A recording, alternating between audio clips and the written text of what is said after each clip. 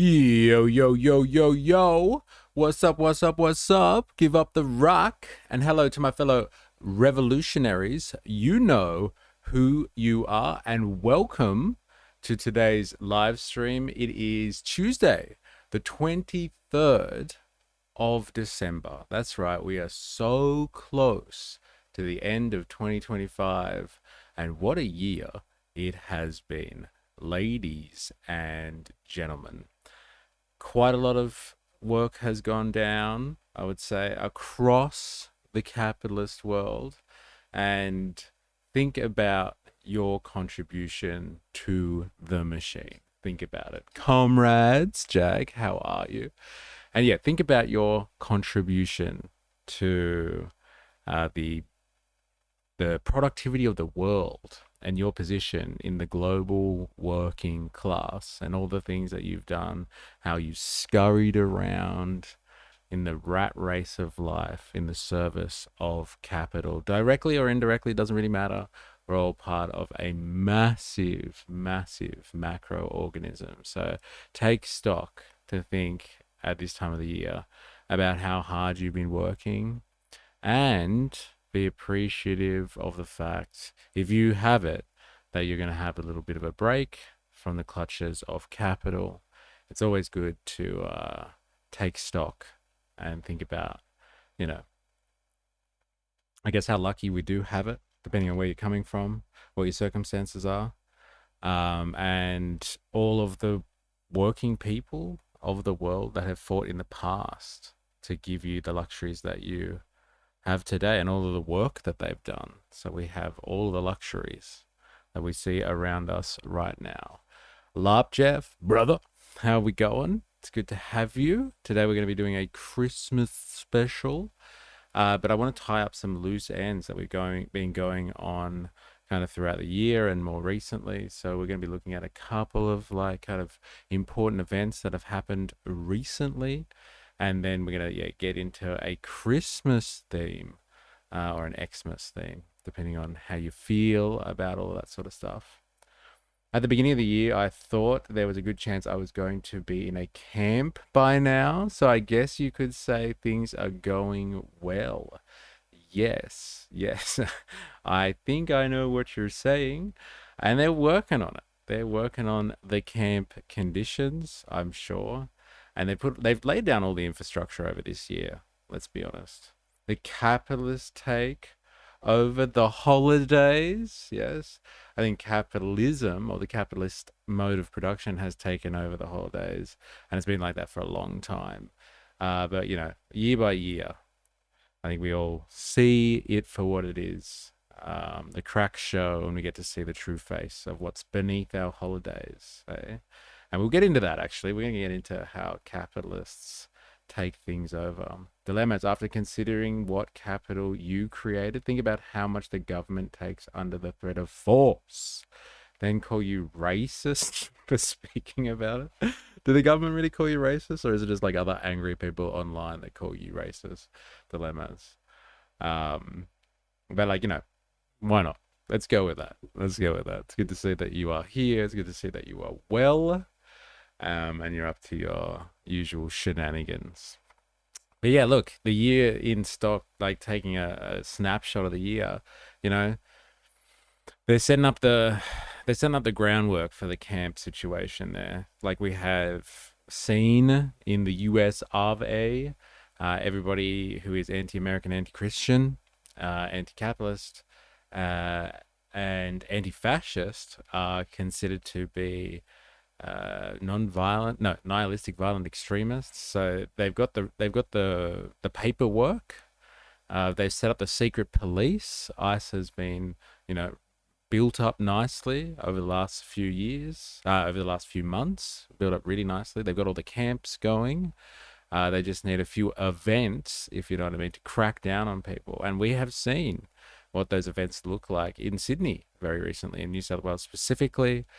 They are making changes to laws at the moment to crack down on gun control, like crack down further on gun control, I guess you would say, and crack down further on people's right to freedom of expression and their right to protest and or assemble.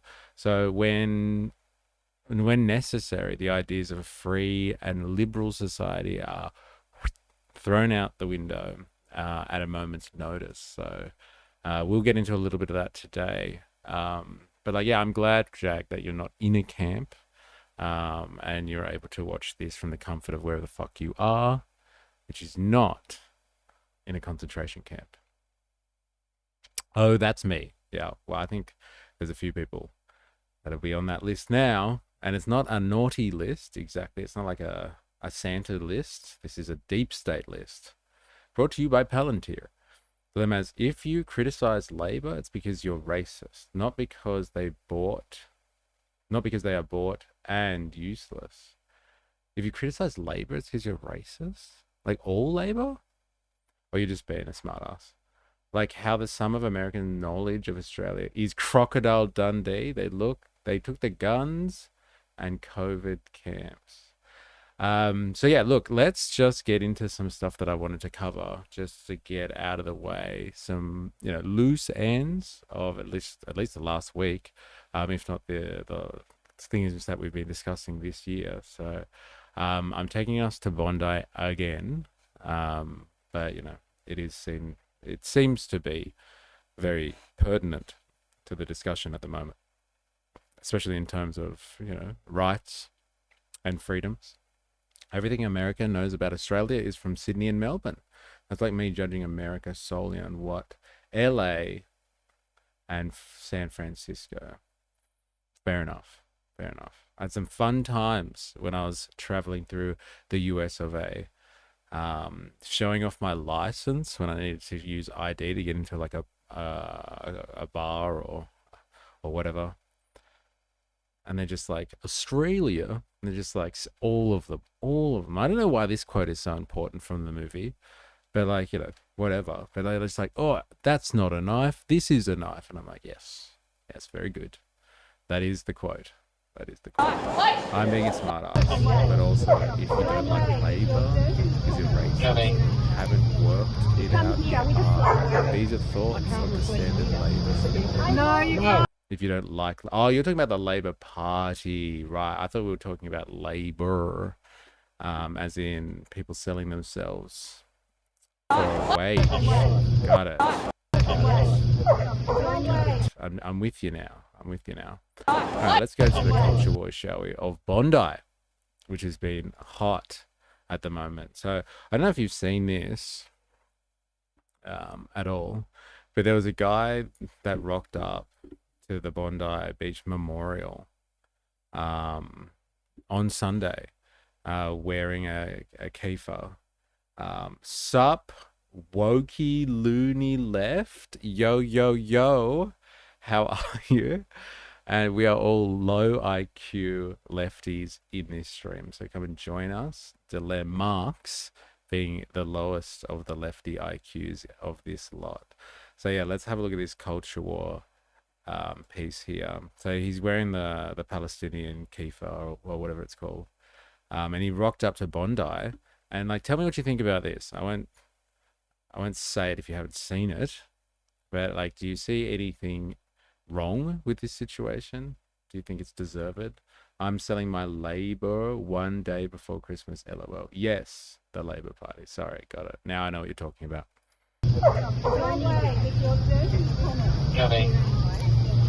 Come here with the flag. I can't reflect here. No, you can't. You're not welcome. Back off. You're not welcome. Back off. Back off, you piece of shit. Okay, make sure you record. Piece of shit. Continue recording. Just You're not welcome. Step back.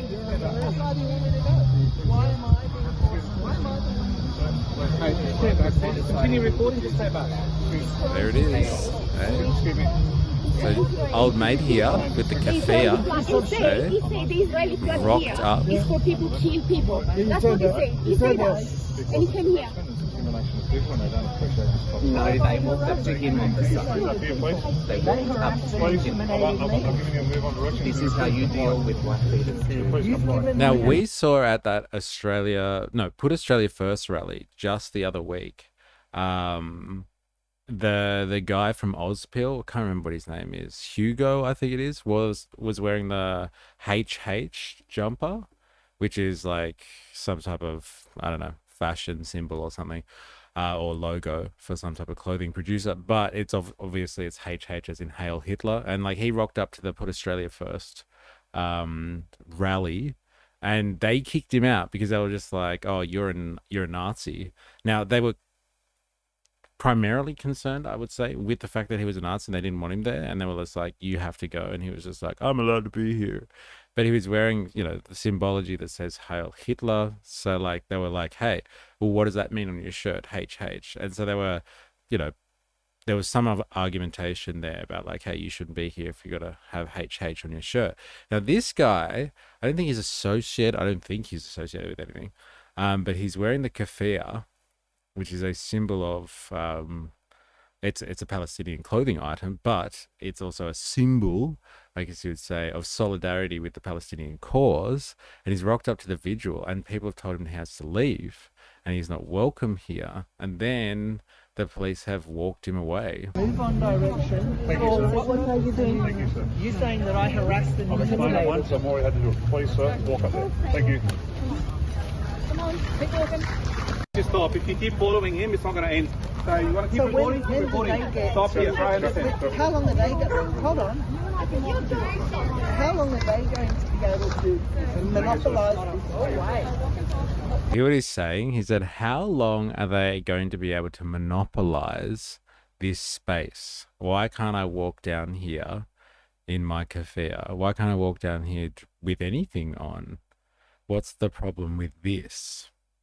Interesting world we live in at the moment. Like, it's not unusual to see people wearing keffiyehs around. And like, if we're going to start rejecting people out of public places because of items of clothing, it's a very, very interesting situation. Now, obviously, this guy's come over to take the piss. Like, obviously, he's come to take the piss. I don't think there's any real kind of speculation there. Or he's come to agitate somehow. But like, should he have been kicked out of a public space for an item of clothing?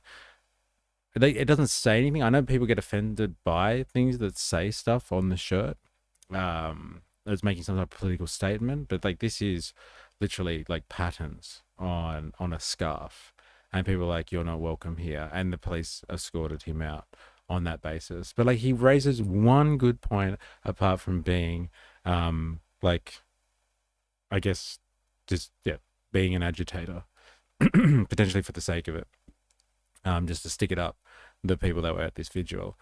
Like, how long does somebody get to monopolize the space, and have the power to turn somebody away for an item of clothing? I don't think he was antisocial. He said at the start, he was like, "Hey, they came up to me. I was standing here, and then people started coming up to me. I wasn't causing any trouble. I wasn't harassing anyone. So why are you moving him along?" Like, obviously they're gonna, try and break things up on a day like this. But it's an interesting situation nonetheless. The power of Is Not Real wields over the world is crazy. It is crazy, isn't it? It's provoking the fragile wokies. Yeah, so like, this phenomenon that we've been discussing recently about like the woke left and the woke right seems to be pretty hard here. Like, these snowflakes, like, they can't have him there. They can't have this guy there. It's just too much for him, right? My IQ is so low, I can get consistent headshots at Port Arthur, allegedly. I'm doing garden work already and had 7 hard solos. Gotta love Christmas. 7 hard solos. That's so fucking good. Where are you? It's like 11 o'clock where I am. That's so good. 7 hard solos. Good luck. I hope your gardening goes well. It's Helly Hansen, bro. That's the one. It's a legit label. So you're either a complete retard or you're a racist. Which is it? You can't have it all. G'day, mate. Right-wing freak still crashing out. Tom Jones is back. How we going? I'm finding it hard to have sympathy for left protesters when they don't fight for taking off all Aussie rights, just the ones they care about. Why not both? Ha ha ha. Yeah, look, it's It's weird though, this one. I get it. You're not like you don't care about this person's, right to exist in a public sphere, while he would, I don't know, also advocate for taking your guns away. I'm assuming that's what you mean by that dilemmas. But like I don't know, this is more fundamental than guns, if you ask me. Like there's certain human rights that exist in a liberal society, supposedly, and like being outside is one of them. Like if he was harassing people, then fair enough. But what he's wearing is symbolic. Um, like even the what is it called? Helly Hansen. That's one. Even if the Helly Hansen one, like that's a direct this that stands for Hail Hitler. This is still a symbol. I know language is symbolic as well, and it's a grey area, but like damn, he was kicked out for wearing a scarf. This is an interesting time to be involved in the aftermath of Bondi. We should have the right to trigger people. I'm down south in Ulladulla. Oh, no way. Oh, well, I hope the weather's well as you do your gardening and smash the hard solos. Oh, that's funny. So it's the same time zone that we're in. I disagree. The human right to defend themselves from danger is just as important as your right to protest. Yeah, but like the right to defend yourself from danger isn't actually kind of enshrined in the same way. And like what you're talking about is not defending yourself from danger specifically. You're saying defending yourself by using a gun. Now, self-defense is different. Like you can learn self-defense like a martial art or something like that. And that can still be defending yourself from danger. It doesn't have to extend to weapons. This is just basic liberal principles here. Like, are you allowed to go outside? Because like that wasn't always the case for human civilization. You haven't always been allowed to exist outside. And like especially this idea of the public sphere. Like everything used to be owned by a ruling class or the crown or something like that. And so, you could be apprehended, you could be told to move on and have no rights in the public realm. And this is kind of a very much an undermining of that. Now, again, this guy is literally just doing this to trigger people, as it has been mentioned here. But it's an interesting case study in what is going on here, and like certain people are like given rights above others, it would seem, granted special status, which is the double standard, which undermines a democratic and a free society. Because when you have double standards, then people start to lose faith in the system itself, and it's just like it's all downhill from there, baby.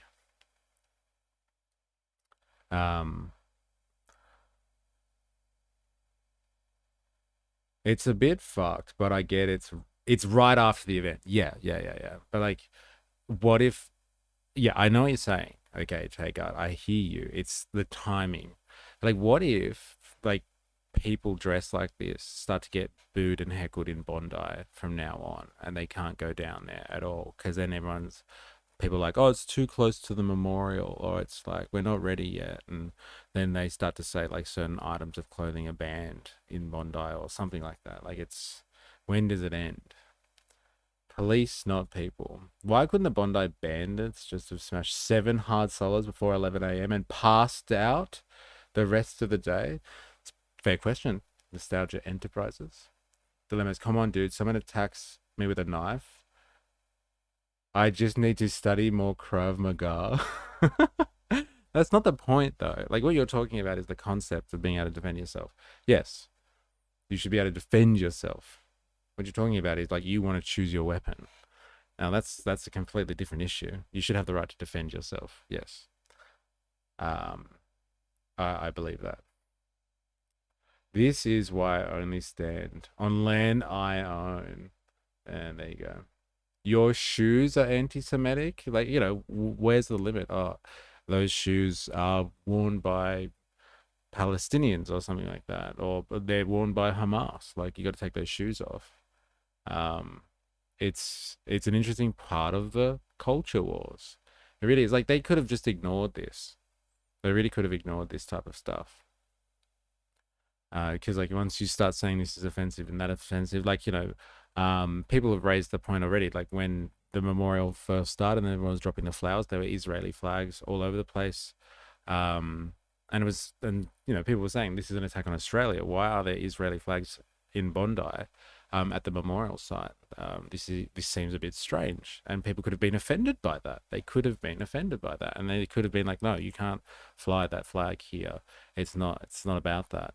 So, where do you draw the line? But criminals get to choose their weapons. There is 15 shootings a day in Sydney with illegal firearms. Where did you get that stat from? Where did you get that from? Is that legitimate? Where did you hear that? I haven't fact checked that one. I have never heard of that.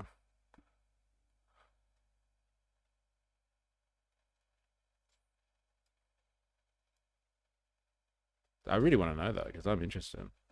Like I've heard some gunshots in my time in Western Sydney, but 15 a day? Never heard that stat before.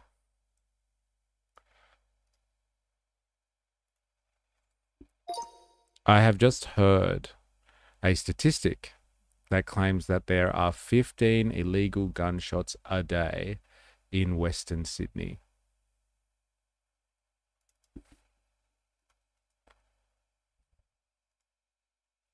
Are you able to verify that at all for us?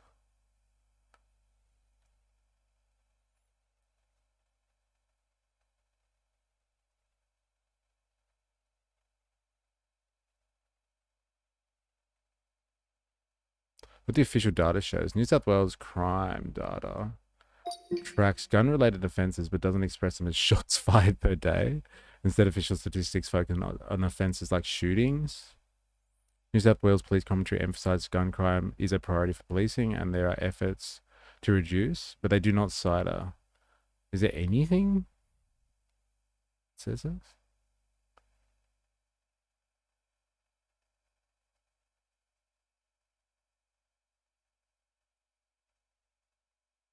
If there were 15 instances of gunshots every day in a specific region like Western Sydney, that would amount to 5,500 shootings annually. Known reporting of shootings in Sydney tend to be sporadic and usually grouped over weeks, months in media coverage, not daily averages. Okay. In Sydney, generally.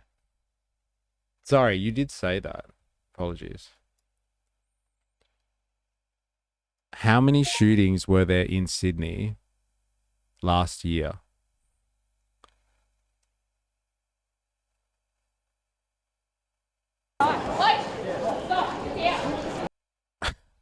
Yeah, so good.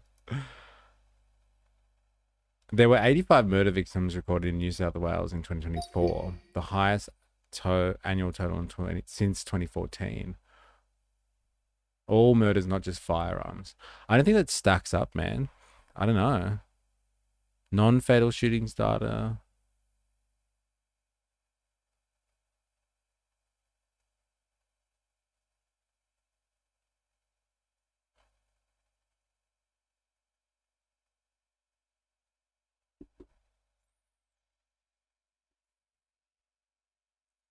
Yeah. I don't know. You'd have to source us something, Dilemmas. I'd like to know where you got that one from. I would like to know more. Yeah, I'm just giving my benefit to my cynicism. I think it's bad, but I understand why so close to an event as to not agitate the shrine. Fair enough. Like devil's advocate, I get it. Timing is a factor. I bet Labor don't talk about those stats. I don't know if anyone talks about those stats. I would like to know where you get them from. But yes, it's a bad precedent to ban clothing items. It's pretty dangerous end of the culture war spectrum. It's a crazy part of the culture war spectrum. I just don't know where they, where you draw the line with that sort of stuff. Because eventually it's just going to be offensive generally to wear the keffiyeh. It's just like, look, if you haven't heard, they've brought in laws to regulate speech now in the wake of Bondi. And we'll have a listen to old mate Chris Minns the darling of the vigil in a moment, but they've deemed the term globalize the intifada as hate speech now. And so people can't use that terminology. And so it's just it's not much of a stretch just to be like, oh, so the kafir then is a symbol of hate speech as well, because, just like the term globalize the intifada, which is something that you can interpret to mean many things, so can wearing a kafir. I remember, probably, I want to say like 15 years ago, they were like highly fashionable, and like guys were just wearing them because, I don't know, they looked good or something. And so like those days are gone. KK Online, he's full of shit. You're being called out there, Dilemmas. You're being called out. That's why I was trying to say the other day, the guns the criminals possess are not legal anyway, so laws don't do anything. Nostalgia Enterprises. I heard the average Western Sydney sider has 15 hard solos a day. There it is. Well, that makes sense, eh? The average Sydney sider and anyone who's in Ulladulla. Like when I Google climate change stats but still get told I'm wrong. You probably were wrong, bud. Ever had a good hard think that maybe all the evidence disagrees with you because you're wrong? At some point you have to accept you're falling to cognitive bias. Tom Jones is back. British government going full Nazi. Is this, like, what's that in relation to, Tom Jones? They sure move fast when they want to. Amazing the speed of knee jerk. Yes, thank you. Woozle, how you going? Welcome to the stream. We're already there. It's already viewed as offensive. Same as protest. Yeah, and they're cracking down on protest as well, which is very interesting, I must say. I'm trying to make myself a quota. Yeah, fair enough. Well, good luck with your quota. You're halfway there. Yeah, illegal guns are a thing. I know people that own illegal guns. You can take the boy out of the riff, but not the riff out of the boy. Yeah, I'm probably wrong. I'm a low IQ lefty, eh? When it suits, the Lemarx comes out. There it is. All right. Where's the other one that I want to have a look at? This is Minzy Boy. This is what I was just talking about then. Have a listen to this, okay? And tell me what your understanding of the term globalize the intifada is. It's like, I don't know if we all have the same interpretation of this. This one's very interesting. Have a listen. Can you please, in your own words, explain the word intifada?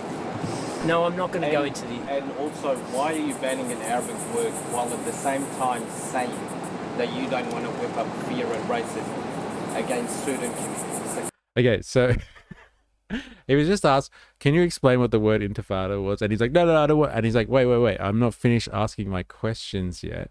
And then why are you banning an Arabic word while also on the other side trying to paint the picture that you're not trying to be divisive and cause,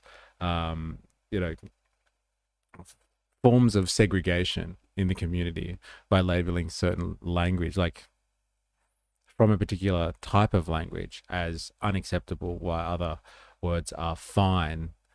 So it's an interesting line of questioning. I don't know who this journalist is, hey, but they're fucking... Have they got him by the balls? We'll find out. Explain the word intifada. No, I'm not going to go into the... And also, why are you banning an Arabic word while at the same time saying that you don't want to whip up fear and racism against certain communities? So can you please explain it?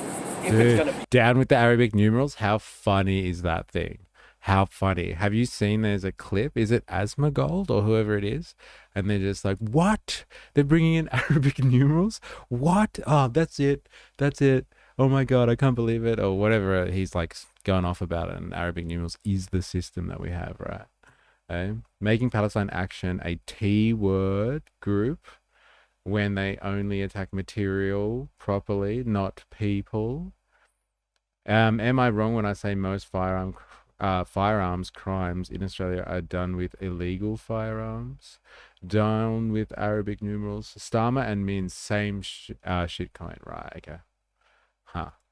banned, then people need to know what it means. Yeah, look, I think we understand the meaning of it. We all understand. Two intifadas in those territories were an uprising, a violent uprising. The circumstances relating to it are specific to the Middle East. I completely acknowledge and accept that. Its use in common parlance, in demonstrations both here and around the world, are a call to a global intifada. I mean, that's what it means. Not in the Middle East, not in Israel or Gaza, but here in Sydney, in our streets. No, sorry, I think I'm entitled to get an answer out. And in those Is that his real voice? Yes, it is. Yes, it is. circumstances, I do believe it leads to a culture and environment of heightened disunity and an invitation to violence. And ultimately, I know that these changes are going to be met with opposition, but I strongly believe that we have to do everything we can to ensure that words that are said at a rally are not used by somebody at a later point for violent retribution on Sydney streets. And that means drawing a line in the sand and saying that this phrase used in this context can lead to violence. I think that in many cases, the organisers of these protests, despite their sincerely held views, it doesn't match, right? It was like that reporter we saw in Al Jazeera yesterday, the Taiwanese guy. He had a really deep voice. I think Voltaire was like, is that his voice? Is that real? It's real. Yeah, so there you go. He doesn't want to explain it exactly, but then goes on to explain it perfectly. no, in this context, can lead to violence. I think that in many Can cases, lead to violence. So globalized the Intifada has now been put down, or is proposed in legislation to be now a phrase of hate speech, and it's going to be illegal to say it. I guess depending on the context, I guess. But so like you have dudes that are rocking up to Bondi in kaffirs, they'll be turned away. And then if somebody at a rally yells out globalize the Intifada, which again has multiple meanings depending on how you look at it. Now, obviously, you can use it in the sense that it's a call to action, as in a call to violence, to fight against the enemy, and to win. It's not just resisting here. We're talking about actually fighting and killing people.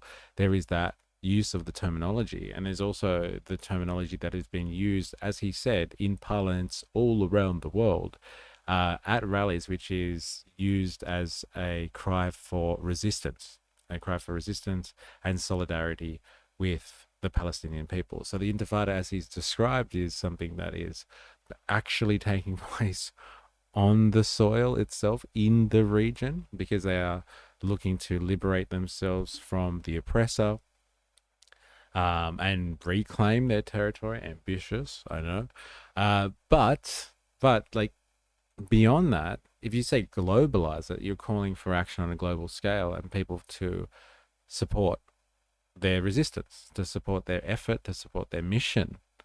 Now, if that is telling people around the world, like people that go and march across Sydney Harbour Bridge in the order of like 250,000 people, if they interpret that as saying, well, they're calling for all those 250,000 people there to violently, attack Israel or something like that, I think that's a bit of a stretch. But he's used the words carefully, I would think. He's like, it can lead to violence. It can lead to violence. And so like some more curbing of certain supposedly human rights, for the hope and a prayer that it might fix some other structural and deep-seated issues there. Hope and a prayer, it would seem. As soon as Oz coordinates and general strikes, these cunts will have no idea what to do. Their only purpose is to feed the rich at the cost of the workers. Voting lets you pick who is fucking you. Well. Legal firearms in domestic abuse situation is one of the leading causes of gun violence in Australia. There you go, KK Online, calling it as it is. soon they'll ban the word general strike. Well, that's what usually happens, right? It's usually a crackdown on the economic struggle, but here we see a specific language being targeted here, and a specific piece of attire being actually stopped, like on the beat, as opposed to through legislation. So the guns are to blame for domestic abuse, not the abuser. It's because he's actually AI, I reckon. Eh? I'm old, so I only know Free Palestine, River to the Sea, Intifada, new to me, only been around for 10 years. Yeah, wanting peace and humanity makes is not really, really angry. There you go. How dare you call out our genocide? Another billion into social media now. Also, we don't own the media. Teehee. KK online. No, guns are not directly to blame, but they sure make it a whole lot easier to take someone's life. Psychological impact of clicking a trigger in comparison to physical violence is very different. It's also very different in the cases of unaliving one's self as well. So I have been told. And that's another factor there. Nostalgia Enterprises. Min's whole record in office is a story of taking rights off people, even before the Bondi incident. I think that's a pretty good call, actually. Yeah, he's been involved significantly in pretty much just that. That's his legacy as New South Wales Premier. It's eroding people's rights. So there's some solidarity there for you, Dilemmas. It's not just you and your hobby that's being targeted. It's people that want to exist in the public realm and people that want to use language. Everyone's being targeted indirectly or directly through these types of changes. So don't feel singled out, Dilemmas. Lots of people are going to have their rights encroached on them, whether it is effectual or not, is basically what he's saying. Like, it can do this and it can do that. He has no evidence of that it actually led to this. People at rallies saying globalize the Intifada, but by I'll definitely do my best to make sure that language is never spoken again. Now, the evidence that guns were used at Bondi and legal weapons seems to be quite clear. They used legal and registered firearms, and they definitely used guns. They used them. Everyone's seen the videos. But did they yell out globalize the Intifada? Did they say, I did this because I heard my fellow Australians saying this at a rally? Who knows? Did they have any evidence of that correlation there? Who knows? But they're going to do it anyway. What does Minz actually do? He's been a negative. I guess so, yeah. The word Aboriginal hurts people's feelings. Ban it. Guilty by association. Interesting. That's been my the whole time. Protest laws and gun laws are the same thing. The government shutting down the people they don't like. Yeah, so feel the solidarity then.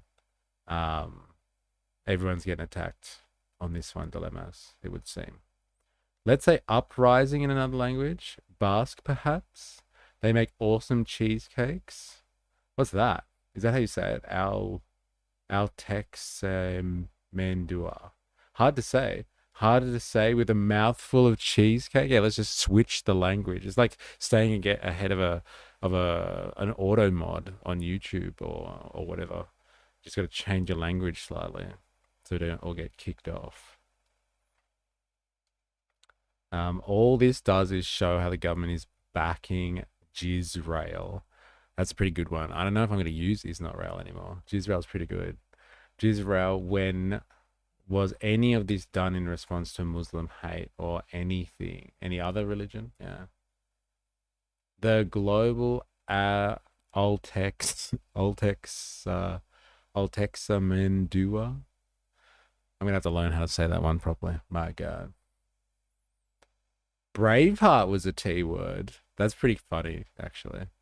Think about it.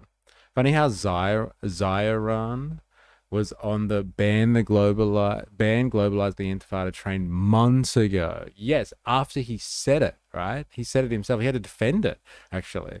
they kept on pushing him on that one. But you said it. You said globalizing intifada, and he was like, "Oh, it's not what you think it is. I swear." Luke Skywalker was a T word. I just realized. That's right. And the T word is very effective for governments to control populations, because like you can take people's rights away. You can justify it all in the name of defending your people against terrorism. That's the way it works. But some people can't make that connection because guns bad. Congrats. You bought the propaganda. If you think guns are bad and you're not a shooter, sorry, you don't know what you're talking about.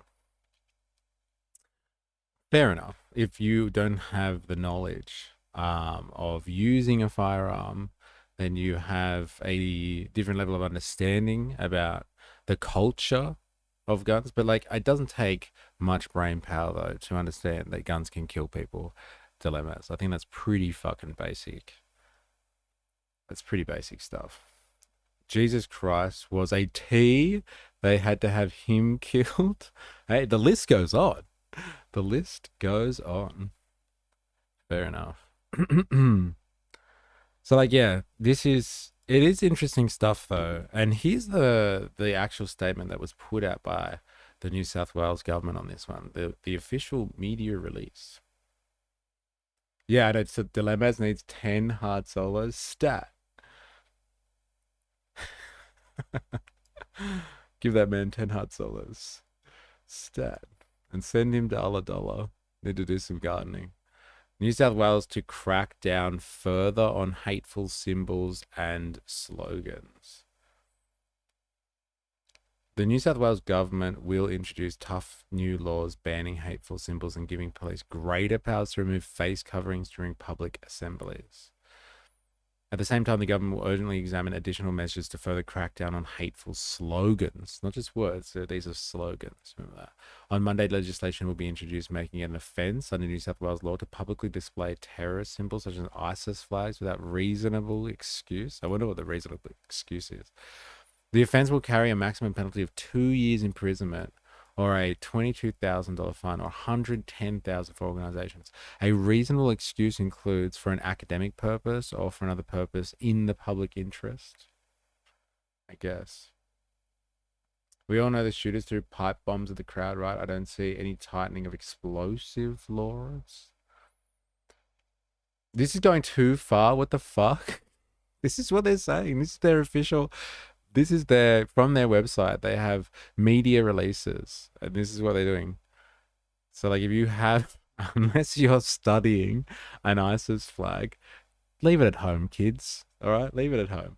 The legislation will also give police more powers to require someone suspected of committing an offence during a public assembly to remove their face covering. Eh? Currently, removal can only be required to confirm someone's identity if they are arrested and detained or suspected of committing an indictable offence. During a public assembly, look, there's 4 people together. Quickly, take your face coverings off. This change will lower the threshold during public assemblies, so anyone suspected of committing an offence, including lower level offences, can be required to remove their face covering. Horrific recent events also show that the chant "globalize the intifada" is hate speech and encouraging of violence in our community. This chant will be banned alongside other hateful statements used to vilify and intimidate our community. Like what? I wonder what those words are. Like, yeah, we'll just pick some other hateful statements, right? Eh? The Attorney General will ask the Legislative Assembly Committee on Law and Safety to conduct a quick investigation into the other harmful statements and recommend which statements can be specifically included in the state's tough hate speech laws to be introduced when Parliament returns in the new year. Nelson Mandela was definitely a T word. The list goes on. Can't cover your face? That's just bullshit. Yeah. I feel sorry for all those people that like to wear the V for Vendetta masks around. What are they going to do now? Eh? Yeah, but my academic collection of Nazi memorabilia gets scrutinized. 2-tier society. That's funny. so swirly languages you don't recognize are all fair game for bigots. Yes. So imagine if you start, like, you could do a mad joke with that, right? You could just like get something printed out in Arabic on, I don't know, a black flag with white writing, saying something like something about peace and love and harmony and all that. And like walk around the streets with it, and people will be like, get him, arrest. Also, cover your face. Don't cover your face. Oh my God, government, what the fuck? These reforms are designed to protect the community, thank God, prevent intimidation, and allow New South Wales Police to focus on keeping people safe. It follows changes announced this week to significantly tighten gun laws and temporarily restrict public assemblies following a terrorist attack. So the specifics of this one is that they have now got powers, or under this proposed legislation, they got powers to shut down and reject any protests. So official protests, they can be like, no, you're not doing it in the wake of a terrorist attack. Now, what the fuck does in the wake of a terrorist attack mean? You know, how long are they going to put that one down for? 3 months, 6 months? Who the fuck knows? I think this is directly in response to the fact that the Palestinian Action Group, I believe it is, they have been protesting every single week for 2 years. They haven't slowed down on it. And so they can just shut that stuff down now because people don't like it. Because it's been trashed in the mainstream media and people don't like it, despite the fact that their right to protest is a goddamn human right. Hate speech or incitement of hatred has no place in our society. Said Premier of New South Wales, Chris Minns. There is no place in New South Wales for slogans or symbols that incite hatred, glorify violence, or intimidate communities. These laws send a clear message that hateful conduct will not be tolerated. These changes, alongside tougher gun laws and temporary restrictions on public assemblies following a terrorist incident, are about protecting the community and allowing New South Wales Police to focus on preventing harm. Michael Daly, Attorney General, said there is no place for any kind of hateful symbols or speech in New South Wales. We must tackle this scourge in all its forms, including inflammatory and divisive symbols and slogans which cause real fear to vulnerable communities. This government is determined to do whatever is necessary to ensure community safety and cohesion after the horrific events at Bondi. There it is. There it is. Close to Arabic, but not Arabic, a bullshit language created to prove a point. No pushback on the pipe bombs. Interesting. Like, well, what do you want us to say? Like, what are you expecting? Like, yes, increase rules regulating pipe bombs, then yes, do that. I don't want anyone to have a pipe bomb. Do you want people to have pipe bombs? Is that your point? I don't want anyone to have a pipe bomb. They'll ban the words "don't grape me" in Jizraeli prison soon enough. Yeah, where's the limit? An Aussie senator wrote "I love chocolate" on a bandana in Arabic, and the far right freaked out. There it is. See, like, you could do that. You could really just and paint that onto a black flag and then walk around with it, and like, you get arrested. Still think Minge is positioning to end up running for PM. I don't know. He's got a lot of work to do. We'll see. Okay. There's a lot of power at the state level. Make a lot of friends in high places in construction and resources, resourcing, different levels of industry. You don't need to be PM. It's all too much. Too much work. Too much heat. So hot right now. What have I missed? Vagicells? Is that what I'm supposed to read there? Vagicles? Vagicles. I'm gonna go with that one. How you going, Jerry Poppins? Good to have ya. We're just learning about how our rights are being eroded by the New South Wales government in response to what's happened recently at Bondi. And so you can't say certain things. And Vagicles is going to be one of them soon. You won't be able to say that, or it'll be considered hate speech. So watch out.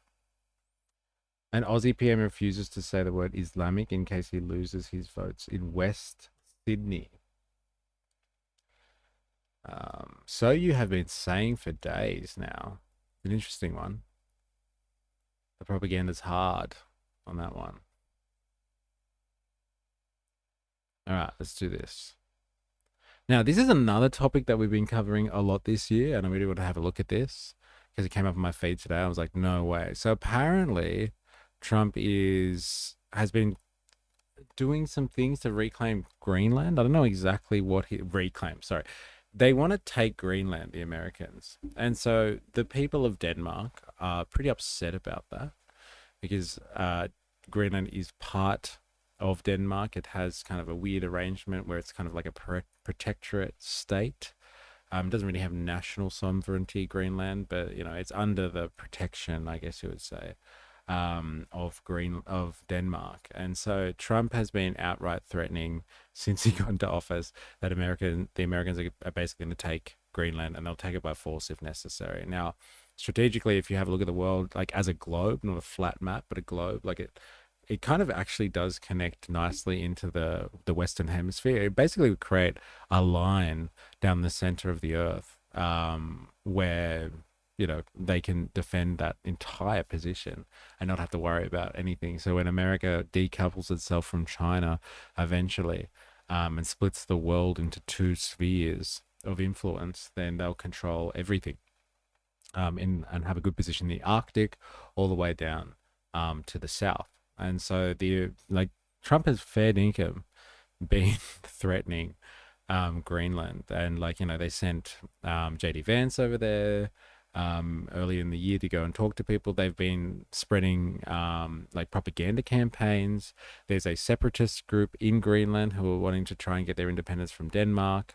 And I think they're an indigenous separatist group, and so they've been agitating amongst these people to try and stoke up some flavor for rebellion. So these people want to, break away from Denmark. But we've watched a few things throughout the year, and people in Denmark are a bit divided on it. I would say majority of the people don't want to leave Denmark, and if they do want to leave Denmark, they want to be independent. They don't want to become like another state of America. But that's definitely what the plan is from the Trump administration. So after they take Canada, they're going to come for Greenland next. And so we're going to get an update on that one. But things are getting tense, it would seem, over in Greenland over this whole thing at the moment. It's been very, very interesting. He made comments on Greenland today again. Okay, so this is the thing. So that's why I wanted to see this. This is only 9 hours old, so maybe we'll actually get what the comments are.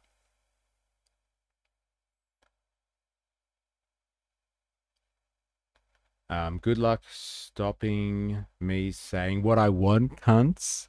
Not even a smack in the mouth will do that. Fucking government pigs. Savage. I'm not happy about it.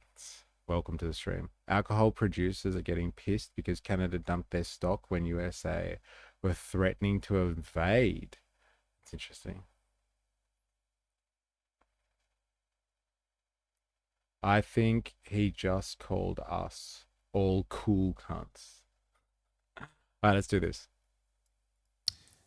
Denmark says it will summon the U.S. ambassador over the appointment of a special envoy to Greenland and has warned Washington to respect its sovereignty. U.S. President Donald Trump announced that Louisiana Governor Jeff Landry would take on the new post of special envoy to Greenland, which is a Danish territory that Trump has repeatedly threatened to annex. Posting on social media, Governor Landry said it would be an honor to serve in this position and, quote, make Greenland a part of the United States. The conflict between Denmark and the U.S. over Greenland began after Trump said the U.S. needs the island for security reasons and its resources. He has refused to rule out the use of force to secure it. It's crazy, isn't it? Isn't that fucking mental? Because I'm pretty sure, are Denmark part of NATO? So I'm pretty sure make Greenland great again. 100%. 100%. Yeah, I'm pretty sure that Denmark is part of NATO. And so for Trump to actually not rule out force, yes, it is. Okay, there you go. So for him to not rule out force, that'd split NATO down the line. Because the idea of NATO is if any one of them gets attacked, then everyone's got their back. And so what happens to NATO when it's America attacking a territory of Denmark? What happens there? I think everyone picks sides. I'm assuming people will be picking America's side on that one. Most of the Europeans, it's like, fuck Denmark. Good luck to you. Let him have Greenland. We can't fight the Americans off and the Russians, eh? So anyway, we'll see. We'll see what this turns into over the next, couple of years or something. It's been developing slowly, simmering away all year now. Trump's not getting shit. Yeah, well, we'll see. Stranger things in history have happened, let's just say that. But he said it about Canada as well, though. He did. And like Jag's been putting some interesting stuff periodically in Discord. You can go and find it. And there's like a state in Canada, I can't remember which state, but like they're agitating for their separatist movement, I guess you would say, is agitating for its own independence. It wants to be independent from Canada. And like, who do you reckon's behind helping that movement grow a little bit, hey? If the Americans are serious about wanting to, annex Canada and basically the north of the North American continent, and as it bridges across into the Arctic, into Greenland, why not? I'm sure the Canadians would love that. He a declining peacock. Trump will want Australia next. National security. Well, we are an important strategic asset in the Indo-Pacific region, all to protect the American economy. If you read the national security strategy that we read the other day, it actually says that. Like, they need to project into the Indo-Pacific and make sure that it's okay to protect the American economy. Thank God we exist as a country, Australia, to protect America's economy. It makes me all warm and fuzzy inside. It's all just optics and saying they will do something. Late stage capitalism has run out of opportunities to make profits conventionally. All it has left is shaking the magic 8-ball. They fuck with us, I'll start training on monkey bars. Ooh. Just don't say globalize the intifada. Destroy the rest of the world to protect American greed. And keep everyone down. That's the real tactic. Make sure nobody else develops. That's how you do it. Let's keep going. DW's Terry Schultz now joins us from Brussels. Terry, tell us more about the reactions to this decision. Well, yes, the foreign minister of Denmark came out first and said that these remarks were completely unacceptable and that he was deeply displeased with them. Now, Prime Minister Mette Frederiksen has also responded, saying the U.S. is putting Denmark in a difficult position, but that Denmark will not deviate from its democratic values. She and the Greenlandic Prime Minister, Jens Frederik Nielsen, have put out a joint statement saying that land borders and sovereignty are not something that can be altered by another country. It says you cannot simply take over another nation. You can't annex them. As are they listening to themselves when they're speaking? It's like, America, you can't just take another country, man. You can't just invade someone. Hey, you can't just do that. We have rules, Oh, wait. Globalize the retardism. Oh, Trump wants the minerals? Who would have thunk it? I wonder if government is still giving away free drone. Oh, if the government is still giving away free drone pilot training. we've said before, and we'll say it again. So they're keeping calm, but clearly expressing their displeasure with the U.S. move. I had a chance to ask the European Commission at its last daily briefing of the year whether they wanted to respond, and it was basically a very dry one-sentence statement saying that the territorial inviolability of the Kingdom of Denmark, which of course does include Greenland, is of essential value to the European Union. So people trying to walk a fine line here between expressing how unhappy they are with this move, but also keeping calm. Calm reactions there, but still, could this reignite the tensions over Greenland that had really subsided in recent months? I think that's really the fear. Remember when we were talking almost daily about President Trump's refusal to rule out using force to take over Greenland, and now it seems like this statement is, going back in that direction. We haven't heard about it for months now, and I think that Denmark is very much afraid that this is going to start coming up again. Maybe President Trump is going to start being asked again, would you rule out the use of force? Those were really scary days for Denmark, and I think that Prime Minister Mette Frederiksen was very strong during that time, and she worries that this is going to come up again. Now, as you say, it has been quiet. We have not heard about this for months, except those stories that we actually covered quite well here at DW, with perhaps people being sent to Greenland to stir up, anti-Danish sentiment. All of So this is what we were talking about before. Like, they've literally done this. We've actually seen articles that were being written, like ghost articles that were being written and disseminated in Denmark. And people didn't know where they were coming from because they were supposedly being written by a mainstream media outlet there. But then when people asked them if they had written it, they were like, no, we have never written anything like this. And there was like stuff like shitting on Denmark's government and like agitating for, the independence of Greenland away from Denmark. And like, that'd be the way to do it, right? Like, if you can't attack Denmark, just agitate to have the people of Greenland seek their independence, which they have. They've got a movement already. So you agitate enough, they somehow do that bureaucratically. They do it through legislation, some type of redrafting of the constitution. They gain their independence, and then boom, the Americans are in. And like, what are they going to do? There's not a large population there, small group of people, massive land mass. The Americans take it, done. And the Americans have the gall to be upset with China over Taiwan. It's fucking crazy, man. The contradictions are crazy.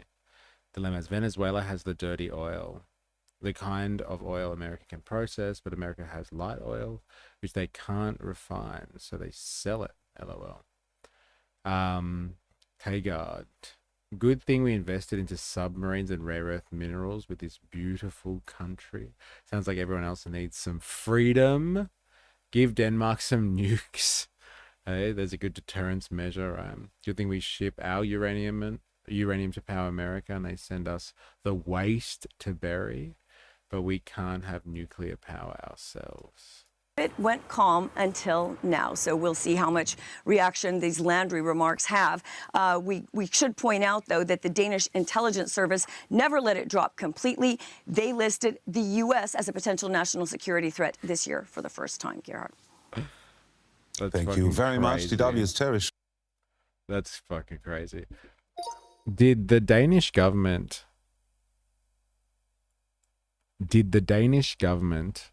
classify the United States as a potential national security threat this year?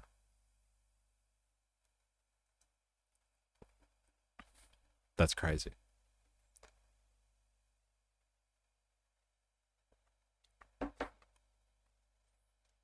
Oh my God. Yes, in December 2025, Denmark's Defense Intelligence Service for the first time listed the United States as a potential security threat in its latest annual threat assessment. Wow, that's fucking crazy. Solar Bear, how you going? Welcome to the stream. Hope you're well. A major factor in the report is geopolitical tension over Greenland, an autonomous Danish territory with strategic Arctic importance. U.S. interest in Greenland has spiked under the Trump administration, including discussions over the control of the island. This doesn't mean Denmark's government has declared war or cut diplomatic ties, just in case you were wondering. With the United States, rather, it reflects on the security assessment by Denmark's intelligence service. It's still crazy, though, right? The two members of NATO, and like America of all places, right? Not someone has like long cultural rivalries. Yeah, going back hundreds of years on the European continent, it's like the Danish are scared and feel threatened by the Americans or the US because they just like Greenland. And Peter Thiel's sitting there, rubbing his hands together, wanting to bring in a network state city, bring it into fruition, create a private city there, and eject himself from having to deal with all the plebs and the commoners in the United States. Very interesting. Now, what was this other thing? Oh, here we go. Let's have a look at this. What if Greenland ends up being the 21st century Poland? Yeah, could you imagine? You know how they do talk about like how World War II started. And like a fascist country stomping on one of its neighbors. And everyone was just like, oh, whoa, whoa, whoa, whoa, whoa, whoa. I don't think you should do that. And it's too late. Hola, amigo, ¿cómo está? Yeah, it'd be interesting if that ends up being the thing that tips everybody. Not Taiwan, but Greenland. The more melting, the easier access to resources. So climate change is actually a blessing for the few. That's what they actually have been saying about places like Greenland, is that as it melts away, it's exposing stuff that was inaccessible before, right? This is interesting. This is something that we were talking about yesterday, that China actually is now going to lead the way potentially when it comes to semiconductor production, or like they've cracked the code on the most sophisticated and high-tech semiconductor production. And so like traditionally this has been kind of held by the Dutch. They've had the technology and developed the technology that allows people to produce the high-end chips, and then they send that on through the supply chain to get done. So ASML has been kind of, has completely monopolized the high-end chip manufacturing. And so we were talking about this yesterday, and Jag put this in the stream chat. I didn't even realize it was in there until I saw it this morning. So I want to read this. In a development that could reshape the global semiconductor landscape, Chinese scientists have reportedly built a working prototype of an extreme ultraviolet lithography machine, a technology long considered beyond China's near-term reach. Long considered. And like, this is fair income. Like the one thing that really, I guess more than one thing, but like one of the few things that really, separates the Chinese from being able to, really just run away and just be light years ahead of everyone else is the fact that they can't, they don't have the machinery to slice. I think I can't remember what the element is. I want to say silicon, but they can't slice something at the small enough nanometer required to produce really, really high-end microchips. And that's all held by the Dutch. And like kind of they're the ones that like dominate that sort of production. But the Chinese have figured it out. And like this is startling in the sense that the predictions I've heard, and like only like a month ago, I'm talking about here, they're just like, the Chinese are still years away from being able to have access to this. And so they've potentially developed something that then will make the rest of the world and its supply chains kind of redundant, right? If the Chinese can do all of this sort of stuff, then it's game over, man. The breakthrough, first reported by Reuters, directly challenges assertions by Europe's leading chip equipment maker that China was many years away from mastering such systems. EUV lithography is a critical manufacturing advanced semiconductor chips that powerful artificial intelligence, next-generation smartphones, and sophisticated defense systems. Until now, ASML has held near total monopoly over this technology, with each EUV machine costing around 250 million and taking decades to perfect. According to Reuters, China's prototype, completed in early 2025 and currently undergoing testing, was developed in a high security laboratory in Shenzhen. The machine reportedly occupies nearly an entire factory floor and has successfully generated extreme ultraviolet light, a core requirement of EUV systems, while it has not yet produced commercial grade chips. Sources familiar with the project say China aims to achieve this by around 2028, 2030, far sooner than many Western analysts had predicted. The effort is described as part of a 6-year state-backed initiative likened to China's Manhattan Project. I think that's a pretty good fucking comparison there. Like, this is it. This is the cutting edge of technology. If you can develop these chips, you can control sophisticated technology or create sophisticated technology that puts you ahead in the arms race, in the everything race. And the technology really does in an industrial society, the technology that you have access to really determines your power. Not only your productive capability, how much stuff you can make to feed your society, but it does factor into how you can defend yourself. And I don't just mean that in the traditional militaristic sense as well. I mean that in the cyber realm. And if they have developed this, like, there is really nothing holding China back now from truly taking the mantle and being superpower number one. It's just a matter of time, really. The effort described as part of a 6-year state-backed initiative likened to China's Manhattan Project, involving thousands of engineers, research institutes, and companies. Huawei is said to play a key coordinating role. The program reportedly operates under China's broader semiconductor self-sufficiency strategy, overseen by senior leadership close to Xi Jinping. Very crazy stuff. Notably, Reuters reports that several retired Chinese-born former ASML engineers were recruited to the project, some allegedly working under assumed identities to maintain secrecy. These engineers are said to have reverse-engineered critical elements of EUV technology, accelerating progress. Dun, dun, dun.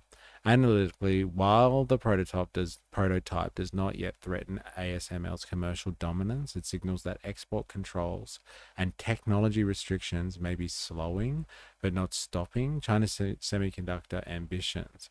If successful, the project could significantly alter global supply chains and challenge long-held assumptions about technological containment in the chip industry. This is what it's all about at the moment. It might explain why they're going to allow some of the sales of lesser semiconductors into China again from the US, and they just want to make bank while they can. But the Chinese have a strategy. This is it. You can't beat in this world, in this day and age, in an advanced industrial economy. You need so much capital, right? You need so much fucking capital to do something. Like, look, like, these machines are so important. Like, he or she who controls the microchips controls the world now with the type of technology we have. But, like, just to get one of these machines costs 250 million smackers. 250 just to get one of these machines. And so, like, in a market economy where you have private players, and, like, unless you are an entity that's large enough, just throw around 250 smackers just for the sake of it. And most of them aren't. Most of them just use their money now to buy back shares and warp their asset prices. They don't care about innovation. The private market, or the free market, falls over as private entities have figured out that financialization pays, and they can just be vulture capitalists and buy up other businesses, shell them out, and sell them for massive profits. Why would you spend $250 million on an EUV machine? But, like, China, though, they have a strategy. They have a fucking strategy for this. It's called a self-sufficiency strategy. The free market can't deliver that type of stuff.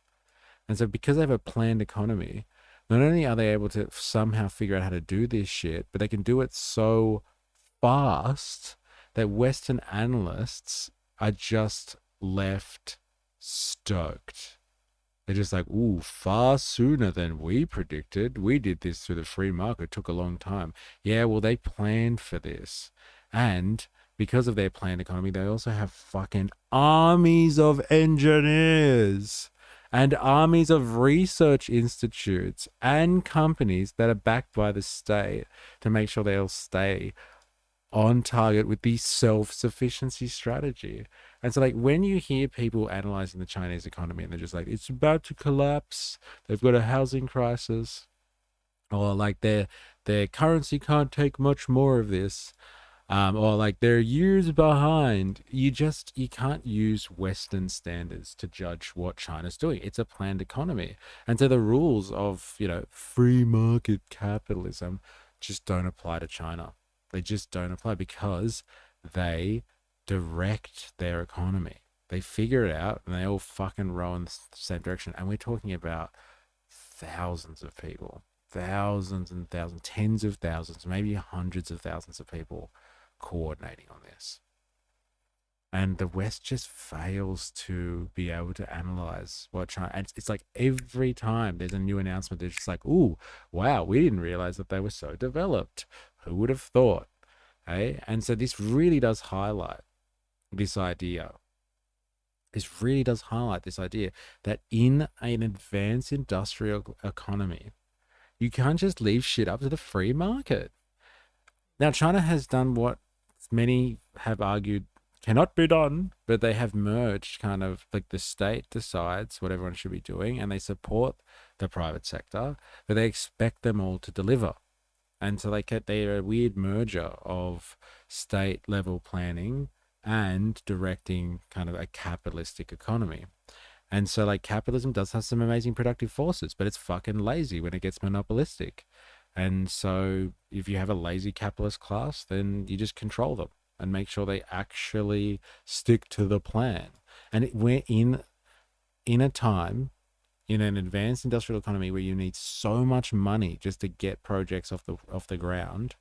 You do need the state to step in and to say, look, this is what we need to be focusing on. This is what we need to be doing next. Instead of just leaving it up to the free market, leaving it up to the invisible hand of the free market. They'll do it. They'll do it.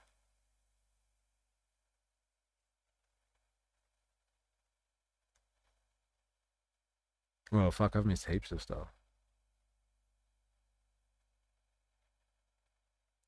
America already graped Taiwan, Greenland next. Poland and Hungary are the enemies of the EU because they actually act in the interests of their people rather than consensus of liberal rule order. I think what do they call it?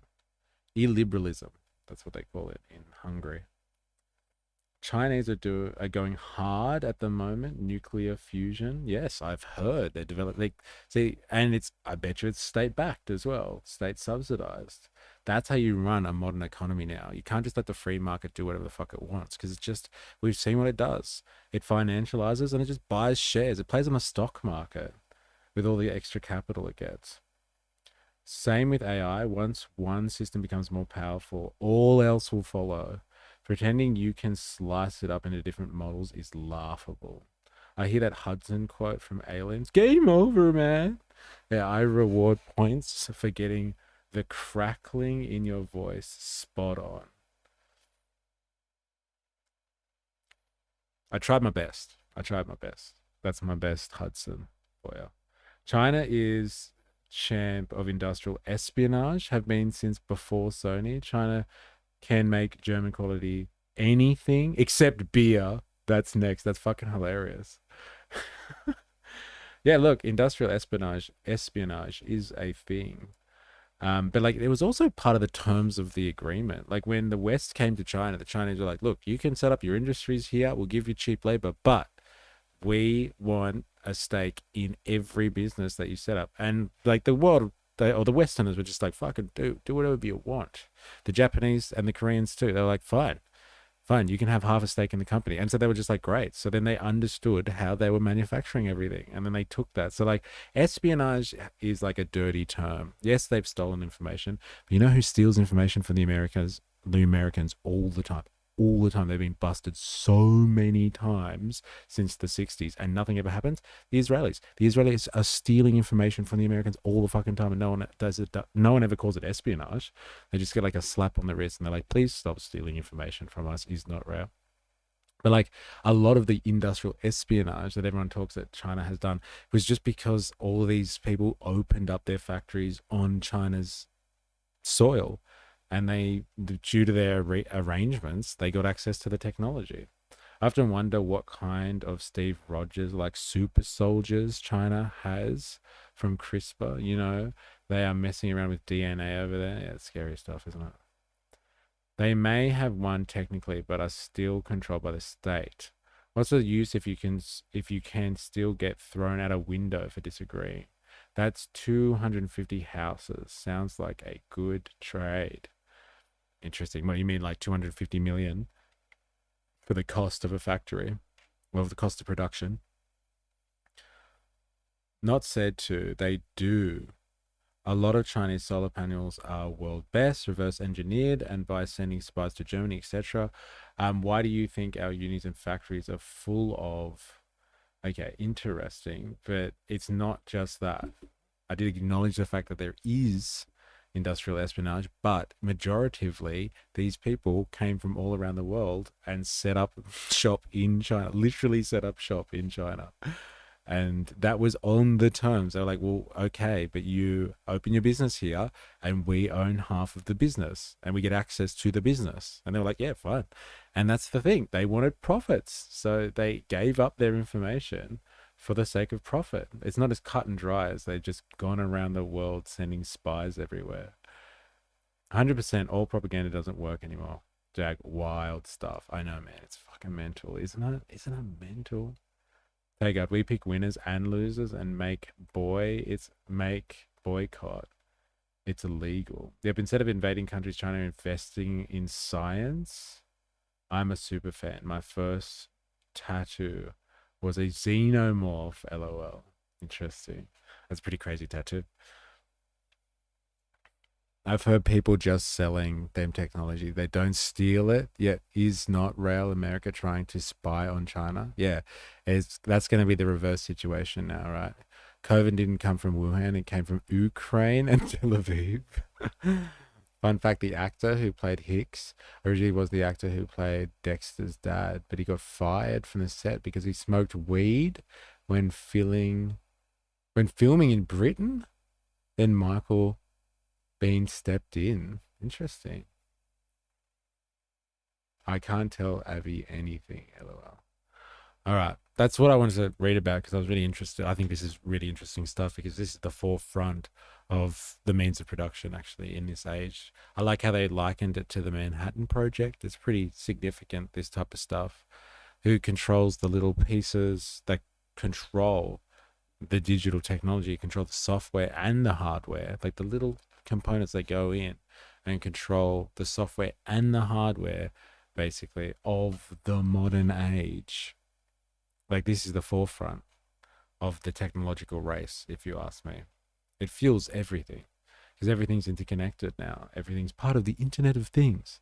And so like this is it. This is the forefront. And if AI really is as important as everyone's making it out to be, like this is at the forefront of helping develop that technology too. There is a real race going on, a real arms race going on out there. And if they can just make this like the chips themselves, then this self-sufficiency strategy is, you know, it's one of the smartest things that they could have done at this point. And like the West, the free market style, the West can just not it just can't compete with this shit. It cannot compete. We should have had one here by now. They would have hoped, but you don't get this stuff without some level of agitation and trying. And China have been experimenting socially for a long time. And in the modern iteration, they've been experimenting with how to develop themselves since what, the 70s, I guess you would say now, trying to understand how they industrialize and take over production for their own sakes. and use that for their own ambitions. And they've been perfecting this now for like 40 years, if not more, 50 years maybe. While the rest of the world just saw them as a labor market and a manufacturing hub and just kept dumping their foreign capital there for profit. And the rest of the free market world just kind of made a bit of extra cash and just gave them all the power. If it is true, the Marxian analysis of capitalism, the productive, whoever owns and controls the productive forces, and China is basically the industrial powerhouse of the world, like who control the productive forces. Forget about it. They're already in control just by that measure.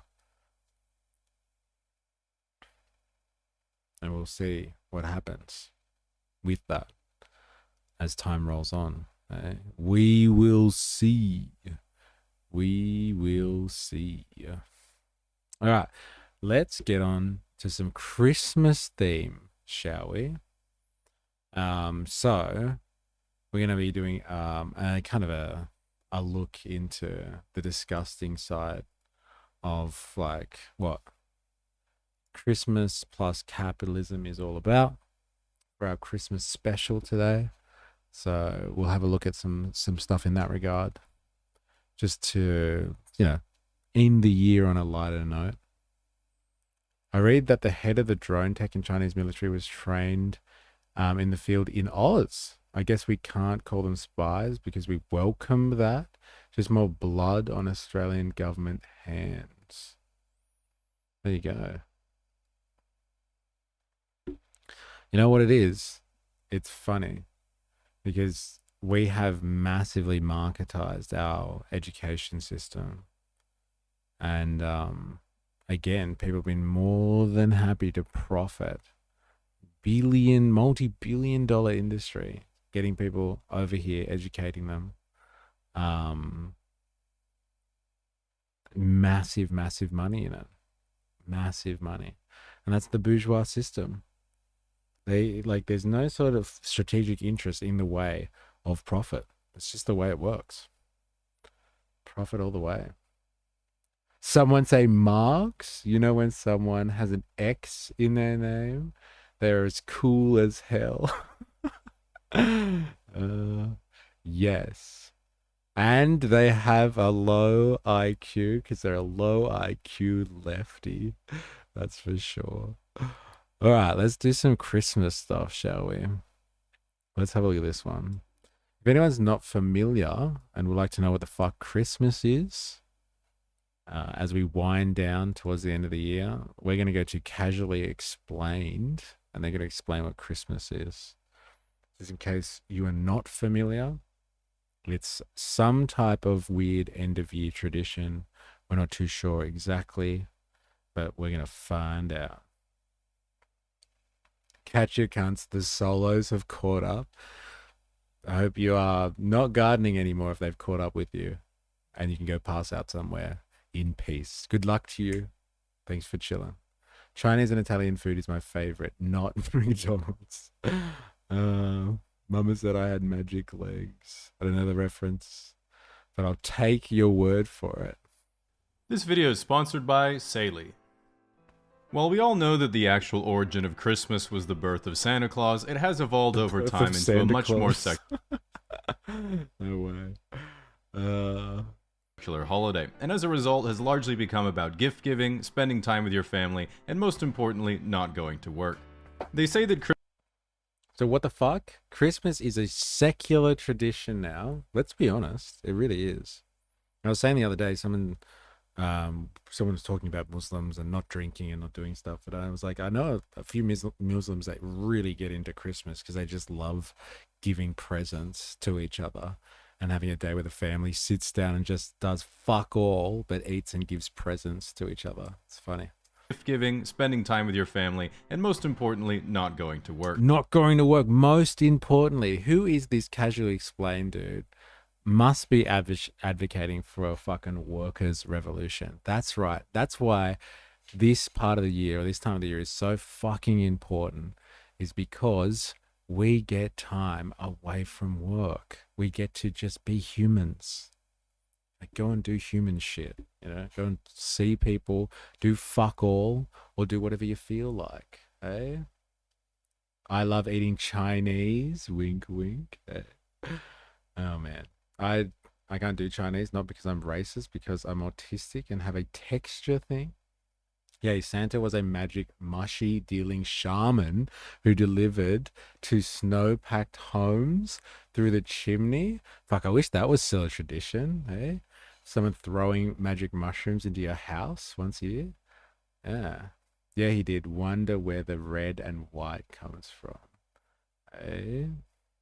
The red and the white comes from the fact that he's a fucking communist, giving shit to people because he has the ability. What's that about, eh?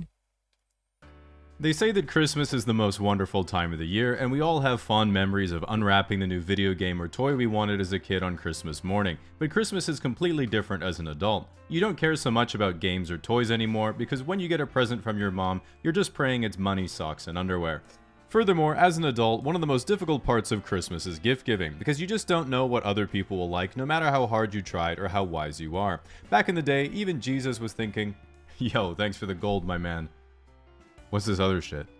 Even though most children around the world look forward each year to St. Nicholas coming down their ducting to give them presents, it's actually the case that despite what people tell you, Santa Claus is a notorious asshole. Not only does he put coal in the stockings of children who misbehave, he also refuses to give poor kids a PS5. As we're all aware, the most traumatic time of year is an— That's pretty funny, eh? Yes, why don't poor kids get the same presents as rich kids? That's a bit of fucking discrimination, if you ask me. I've been around the world working in tourism. Comes from the mushroom. Be less commie and more hippie, but not Manson hippie. That was MK Ultra. Everyday consumer citizen is every department store's 24-hour transition from Halloween to Christmas on November 1st. You might think that going from scary and gloomy to frosty and joyous might seem like a great improvement, but if it were a person doing it, you'd be thinking they're about to release the best album ever and then overdose. Nevertheless, once November comes around, there are a lot of people who are critical of how it's spooky, scary skeletons one day, then Frosty the Snowman the next, and inevitably someone will be standing next to me at the grocery store deli and say, "They just keep putting the decorations out earlier and earlier every year, don't they? That's consumerism for you." Which annoys me way more than the decoration, so I usually respond by saying, Then tell me. Does Santa give Gina coal when she's a good girl or a bad girl? Well, she's got enough coal. So it's probably doesn't really work with her, I guess. I don't know if international student financial stats are what we are told. Some financial industry peeps say international students and unis are not adding to our economy overall. Yeah, fair enough. But they do make billions of dollars from charging people fees. So whether it's actually adding productively to the economy, good question. Good question. It's still a money spinner, though. Huge money spinner. All right, back to it. annoys me way more than the decoration, so I usually respond by saying, Then tell me, why have you come? Like, imagine being a 19-year-old who's paid $15 an hour to try to decorate an entire warehouse, and then some middle-aged guy comes in and says, "Oh, I can't believe Big Grocery is trying to scam me into buying Ferrero Rocher." Like, homie, we get it. Your life's a void, and the joy of others deepens the hole. This is why you only get to see the kids every second weekend. Savage. Christmas is of course notorious for getting the family together and having a big dinner. When I was a kid, it was common to say, "Finish your plate, there are starving kids in Africa." While we all managed to put a stop to that by saying name 3, nowadays the idea that one person puts on a Christmas spread single-handedly for a whole extended family is as unrealistic as Homer Simpson owning a 4-bedroom detached home in his 30s. Frankly, I watch The Simpsons now and I think if Homer's got that kind of money, why hasn't he flown to Turkey yet? At any rate, if you go to the grocery store today, the only good news is they usually sell the turkey and ham at a loss to get you in the door, then make profit on everything else. This strategy is dubious at best because my shopping cart is literally turkeys, hams, and 8 cartons of eggnog. I don't feel bad for achieving maximum value because frankly, the corporations got themselves into this mess because when they hit me with maximum 1 per customer, they seriously think that after firing all their employees that AI is gonna stop me. Now, if you're struggling... Interesting. Very interesting. Gina only gets another chunk of coal when it's time for her new blackened heart installation. There it is. There it is. It's the only use of coal that she really has. Personally, that is. Struggling at your family's Christmas dinner because your grandpa believes in Jesus but doesn't believe in trans people, and your cousin's making excuses again about why their late-stage polycule couldn't make it, just know that if you're in that stage of your Shakespearean tragedy, it's important to remember that thinking your grandpa is out of touch is a lot more enjoyable than having to tell him, "The bathroom's over here, Grandpa, remember?" Don't worry, he doesn't have dementia, you just put a sign on your bathroom that says gender neutral. Classic comedy. One thing I do to get through family gatherings is set a stopwatch when I walk in the door to see how long it takes for someone to complain about Trump. While I'm usually clocking in the 4 to 5 minute range, it has been trending upwards, meaning I think nature is finally starting to heal. Unlike America's global reputation, it has been... I just hate him, Jamie. He's a liar and a con, and has terrible hair, and his wife hates him, and I wish that bullet didn't miss. It only missed because my hands were shaking from the adrenaline. And that horrible man, Charlie Kirk, I watched 30 seconds of him on this YouTube video, and he said that the blacks are inferior to the whites, which is so wrong. He has never seen basketball. Asians might be smarter, but blacks are physically superior, and that's just fact. And then I watched some Jon Stewart to calm down, but he didn't even talk about Trump. So I had to catch up on my 45 missed YouTube push notifications for Legal Eagle videos to read the entire Epstein files, and it was just sick, Jamie. Just sick. He redacted everything about him and his cronies, which is illegal, by the way. And his inbred hillbilly moron followers are obsessed with him. All they do is say, Trump said this and Trump said that. Get a life. Have you ever met him? He doesn't even know who you are yet. All you do is think about him and hang on his every lie. That was fucking savage, that was. Wow. My family honors our Irish ancestry by rationing potatoes on Christmas Day. Happy holidays, everyone. I hope you all find something to smile about this year and next. Thank you very much. Yeah, the left are really tolerant. LOL. I think that's the joke.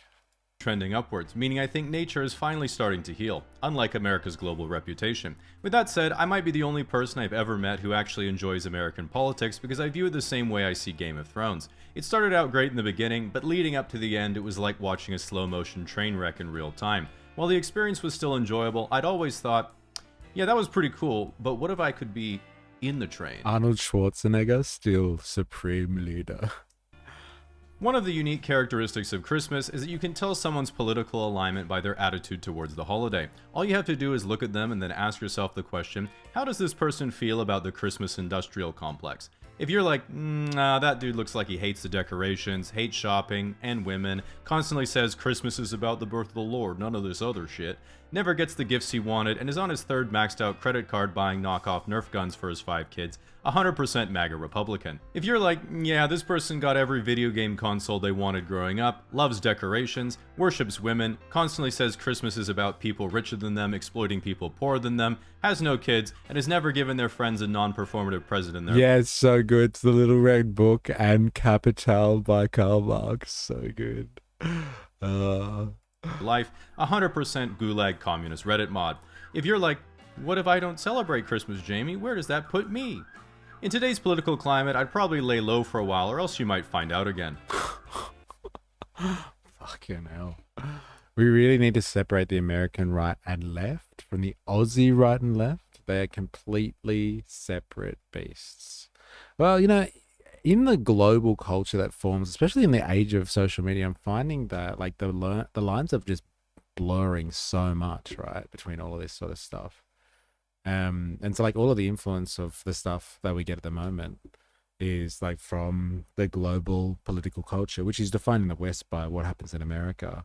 You could say to a large extent what happens in the UK. Like I found a lot of people at the Put Australia First rally kind of confusing the fact that we weren't in the UK.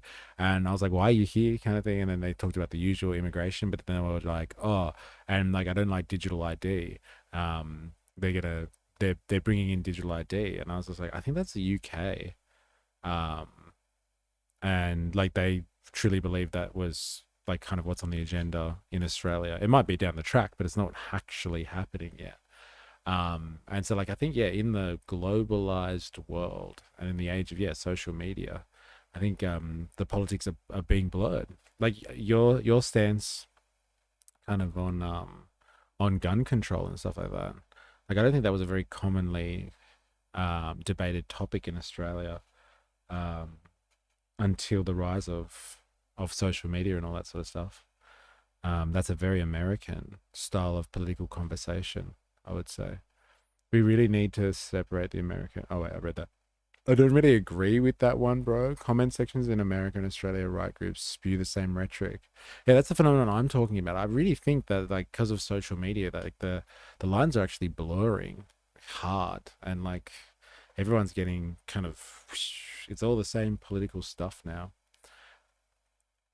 Left to me, the right seems to want white Christian nations with no other voices. Yeah, I don't know if we can, as you're calling for dilemmas, I don't know if we can separate American politics now from any of the politics around the world. I think it all blends in. I think you can try to separate these beasts, but I don't know if it's going to work in this day and age. By far the best part of Christmas is everything in the Western world just goes on pause. You could literally be in the trenches fighting another country, and then on December 25th, both sides are like, turducken. It really gives you a glimpse into the notion that despite common belief, 20-year-olds actually don't want to kill each other for geopolitically advantageous territorial expansion, and civilization is really only at war with each other because we haven't figured out anything better to do every day. So with that said, it's important to remember the true meaning of Christmas isn't about getting presents from Santa, and at some point you have to learn the truth. A lot of new parents have trouble with this because they don't want to tell their kids that Santa isn't real, so if you're under 8 years old and they left you unattended on an iPad, you're welcome. Make sure you subscribe and smash that like button. Nevertheless, a lot of adults... You're under 8 when they left you unattended on the iPad. Not a fan of Kirk, but he has enough good things to say that he's worth reserving judgment on until you see more than a few shorts. do struggle with this because they have to ask themselves the question, how long should you go before you stop believing in stories of a bearded man who performs miracles? While this is personal to you, I don't think there's anything wrong with continuing to believe as long as you want, as long as your beliefs don't cause you to be cruel to other people. So yeah, most people should grow out of it as soon as possible.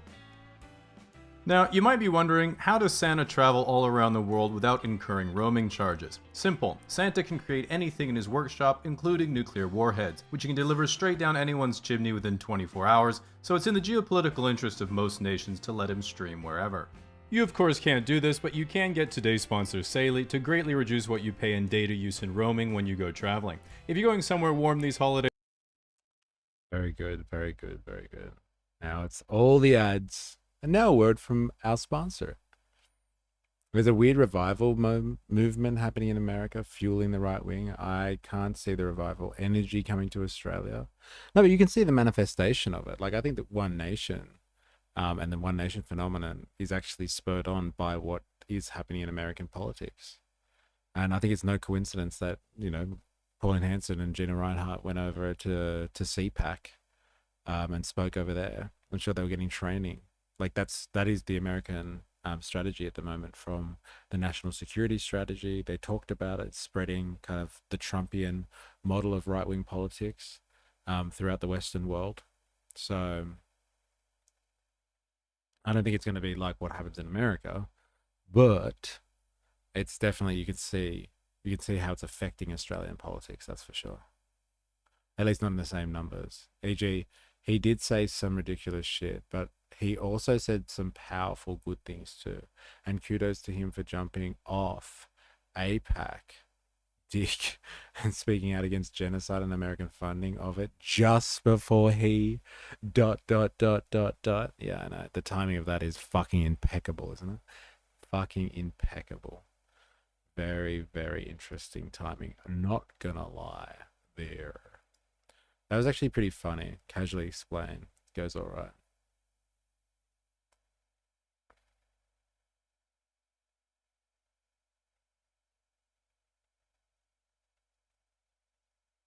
Interesting. Very interesting. All right, so we've just learned about Christmas. This is like literally what Christmas is. It's like outside of like the mythology around Christmas. This is how it works. Consumer nightmare. Yeah, Charlie was always beaten in logical debate. No need to hurt him. Savage. Savage call. I don't know how much of this I want to watch. Like, this is going to be cringe as fuck. But this is what people watch around Christmas time. Like, these guys have got 32 million subscribers. And they've got 4.6 million views on this. And it was a day ago. And you know what this disgusting, like, consumerist title here is? Opening his dream Christmas present. It's called the Royalty Family. I don't know if anyone's ever seen these people before. I haven't. Like, their job is just to be like, I don't know, a online family. I guess a family of influencers. And so one of the sons opens up a present and gets what he really wants on Christmas. And they make a 24-minute piece out of being good consumers and an insufferable family. And they get they make a killing off it by the look of it. Nationalism is on the rise, but Americans make it about good versus evil. Australia make it about she'll be right, but now it's something not right. We are leaning more into the woke right. Interesting. Don't care about the Middle East. Australia first. America makes it about God first over Allah, then America. There's one nation under God. These are the coolest Christmas presents ever. And we are gonna open all of these presents together as a family. Oh my goodness! Oh my gosh! Oh my gosh! Kids, come on out! Oh my God. This is going to take all of my strength to watch this. But like, people love this shit. And is this what Christmas is all about? Oh my God, kids, come and open your presents. Oh my God. Ugh. Alright, we'll see how far I get with this one. Fuck. Are you guys ready to open presents? Who's going first? Who's going first? Me, I'm going first. Farhan, you go first. Let's go! Alright, your color is gold. Any gold color is yours. This one right here. This one right here. I want that one? I want this one. Are you sure? Yes, I want this one. By the way, this Christmas is about to be the best present ever for you. Alright, bet. Let's go. Let's go. Okay, I'm gonna help you. Alright. This one is heavy. Easy, guys. Oh! This has radicalized me. And this is it. This is like peak consumer culture kind of stuff. Like, these people, I don't know what the fuck they do, but they're just a family, and they just make content like this, like trashy as fuck content. It's so cringy. Fuck solidarity. I'm off to make a cuppa. Oh man. Everyone. Alright, let's open it. Let's open it. Can we help you to open? Yes, open it. Oh my God! Yo, wait, what? Wait, what is this? Why does it say Bugatti? My boy got a Bugatti! Are you ready to ride your first Bugatti? Let's go, I'm ready.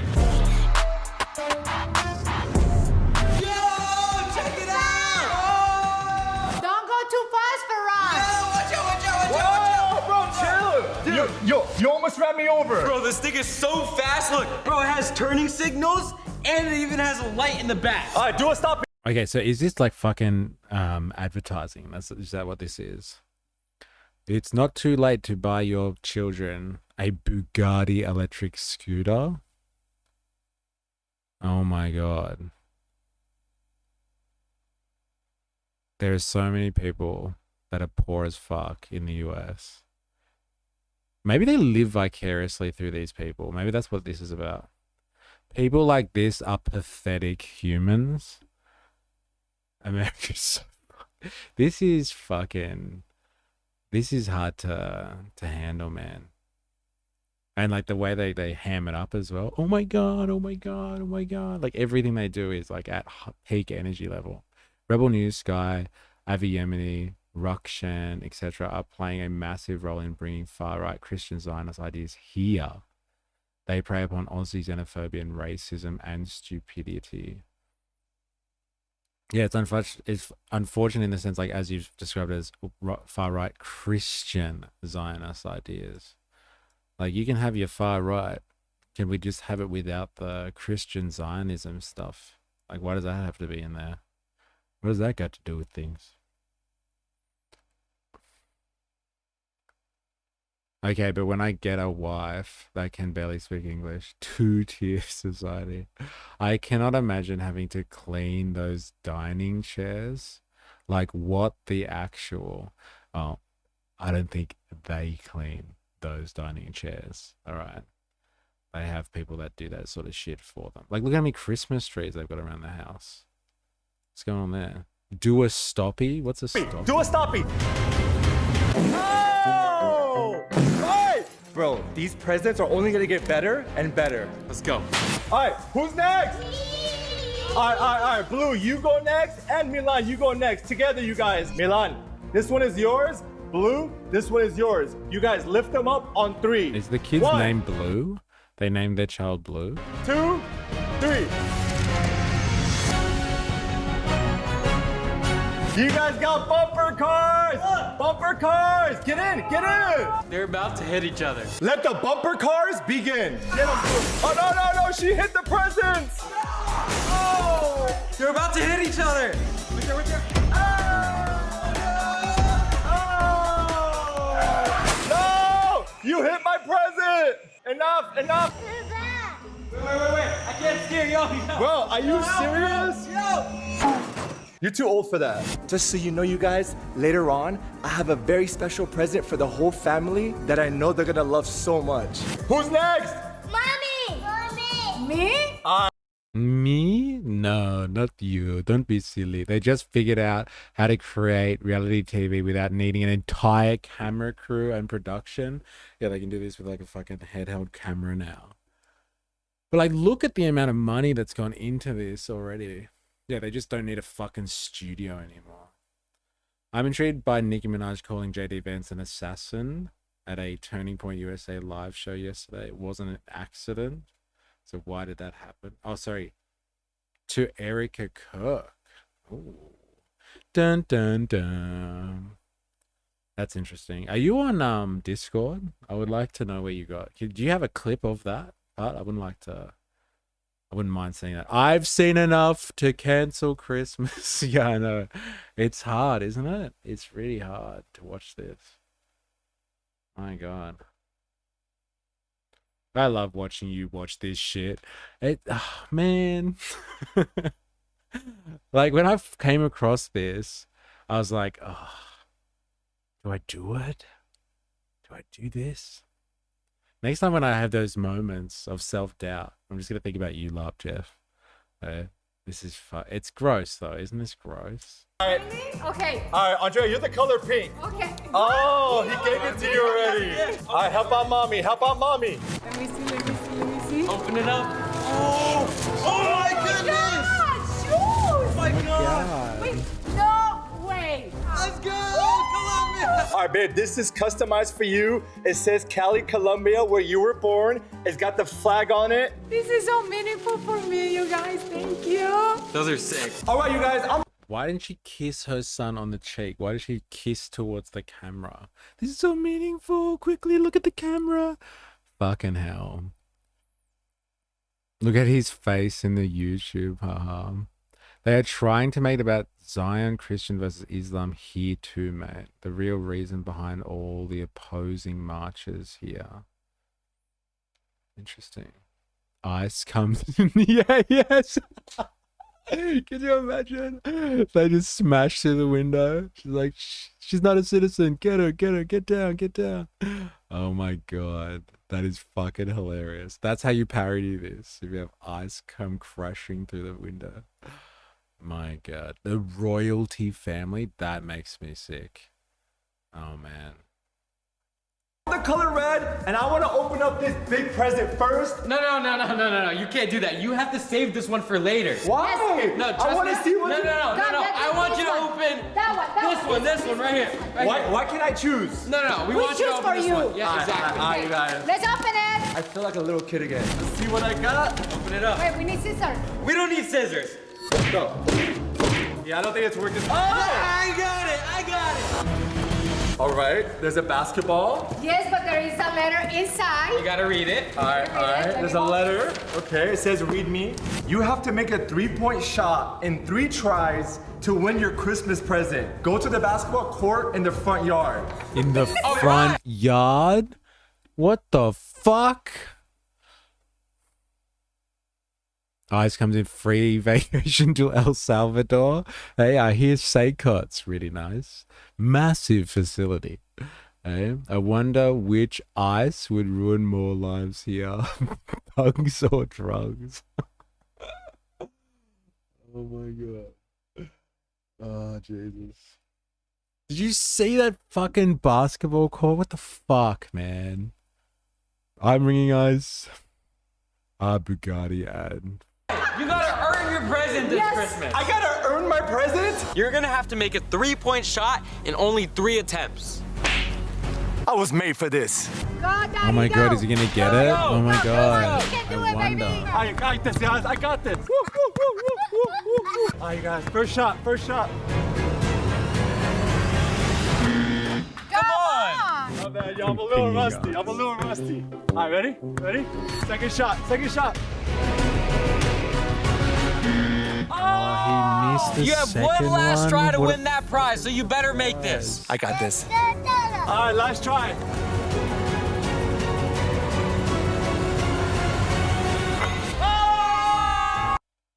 Oh, what the fuck? No way! He actually got the shot. We get to see the present now. What's up? You guys. Let's see what it is. Wait, is this signed? Bro, it's a signed Kobe Bryant jersey. Come on, you have that Mamba mentality, and we thought that this was a perfect gift for you. Thank you guys so much. Of course. Oh my god. The parents get like all like emotional and shit. The kid's just a fucking feral as fuck. The added commentary is excellent. Yeah, but like, you know, we're all thinking it, right? We're all thinking it. We're all fucking thinking it. Oh, my God. Baby, you deserve it all. Mama mentality? After 39 takes, fucking oath, right? My God. Not really. That's for low IQ individuals. Life. Whose turn is it? Gucci! It's your turn! Why are you not happy, bro? Gucci's great color. Gucci's great. Great. Right here. Right here. This is Gucci's right here. All right, let's see if this present makes him happy for once. Let's go, let's open it. This is for you, Gucci. Come on. Look. Oh my goodness. Oh. Watch out. Look what Gucci got. You guys, look at it. Check it out, Gucci. Wait. Your own couch. Man, I wish I was that dog just for a day. Hanging out in my little Gucci cushion. Hanging out in the fucking basketball kind of court in the front yard. My God. Just for a day, baby. Thank you. Gucci, hop on. Come on. Yeah, Gucci. You did it. Gucci. Finally, he got his own couch. And now he doesn't have to dirty your couches anymore. Oh, thank God. Thank we God. love you. Like, Gucci is the only real character here. Like, they could have given the dog some fucking drugs or something like that to make it really fucking excited and jumping around. But, like, realest character over here in this family. Ice smokers are industrious. They scrap copper. They make Tony Stark blush with their inventions. Have enough riz to publicly bust. ICE agents are the lowest of America looking for minimum wage job. They do get a nice bonus as well, right? $5,000 dog bed. Nice.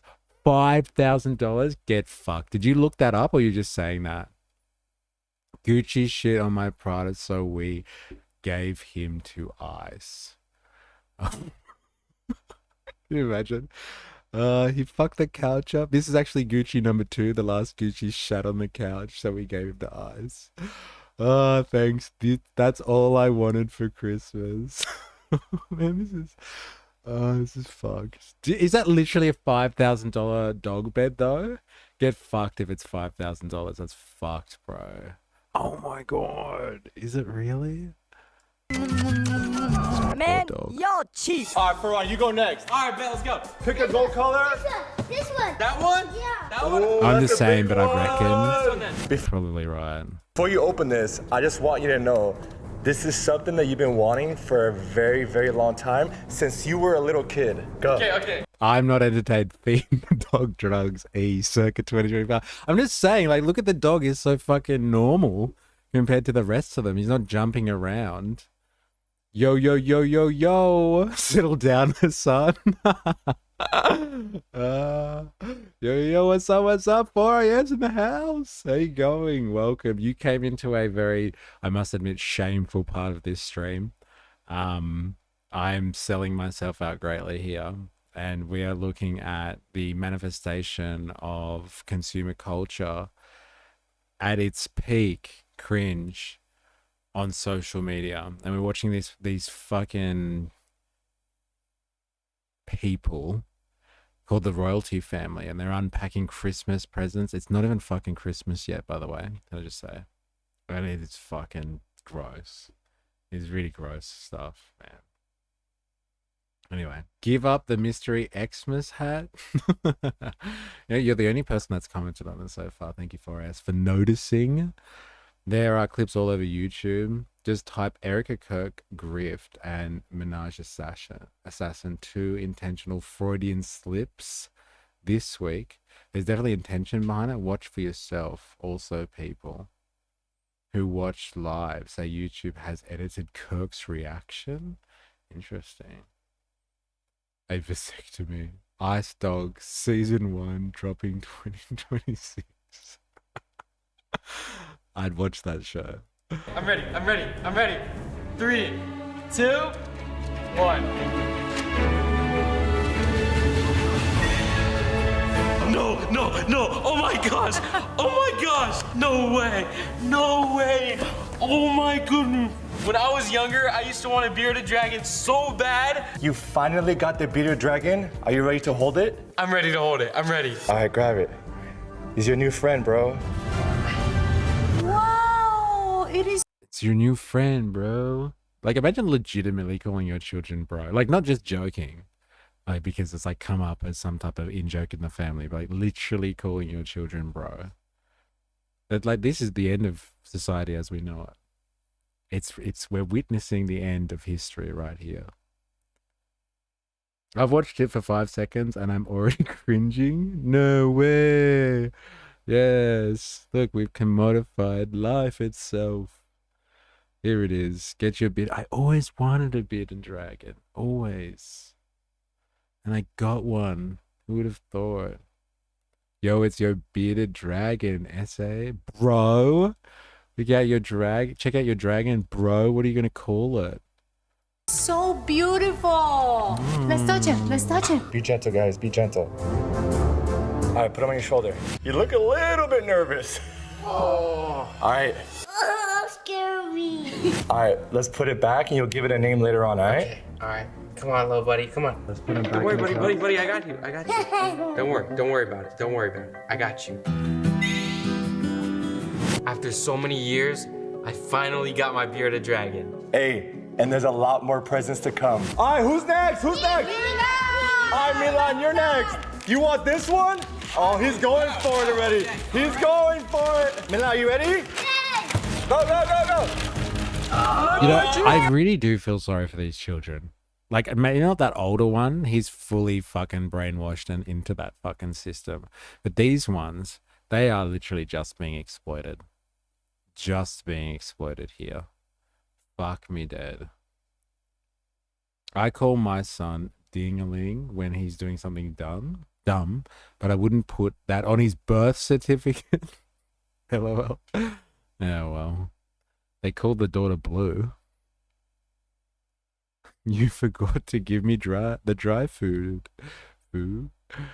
Man, like I do feel sorry for these kids. Like it's enough having like your camera in their face all the time anyway. When if there's a family event or something, the kids just want to do stuff and they're like, take a picture, take a picture. But like this is their life, man. Their life, their formative years is being followed by a camera crew so their parents can have a fucking basketball court in their front yard. And somebody think of the children. Oh, be excited. Be excited, you little bastard. I'm waiting for that cutscene. They're just like, you need to act more excited. Mommy, I just want to go back to bed. I just want to play with my toys. You have to act excited or your father's going to get upset again. Wait, but it's not inside the box. What? Outside. It's outside, you guys. It's outside. By the way, you guys, these presents are gonna get better. YouTube live? Yeah, I know, right? It's 10 in the morning. Get back to bed. I said hit the hay. So good. Oh, do you reckon I can find that? Do you reckon I can find that? But it's 10 in the morning. I said hit the hay.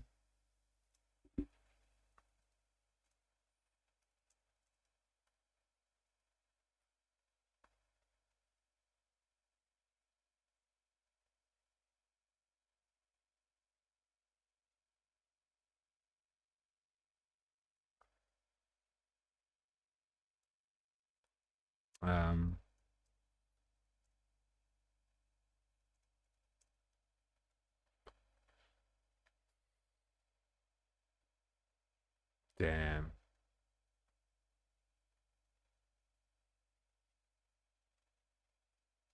No, I have to find it later. Yeah, I know. I looked it up though. It's 10 in the morning. If you find it for us, give me a link. I'll play for sure. And better and better. Let's go!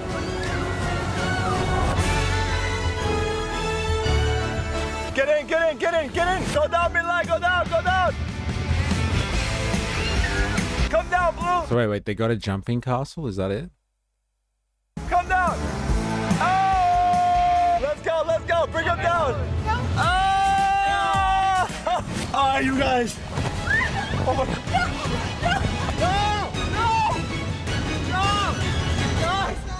No! I broke the bounce house! Bro, bring back houses. Fuck.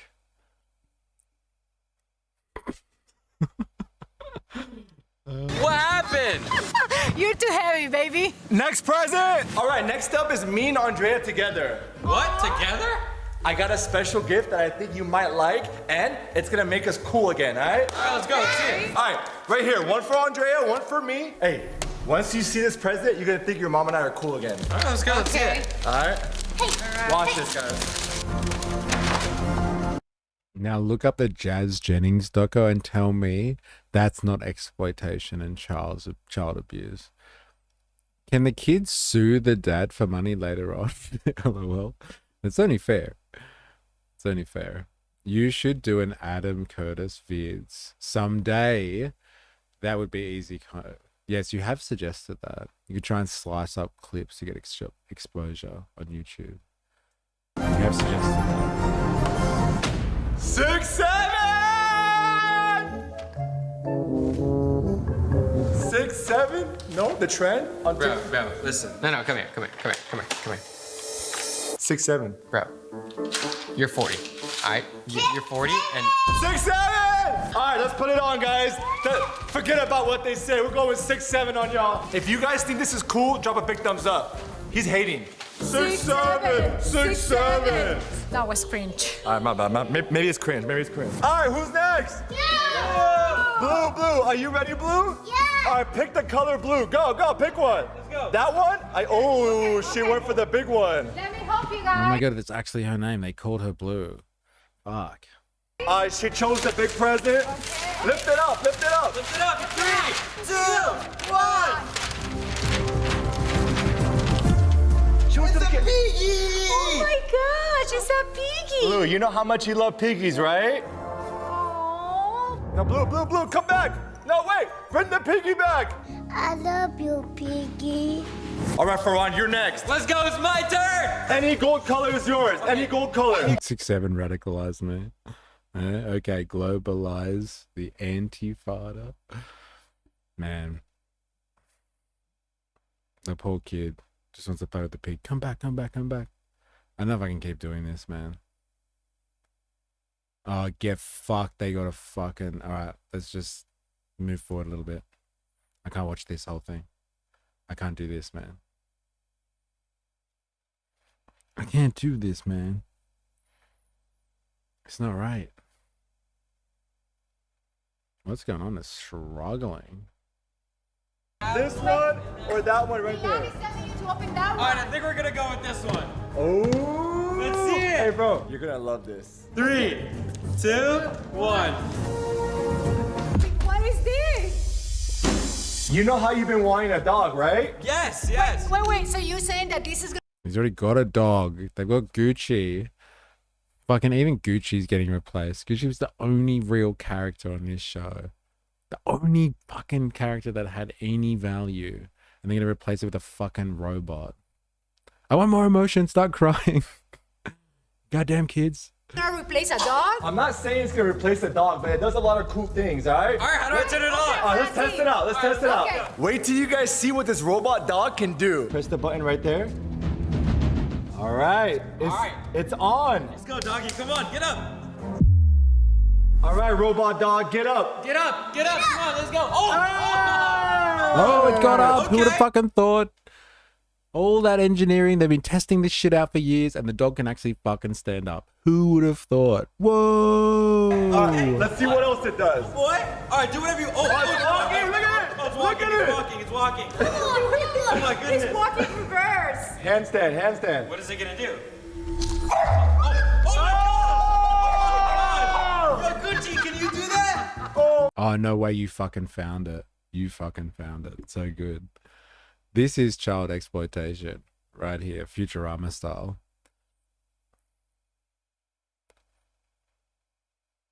So good. Now to figure out how much money I'm raking in off those twerps. So good. It's funny already. Ow. I need a calculator. You are a calculator. I mean a good calculator. Minus the food, the bunny rabbit wallpaper. I'm getting $100 a kid and they're costing me 110. Ugh, there goes my new kitchen cabinets. I'm not sitting through one more PTA meeting. The kids have got to go. Daddy, how do I flush you? Just go to bed.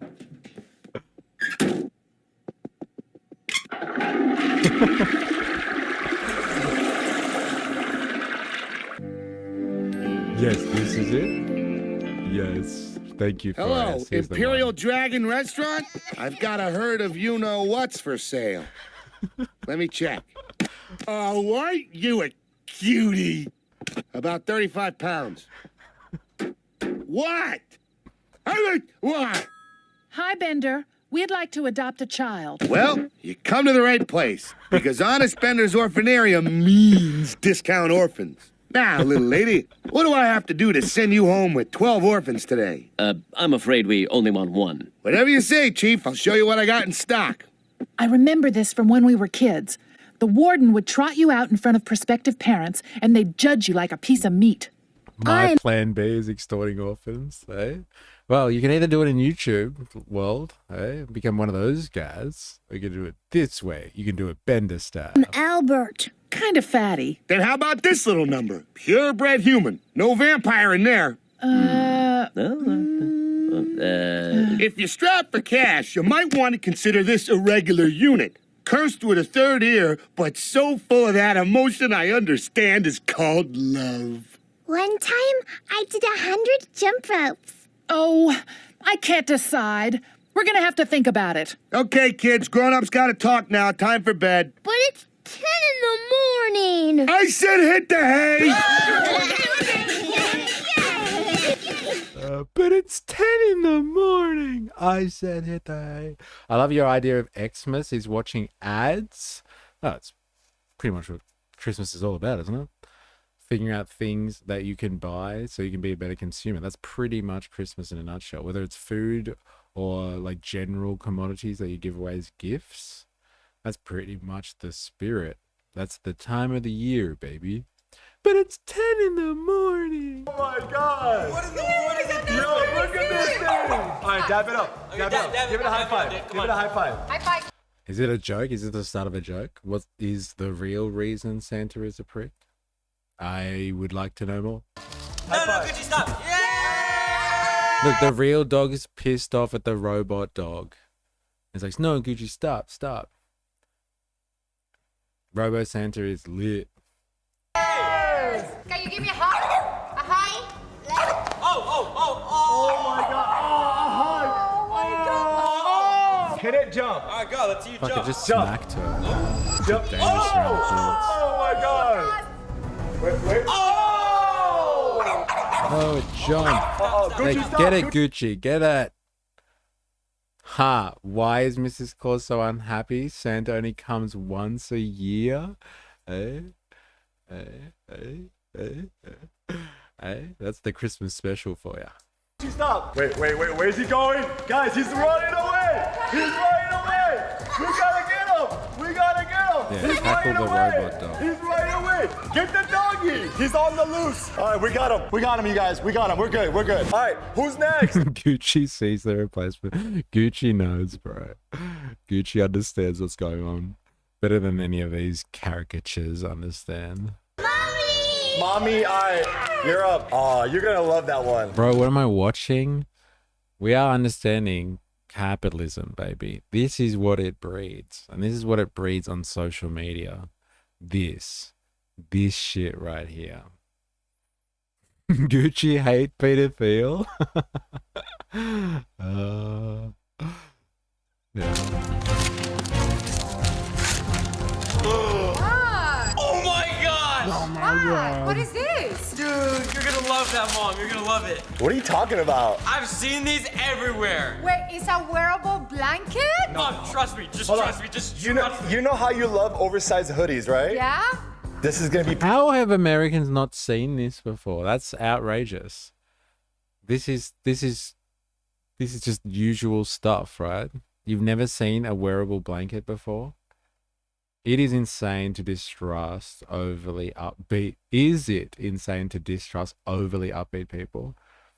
They're giving UK radio announcer vibes. That's hilarious. Yeah, they are way too upbeat about this. This is the beastification of YouTube though, right? Because of Mr. Beast, like YouTube has to be like this. If you're in this particular niche, which is like the general YouTube market, where you just consume YouTube like it's a television. It's just another box. Or it's just another screen to look at. It's an Udi. They've been around for ages. Yes, they've been around for fucking ever. How could they not have known this? Perfect for you. Put it on. There you go. You guys, I disappear here. No, This it is works so out big. perfect. Perfect. Mom. Okay, let me go to sleep. Okay, good night. Perfect. There you go. You see? Blue can go inside. Oh, that is so Don't even try, bro. Don't even try. I was about to join. For us going inside. You guys, the special delivery is about to arrive, but before it comes, we still have a couple more presents. Who wants to go next? Okay, Milan. All right, you're green. Go. You're green. That one? Yeah. Let me see it. All right, open it. Okay. What is this? It's something very cool. Test it out, you guys. Yo! Oh my god! Oh my gosh! Yo, I can't believe you got this, bro. This is crazy. Do you have the key for us? Let me see it. We got the key right there. Let's go! Are you ready to test it out? Yes, let's go. I'm ready. You guys, we got a dune buggy. Are you guys ready back there? Yay! Turn it up.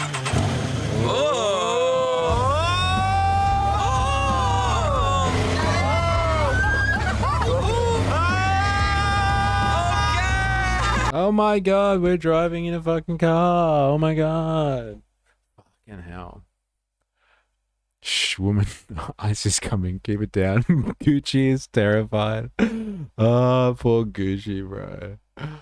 Where is the sister? Yeah, like even for YouTube, like they had to just tone it down, right? They couldn't put her in their fucking car.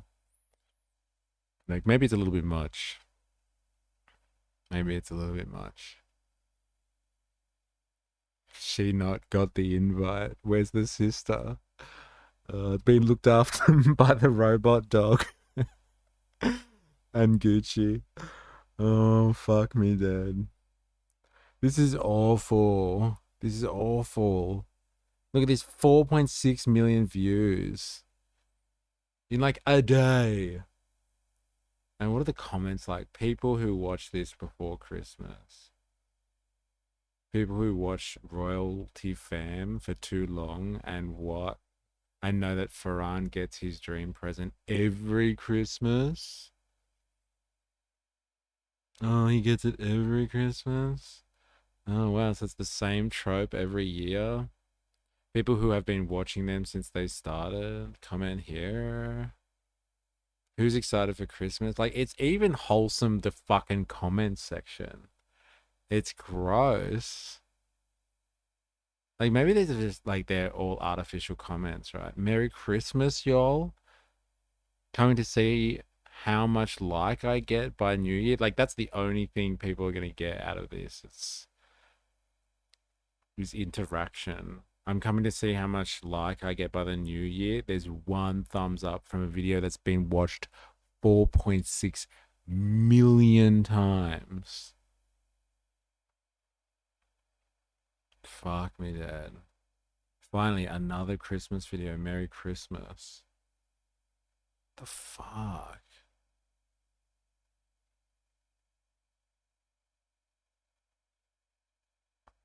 Happy holiday. No 6-7 club. There's no unsavory commentary in here. Nothing. Zilch. This is crazy. Gucci praying the car flips. Robot dog took her out. Oh, man. I can't do it. I couldn't watch the whole thing. I'm sorry. I know if you really wanted to watch this, then, like, just do it in your own time. I can't do it. Oh, fuck. Right, let's look at how... Let's look at this one. Let's see if this is any good. Is there anything more cringe than Seppo frat boys saying, oh my god, bro? At least when Lebs say it, it's endearing. That's pretty funny, actually. That's American Bro, fake and plastic. Yeah. Well, I think it's just it's the epitome of this style of consumption that we got here. And like the style of the presentation, like everything is just so artificial. So artificial. And people lap it up. People love watching this stuff. I wonder if they watch it with their families. And people are like, oh my god. Where's my dune buggy, mum and dad? You useless pricks. Our fucking dog doesn't have a $5,000 dog couch. And they got a fucking basketball just to throw it. Like a literal throwaway basketball. Just to see if he could get another present. This one's called How Capitalism Stole the Holidays. Somebody mentioned this before. So we're going to get to it now. Let's have a look. How did capitalism steal the holidays? The holiday season is upon us, and with it, a deluge of new tech, trinkets, and I disown my family for being cringe. Imagine poor kids watching this. Really poor people. Yeah. Imagine being in that situation and having to watch that. It's astounding, isn't it? All right. advertisements convincing us to indulge.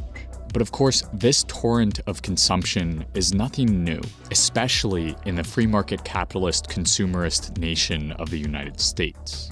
Every year, the holiday shopping season, spanning across November and December, sees massive monthly profits for corporations, while employees are crushed by inhuman workloads and environmental destruction runs rampant. And every year, the connections from consumerism to capitalism to the climate crisis are once again laid bare. Today, we dive into the holidays and the manufactured desire for more to understand how capitalism is driving the climate crisis. But it's not enough just to critique. We will also try to understand what will dismantle our current system and what could develop an ecologically sound and ethical world in its stead. This video was made possible by the people who support me on Patreon. Get early access to all my videos by... Just a quick word about ground use. Fuck ground use. Underneath Patreon supporter. Underneath the bright glitz of Christmas lights and shrouded under the cover of wrapped presents lies the stark reality of the holidays in the Imperial Core. In the Imperial Core, this is like hardcore fucking Marxist shit. Where are they getting this language from? Who is this person? Has anyone come across this channel? Our Changing Climate in the Imperial Core. If you don't know what that is, that's like a, I don't know, a leftist trigger word for like capitalism has set itself up in the modern world in a way where I guess you would say Western countries or the advanced industrial countries, so inclusive of, you know, Japan and Korea, all that sort of stuff, China, like they've set themselves up in a way where money flows out of their economies, out into the peripheries, into markets, and then flows back again through investment. So like everything it like feeds back into the center. So the Imperial Core, America has perfected this model quite well. Like their whole situation where they're in incredible debt, but like people still wanting to buy the American currency and buy American goods, and like they get all of the stuff and like from the world's production system, and they get access to all of the goods that it produces. But like the Imperial Core is like the heart of like where capitalism kind of exists, or the power base of the capitalist world is. It's very interesting that they're using that. Doesn't sound like AI voice, so that's good. Hate AI voice, yeah. Fuck ground news. Cheerwall 3-00. I don't know the reference, but welcome to the stream, Indoctrinate. I didn't know you were here. Gifting to the revolutionary movement is based. Hype train. Oh, no way. There it is. Let's have a look. I don't get these notifications anymore. Don't save a thing. Oh, whoa. 4AS. Thank you very much. For Twiz, Zuck, Bezzy, Voltateur, Embrace Primalism, Antor 7, Coconut Monica. Thanks for the subs. You legend. Thank you very, very much. And what's the hype train? Thank you very much. Do appreciate it. Thank you, thank you, thank you. Legend. Thanks. For the revolutionary movement. It's just about gifting subs. Thank you. I appreciate it, 4AS. 'Tis the fucking season, especially watching that after watching the Royalty Family. The celebration of colonial genocide in Thanksgiving, followed immediately by Level the capitalist 3 scheme for me. Thank you. Hey, I can see that. Interesting. Hype train means discounts on gifted subs. All right. Of 5+. All right. Thank you. Much appreciated. Much appreciated. All right. Back to how capitalism ruined the holidays, right? Also, you get emotes as rewards if you contribute. Aha. stark reality of the holidays in the Imperial Core. Starting with are you doing your thing tonight, Indoctrinate? Are we raiding you? let us know. Celebration of colonial genocide in Thanksgiving, followed immediately by the capitalist schemes of Black Friday and Sweet. What time will you be ready? Cyber Monday that bleed into a month of Christmas celebrations foregrounding extensive gift-giving ceremonies. More subs for the holidays? Ooh, NJ, not Groiper. Quack quack ducky ducky. U696969 Genius. Thank you, Jag. Legend. Appreciate it. Merry Christmas, you filthy animals. So good. Keep the change, you filthy animal. Thank you very much, Jag.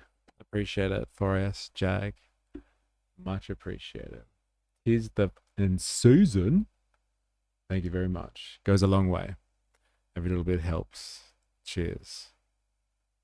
Holidays have been co-opted by corporations and a relentless drive for profit and growth. Gift-giving has been present in the ethos of winter holidays for hundreds of years, a tradition which some scholars point towards the 19th century New York City aristocrats for starting, as a way of shifting December holidays from a season where poorer people could demand food and drink from the wealthy and celebrate in the streets, to one of cozy celebration in the home, encouraging gift-giving to children. But the amount of gifts were generally small in the 1800s, and it wasn't until the rise the amount to poor people.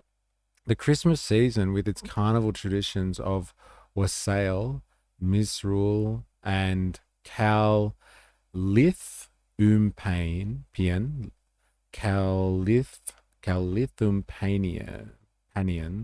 street theatre could easily become a vehicle of social protest, an instrument to express powerful ethnic or class resentments. Little wonder then did that the upper classes displayed little interest in making this season a major holiday. Wow.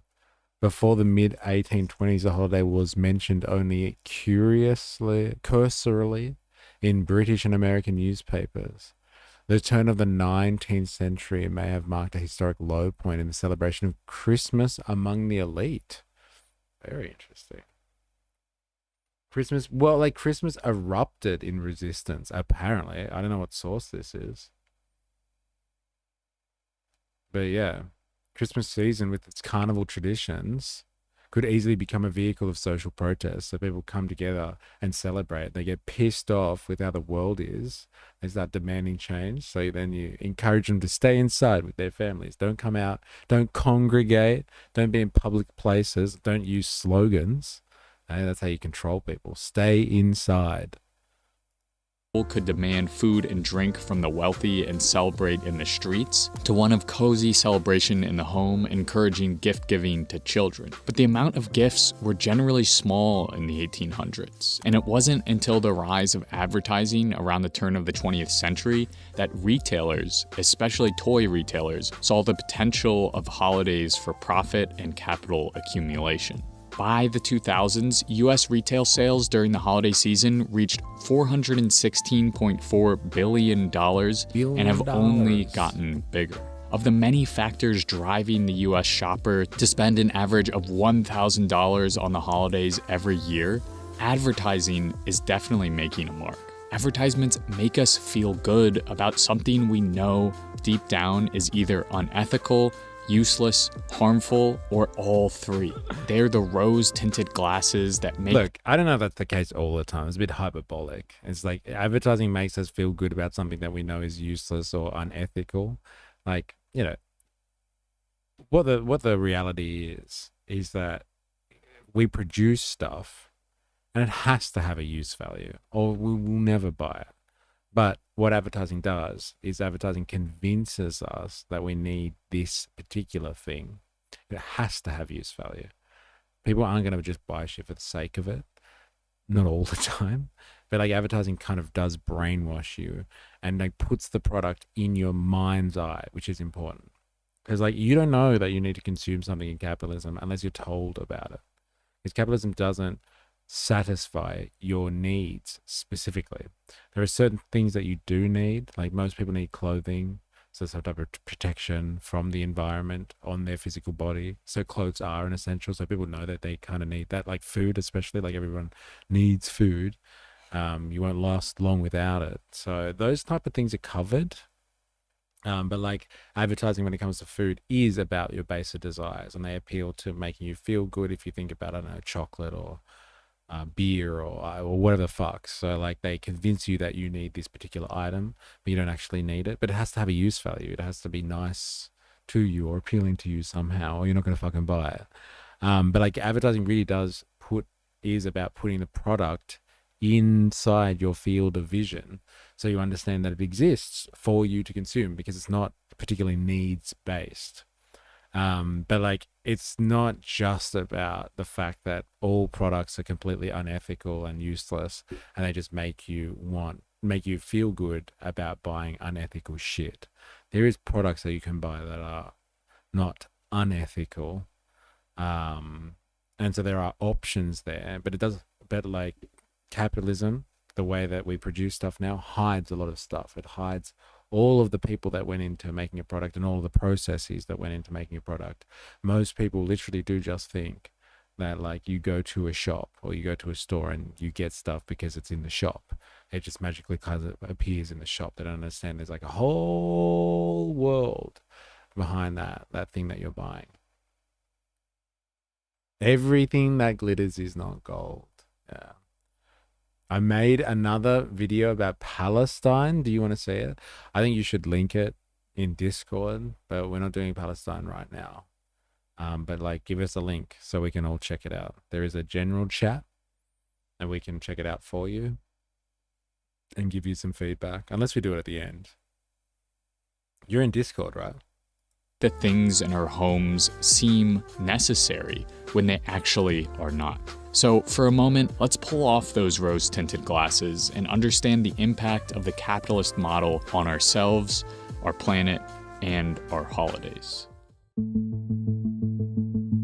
The world today is highly unequal. As those in the imperial periphery toil under life-threatening conditions to extract materials from the earth, they fuel the lifestyle of those in the imperial core, which is comparably gluttonous, especially for the white ruling class. In core countries like the United States, we buy because we're told to. We buy for social change. Like, this is good analysis, but it's very culture war-y. Like the white ruling class, like whatever the fuck does that mean? The bourgeoisie exists in many forms and in many cultures. There's billionaires in fucking Saudi Arabia, Japan, China, fucking the United States. There's billionaires all over the fucking world. Like tone it down. You could make this a really good analysis if you just got rid of the fucking dog whistle bullshit that they have in there. It's fucking unfortunate. We buy to find happiness, and while we buy, our money fuels an untenable system. Consumerism is a cog in the capitalist machine. Corporations need us to buy more to fulfill quarterly growth goals. But the consequences of these pursuits are devastating. The world quarterly growth goals, whatever the fuck that means, who knows? Like, they're right, but they're not there yet. And I don't know if they're just like simplifying this or just dumbing it down, but like that does a disservice to your effort. If you're making content of this nature with like this production value, like just tell people the truth, and so they can understand what you're talking about. Don't speak to them like they're fucking stupid. Like, talk to them properly. What he's saying is like quarterly profits, and they need that because of their because to absorb the growth. Like, capitalism needs growth to actually exist. Like, you probably heard economists talking about like a particular nation or a country's economy and how it's going, and if they're not growing by a certain percentage, like usually they want to grow by about 3%, but anything under that is scary. Anything above that is fantastic. Like the way that people talk about China's growth, like 10, 20 years ago, they were like, oh, they're 10% growth, 12% growth, like this is unbelievable, how could anyone sustain this? And like most advanced countries around the world, like they want to maintain a level of growth around 3%. That's because the way that capitalist production works is you produce value that wasn't there before, and like that new value that wasn't there is the basis of like actual physical basis of profit. So you produce stuff that wasn't there before, you bring things together and you put you make something new, and the extra value that's been created in that process is the basis for profit. And so in order to actually have profit in a system, real profit, you need it to continually grow. You need that economy to grow, like the GDP, real GDP, like real gross domestic product in your country to grow, not like financial shit, like really growing and building the economy. You need it to grow so there is a justification, like a real link to profit that is out there. So like profit doesn't just come because there's governments print money and people, charge more than they bought it for, and that's where profit comes from, like out of thin air, and like governments just regulate the amount of cash in circulation, and then that's where profit comes from. Profit comes in capitalism anyway from people creating new stuff that wasn't there before. That's why the financialization of the world is really fucking dangerous stuff, because everybody thinks that, hey, it's okay. Like the American economy, everyone thinks is fine because like they're, gross domestic product, like everything looks fine. GDP's still rising. It's okay. It's just like, yeah, but that's all tied to financialization, which is this completely speculative, fictional market. Like it doesn't actually exist.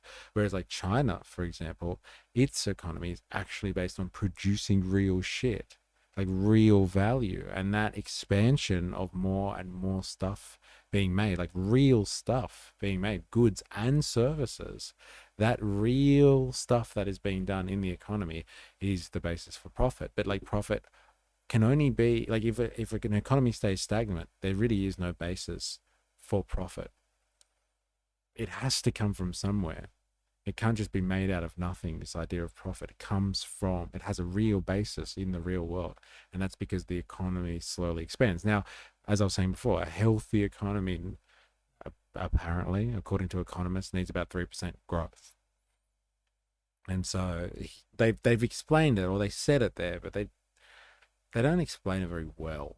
I know they've probably got limited time, but like if you just say these sweeping comments, like people, it doesn't help people learn about this stuff very well. Did 49.3. It's in reaction recommendations. Thank you. Got it. This is sort of argumentation is how you end up at black people own slaves too. White isn't a race. It's a power structure. Ah, interesting. I've never heard that argumentation. Like what, in America people make that argument? Oh, but black people had slaves too. Oh, you mean just like generally? Bro, I just watched it. Heavy, but nothing graphic on this one. Ah, it's safe for work. That's the children singing the war song is harrowing. Let us finish this one before we get on to it. 6 billion tons of greenhouse gas emissions in 2016 and can... Yeah, right-wingers say that shit online all the time. See, like, this is the problem with the culture wars. Like, people can just be like, haha, I've got you, answer me this. And you're just like, yeah, all right, fine. But, like, what is your point? Blah, blah, blah, blah, blah. There's always an exception to the rule. And then people think that they've got you, like, fucking checkmate. Especially groypers. Interesting. The Fuentes sensation. What an interesting phenomenon that has been to come across. It's political point scoring. Yeah, I got you. So now you can't say anything about it. No, you can't say anything. No, you can't point out the reality because I gotcha. Little gotcha moment for you. It's one-upping, not actually solving the problem. It's not even a good faith form of argumentation. It's trying to shut people down. Continues to emit more each year. And at the head of historical emissions output is capitalist stronghold, the United States. Here, 40% of food goes to waste despite the prevalence of food insecurity. The average American throws out 95 pounds of clothes, adding to the glut of textile waste that represents 4% of global trash each year. Yet all this waste and pollution is good for the bottom line of the capitalist class, because it means we're buying more stuff and industries don't have to worry about the consequences. Clothing waste, for example, is accelerated by the relentless turnaround of the fast fashion industry. While we buy more, their profits go up. and waste continues to drive on. And even when those in the US are reluctant to throw things out, we hoard our stuff in storage units. An industry which now makes $38 billion every year housing all of our useless gadgets. I present Golden Kappa, a rare emote. That's funny. Can you watch the vid I sent in Discord and fire up? Wait, what is it? And what did you send? Is this reaction recommendations we're talking about here?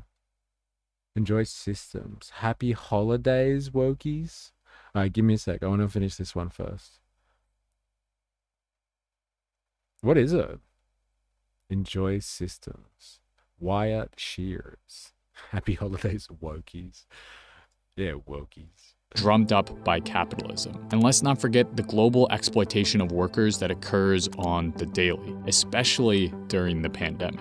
So acting against any of these destructive paradigms then means taking a stand against capitalist exploitation of workers and paradigm. And let's not forget the global exploitation of workers that occurs on the daily, especially during the pandemic. So acting against any of these destructive paradigms then means taking a stand against capitalist exploitation of workers and the planet. Because in short, capitalism can't support us. It's leading us down a path of planetary destruction that nothing short of global systemic change can fix. To end climate change, to end this toxic cycle of unsatisfying consumerist lifestyle, we must end capitalism. This is some pretty dangerous stuff. You can't say this in Trump's America anymore. Being anti-capitalist is a national security issue. How do they get away with this? Seriously. Merry Christmas, woke moralist. There's an option for viewers to hype some videos to help with exposure. It's something free people can do to help your channel.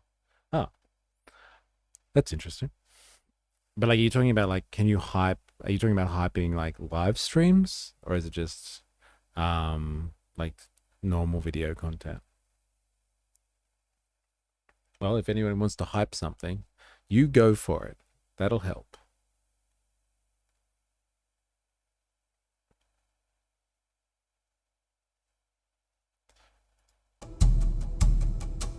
The history of change is the history of revolution, from the Russian Revolution to the French Revolution to the Haitian Revolution.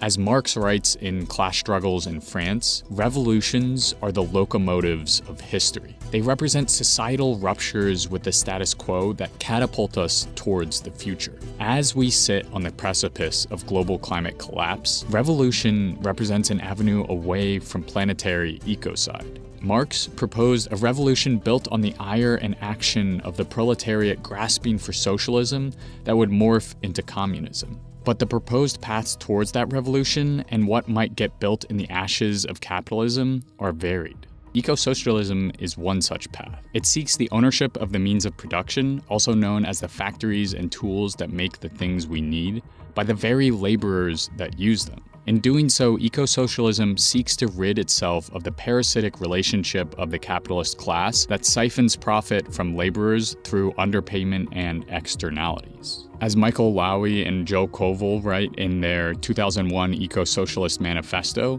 eco-socialism insists on a transformation of needs and a profound shift towards the qualitative dimension and away from the quantitative, a valorization of use values over exchange values. Essentially, eco-socialism seeks to build an economic structure where production is not based around how much profit we can extract from an item, but instead how useful and necessary it is. In this quest, some eco-socialists point towards the successes and failures of previous socialist regimes, like the Soviet Union, as guideposts for a greener, more liberatory future, one that initially wields state power to form and organize this new economy. Eco-anarchism presents another vision. Rejecting state, governmental, and hierarchical power, eco-anarchism envisions a society of decentralized structures formed horizontally, emphasizing the importance of both human and natural liberation in collections of... It's funny how they really make this distinction. Like, socialism is about doing, the workers' stuff through the state, owning the means of the production through the state, and then anarchism is not. It's about owning the means of production through decentralized communities. See, because I would have thought that socialism was actually both of those things together, not one or the other. It's interesting. These pricks aren't talking about Christmas at all. This is a lie. Our changing climate. Well, they're definitely Marxists by the way they analyze things. They didn't talk about Christmas. They lied to me. All right, what did you want to watch, Tagar? Let's check this out. I hope it's Christmassy.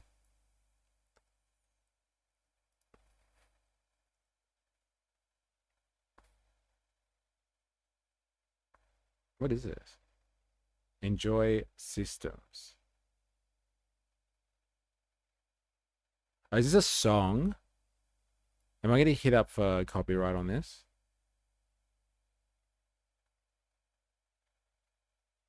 I don't know if I can play this.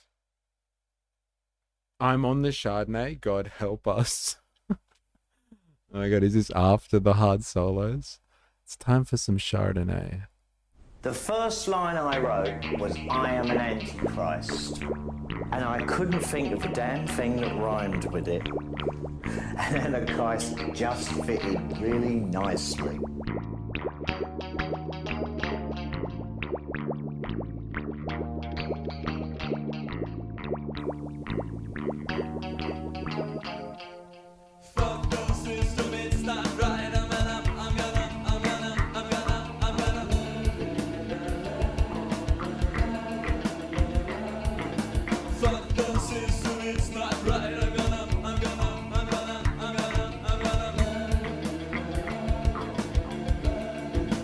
Is this your jam? Thank God. It's for you. Don't have to stream it.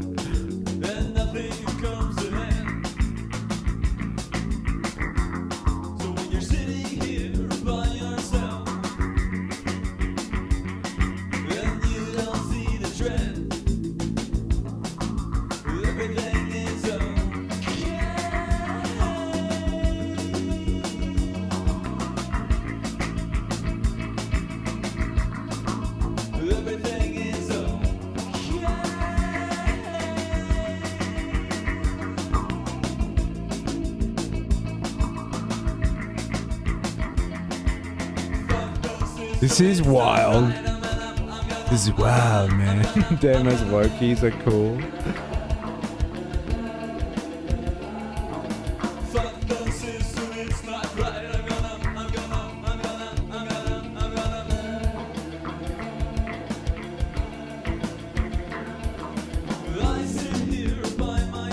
Jesus.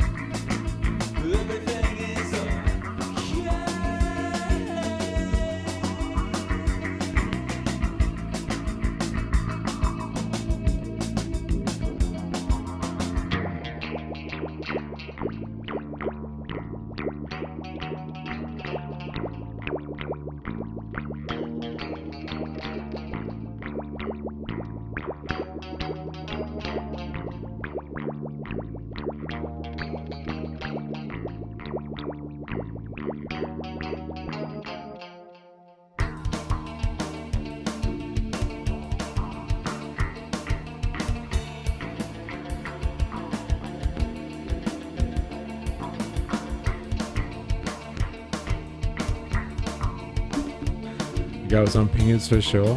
What was in the fucking plastic bag? That's what I want to know.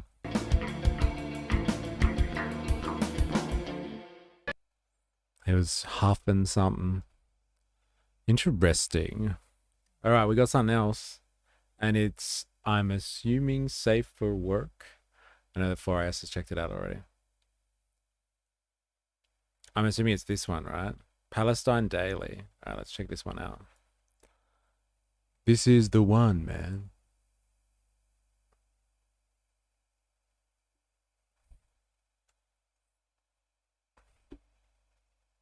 Oh, is this an X thing? Palestine Daily. Can you guys see that? No, you can't see it properly. Oh, whoa, whoa, slow down, brother. Slow down.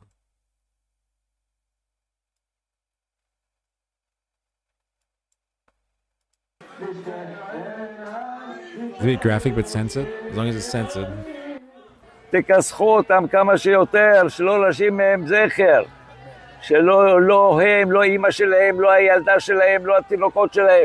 אסור להם לחיות לחיות האלה.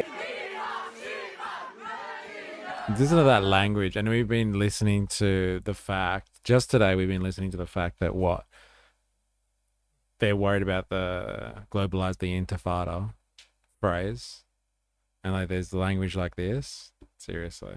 The double standards is fucking crazy, isn't it? אמא שלהם, לא הילדה שלהם, לא התינוקות שלהם. אסור להם לחיות לחיות האלה.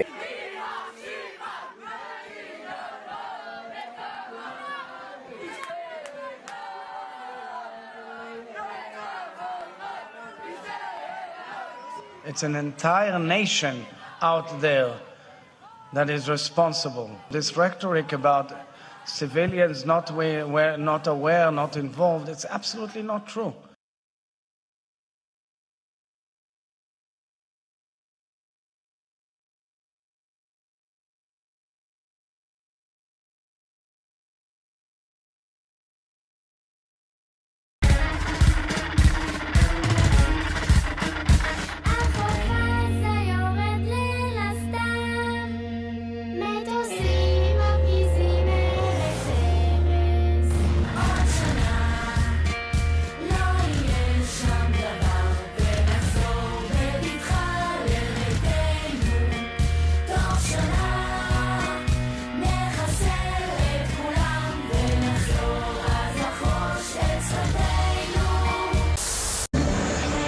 Wait, was that fucking real? Was that real? Because have you seen that like the clips that they have from Palestinian or like various Arabic countries like media, and they have all those kids shows where they're teaching them, like they're radicalizing the children? This is pretty radical shit here. This is harrowing. This is fucking mental.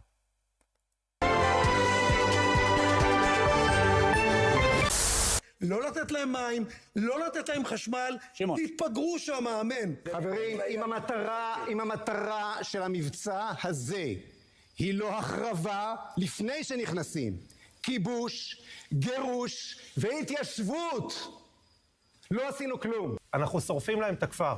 זה טוב שאנחנו שורפים להם את הכפר. ואני אגיד את זה בכל מקום. לא רק אני אומר את זה, דרך אגב, גם כל החיילים חושבים כמוני, כמו שאמר ידידי היקר, אנחנו לא שורפים את הכפר, אנחנו מוחקים להם את הכפר וצריכים לשרוף להם את הכפר. אמרנו את זה. אז אנחנו צריכים שיקרה האסון הזה כדי להבין שהפלסטינים זאת קבוצה מיותרת, כדי להבין שיכול להיות שמה שהם צריכים זה נכבה 2. זכור את אשר עשה לך עמלק, נצטווינו. אנו זוכרים ואנו נלחמים. Now go and smite Amalek, utterly destroy all that they have and not spare them, but slay both men and women, infant and suckling, ox and sheep, camel and ass.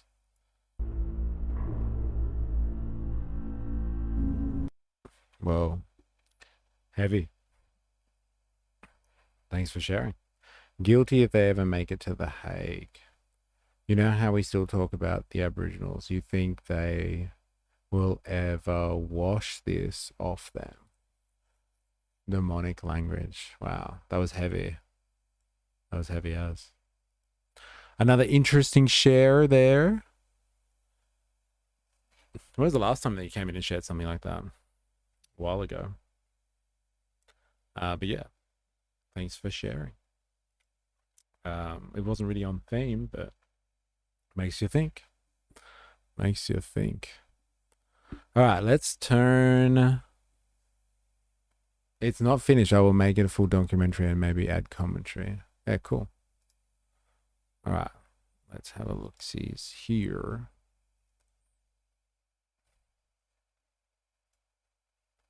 Hock and hate loogies. This is what I hear when I hear that accent. Yeah, fair enough. All right, we're gonna have a quick watch of this guy. Everybody knows my thoughts on this dude. His name is Richard Murphy. It's the MMT guy. Yeah. So like he has an interesting take on Christmas, right, and what that means for the economy. Now, I think everybody knows my position. I'm not for capitalism, but if you're going to keep capitalism, then this guy's got some ideas about how you could make the market economy work for everyone. It's called modern monetary theory. I think there's a lot of his guys followed MMT and ODD a few years back. What's ODD? Can you tell me that, please? I would like to know more. Yeah, if you would, if you want to save capitalism or you think you could do a better job with capitalism, this is probably the way to do it, I would say. And so he has an interesting take on Christmas and why Christmas is an interesting phenomenon, because it is a weird time for the economy if you actually think about it. Online direct democracy. Ooh. Hey, that's something interesting to think about there. Online direct democracy. Very interesting. Might have to look that up. Something to do for the new year. Yeah, if you're going to analyze the way that capitalism works and like try to poke holes in, I guess, theories on capitalism and free markets, I think he makes some interesting points here about how Christmas is just a weird phenomenon. It breaks a lot of the rules that are held by general economists. And if we can break these rules for Christmas time, why can't we just make a society that is like Christmas time? Is fundamentally the argument here. So let's have a listen. Christmas is really weird, economically speaking, that is, because in a sense it breaks every one of our normal economic rules. We accept that fact without question, and that should make us think. To be honest, I'm probably the rules of economics at Christmas. An eco-socialist in some way. Like, that guy was just describing socialism. It didn't sound like it was especially eco-socialism. So I don't even know. Can you very briefly describe, one, what is eco-socialism? And two, how does that vary or differ at all from socialism generally?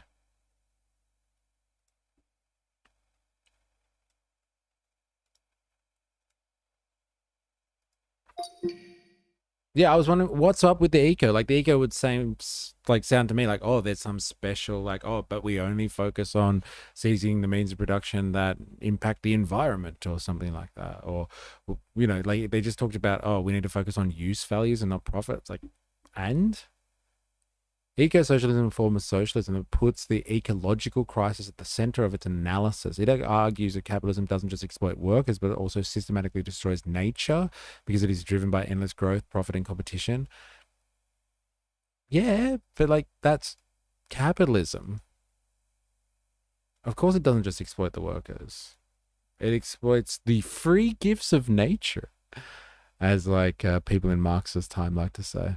Eco-socialists argue that only a planned democratic economy orientated towards human need, not profit, can live within ecological limits. I think that's just what socialism is, right? It's taking into account the most environmentally friendly way to produce resources for consumption. Okay, fair enough. I guess that's a good distinction. So like not only do you produce socially, but you have to produce socially that's environmentally friendly. Okay, but at least you can sum up what the fuck eco-socialism was, because that person wasn't doing that at all. How's it different from socialism generally? Socialism generally focuses primarily on class exploitation, ownership of the means of production, and ending wage labor. Eco-socialism agrees with all of that, but adds environmental destruction is not a side effect. It's a core feature of capitalism. Again, like I don't think socialists would argue with that either. The environment isn't like necessary to capitalism. It's actually just an input like labor. And if like capitalism destroys labor, then tough tits. If capitalism destroys the environment, then tough tits. Profit, baby. It's just calling it aioli instead of mayonnaise. So good. I'm getting into acrylic furniture. Is that recyclable? Oh, I don't know. You tell me.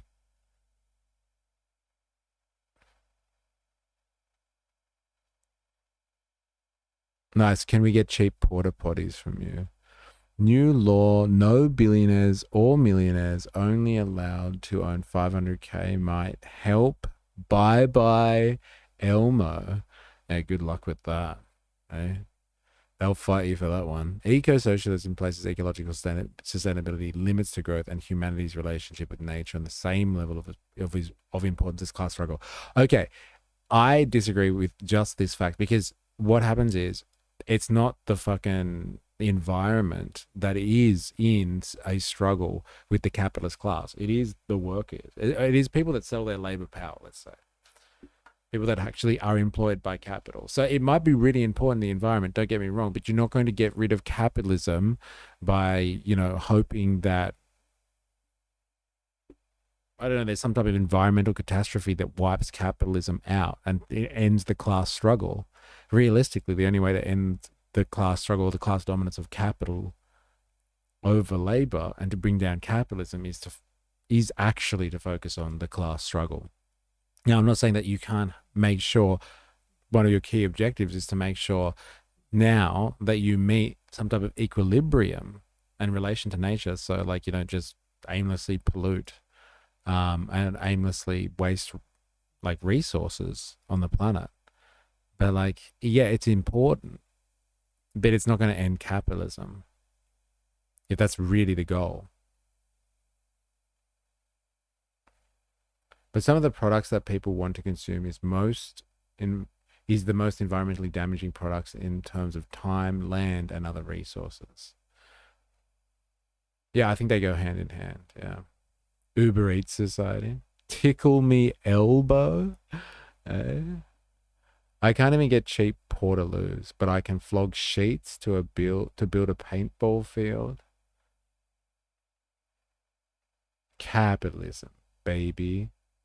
Oh, you said the line. Holy shit. You said the fucking line. Man, what a Christmas present that is. Eh? Marx said the line. Lock people up for having more than 500,000k. Far out. That's the way to do it. Hey, bring out the guillotine. That's what I say. Sorry, back to this guy. When else? Economic rules. It breaks all the economic rules. Christmas breaks the rules. Remember that. Think about that. That fact without question. And that should make us think, because if we can break the rules of economics at Christmas, when else could we do so? Let's put this in context. I'm not talking about religion now. I'm not talking about ritual. I am just talking about the economics of, in a sense, the Christmas festival, which I'm not referring to in a religious sense, because you could be celebrating the solstice or the festivals of any other religion and they would all be the same. What I'm talking about is the fact that we behave economically differently because of Christmas. We normalise strange things, like we take masses of time off. This video is coming out on what might be called... Yes! Everyone keeps pointing to it. Even that casually explained video was just like, hey, Christmas is weird because the economy lets go of the working class. It just kind of goes, there you go, fuck off. Do your own thing for a little bit. We'll get you back into the economy when we like. Obviously not everyone, but like a large part of people around this time of year for like a small period of time just kind of get like let go from their economic duties, their value creating potential. And they're just like, I'll see you in the new year. Just make sure you come back and you can work all the more the next year. All right? It's a fucking weird phenomenon.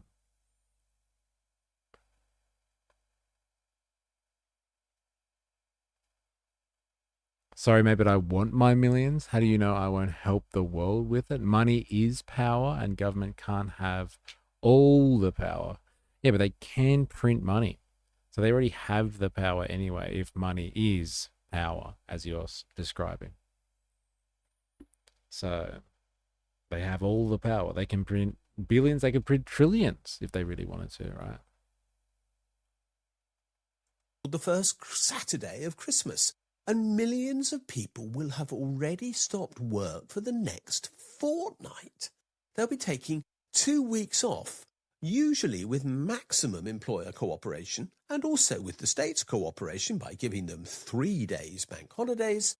And sometimes that leave is even enforced. People are required by their employment contract to take time off during this period. At the same time, consumption surges. Spending rises sharply. Excess is tolerated and even expected. And all of that despite climate change and the cost concerns which we put aside for the time being. Normal rules are, in other words, suspended.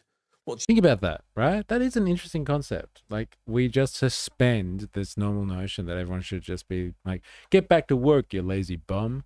Like, it is weird. Like, we all agree to kind of just be like, fuck work. And I think we can all get down with that. Hey? We can get down with that vibe and make that an objective of society. We should be thinking about that. Like, the amount of land that is stolen from tribes and local villages in order to produce the amount of meat that more developed nations demand to be produced. Most people that starve are near food. Production that gets allocated to other places. And that's the imperial core versus the periphery, stuff that they were talking about before. Well, that government will go to, that money will go to government to help everyone. Not if you feel like, mate, I'm in it for the time and a half pay. Oh, yeah. Usually condemned is praised. Time off is celebrated. Economic inactivity by businesses is just fine. Family takes priority, which is very rare in our economy. And making money is suddenly not the point of being. What this tells us is something that is quite important. We therefore know that life is more than money. When it comes down to it, Christmas proves that. We know that care matters, seeing the people who matter to us, whether they are friends or family or anyone else that we care to come across, we will give them priority. Connections are important, and so too is rest. Whilst community does for some people have a significantly higher priority at this time of the year than it does normally, whether that be through celebration of the religious festival or by working with a charity, or whatever else it is that you partake in, then community seems to be a priority for many during the course of this holiday. And I think that's important, because what it says is that there is the capacity to do something different. But, and I stress the point, this does not apply universally. We know that there is inequality still. Essential workers are, of course, required to keep going. People who work in hospitality have no chance of taking much of Christmas off, but they do get extra pay as a consequence because work has become the exception and not the norm. And again, that still shows that Christmas... Work becoming the exception, not the norm, and then being compensated for the fact that you don't have your freedom like everyone else. What a strange society that sounds like, eh? Who would push shit like that? Eh? Stupid commies. Oh, wait, no, it's just people celebrating the end of the year and enjoying the time off that comes with it. It's completely normalized. Very interesting. Christmas is abnormal. That's important because what we're saying is that our obligations to each other expressed through the supply of services that we need is also really important. We're valuing those who work at this moment precisely because their work matters to us. And most of the year we don't. I just liked that fact too, because it emphasizes just how important what we do for each other really is. We have special rules at the moment, and the economy adapts to our unusual situation at the end of December. But we should value these things all the time. There are political economic lessons in this. What it shows is how we look at the economy is a choice. We can pause it when we want to because we do at Christmas. The way that we look at the economy is a choice. Eh? We get to choose how we do the economy, and Christmas shows that. This is very, very revolutionary stuff. Hope he understands what he's saying here. You have to throw him into the gulag. We can, in other words, change our priorities when we want, even if we only do so briefly. And then, unfortunately, we forget. The point about this is Christmas reveals that a better instinct about the economy is possible. We could give humanity the space it needs. We could put economics on the back step every now and again. We could push care towards the front. This should not be seasonal, is my point. We should learn that we have to value time and not just output. Time for ourselves, time for others, time for community, as well as time for work. We should design work around life, in other words. We should treat care as economic, and we should stop pretending that growth is everything.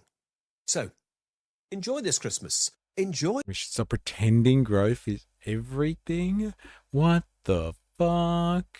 Dun, dun, dun. But then capitalism would fall over because you need that expansion so you can keep realizing profits. Enjoy the time off if you get it. But remember, Christmas shows what's possible. We could do things better. The tragedy is forgetting that in January. And a quick note. We are not going off air for Christmas. We will, in fact, be putting out videos right through the Christmas season.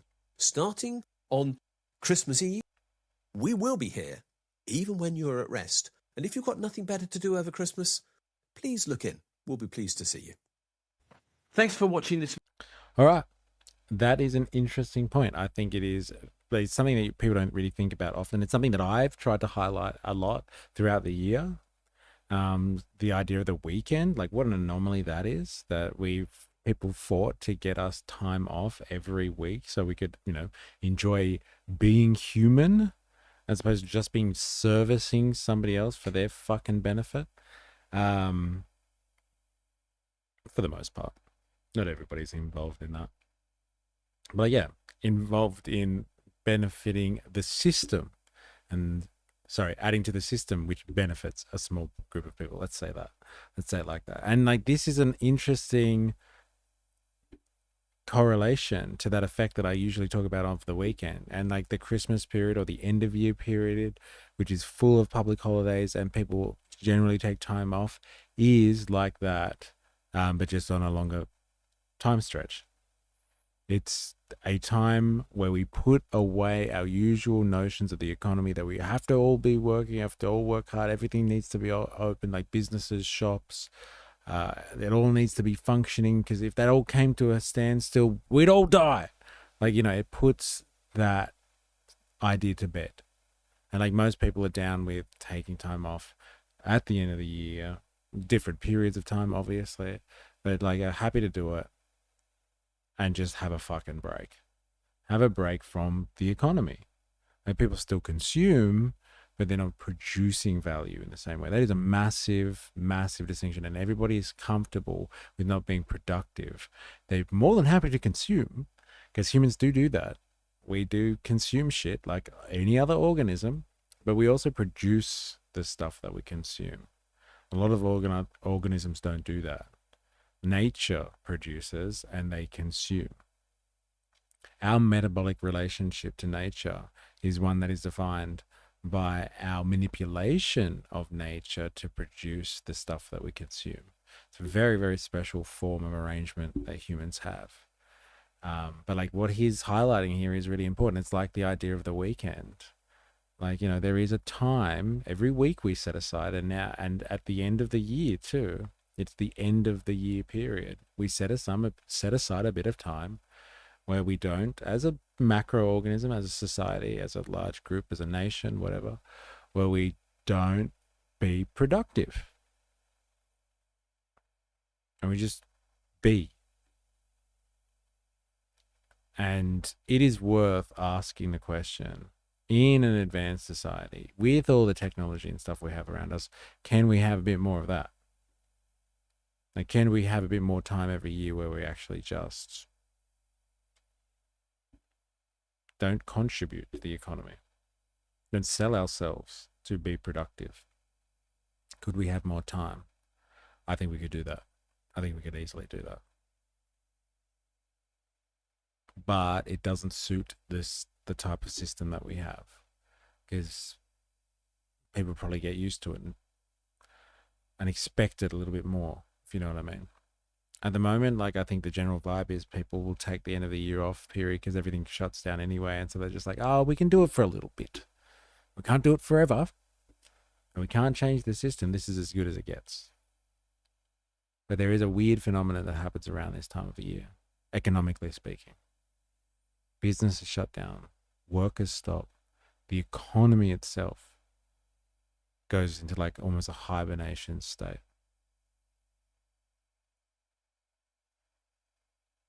I think we could do it. I think we could definitely do it. And if Christmas is a case study in the fact that we can do it, then fucking bring on some more Christmas time, baby. Christmas in July. Let's do that.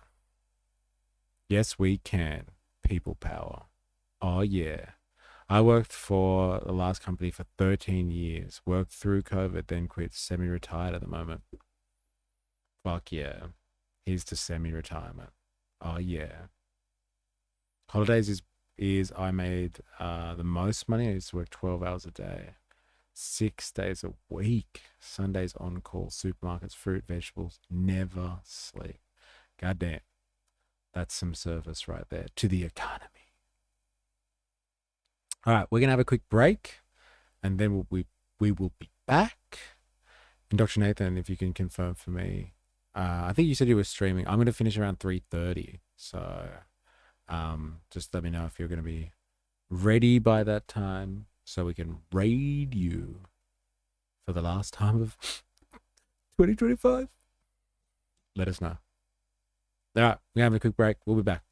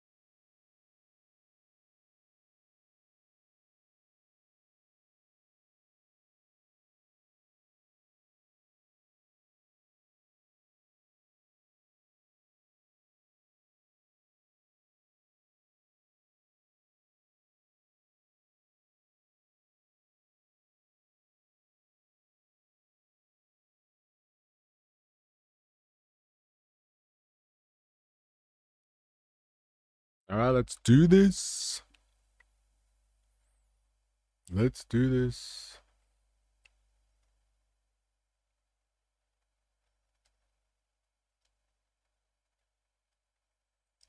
Same time. Gave up working 9 to 5 with no savings. Wasted too much time not being around loved ones, chasing money. Now I work my own hours. Fair enough. I stopped supervising night shift. Went back to days to spend more time with family. Then that allowed us to get Centrelink payments. So our family events outpay wise in the in the end. I just help out a few days. My mate's mechanic workshop keeps me busy-ish. Yeah, I love night shift. I can't work overtime anymore as it will affect my wife's Centrelink payments, lol. I loved it before I was a father. No bosses around on night shift. There you go. Fair enough. All right.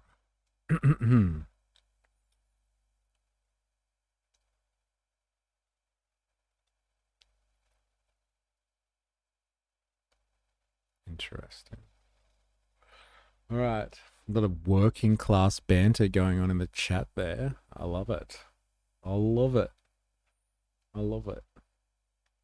Now, so where were we yesterday in the afters? We were looking at the China thing. I want to finish that off, if possible.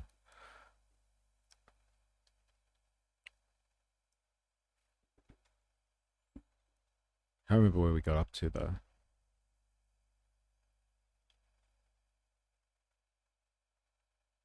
What do you think really happened with Desi?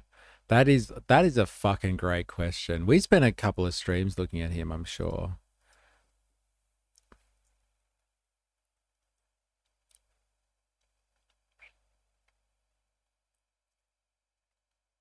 Desi Freeman bombshell from the Daily Mail Australia 2 weeks ago.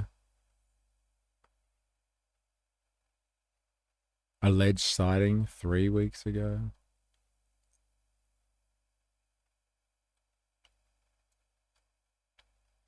Search for Desi Freeman's body.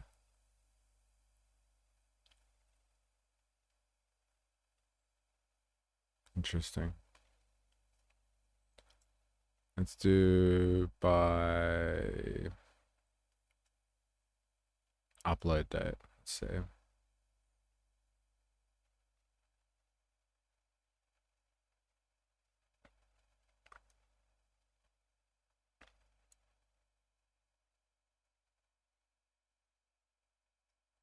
Let's have a look. I'm a new viewer. Second live for me. Oh, sorry. Yeah, I mean, when it happened, we spent like a couple of streams looking at him and stuff. And like we were all kind of wondering like what was going on there, and then they just stopped talking about it, just like straight off the bat. If people don't know who we're talking about right now, if you weren't there for the streams, Desi Freeman he's a sovereign citizen, so he's somebody who believes that Australia as a state doesn't have the right to exist, and thus without its legitimacy, its rules and laws over the citizenry are null and void, and thus the individuals have their own sovereignty. And so that seems to be like kind of a life motto for him. And he was being, I don't know what was happening. I think he was being investigated. So the media was saying for something related to child abuse, maybe. I can't remember. But they had a couple of officers or a few officers that went to his premises to confront him.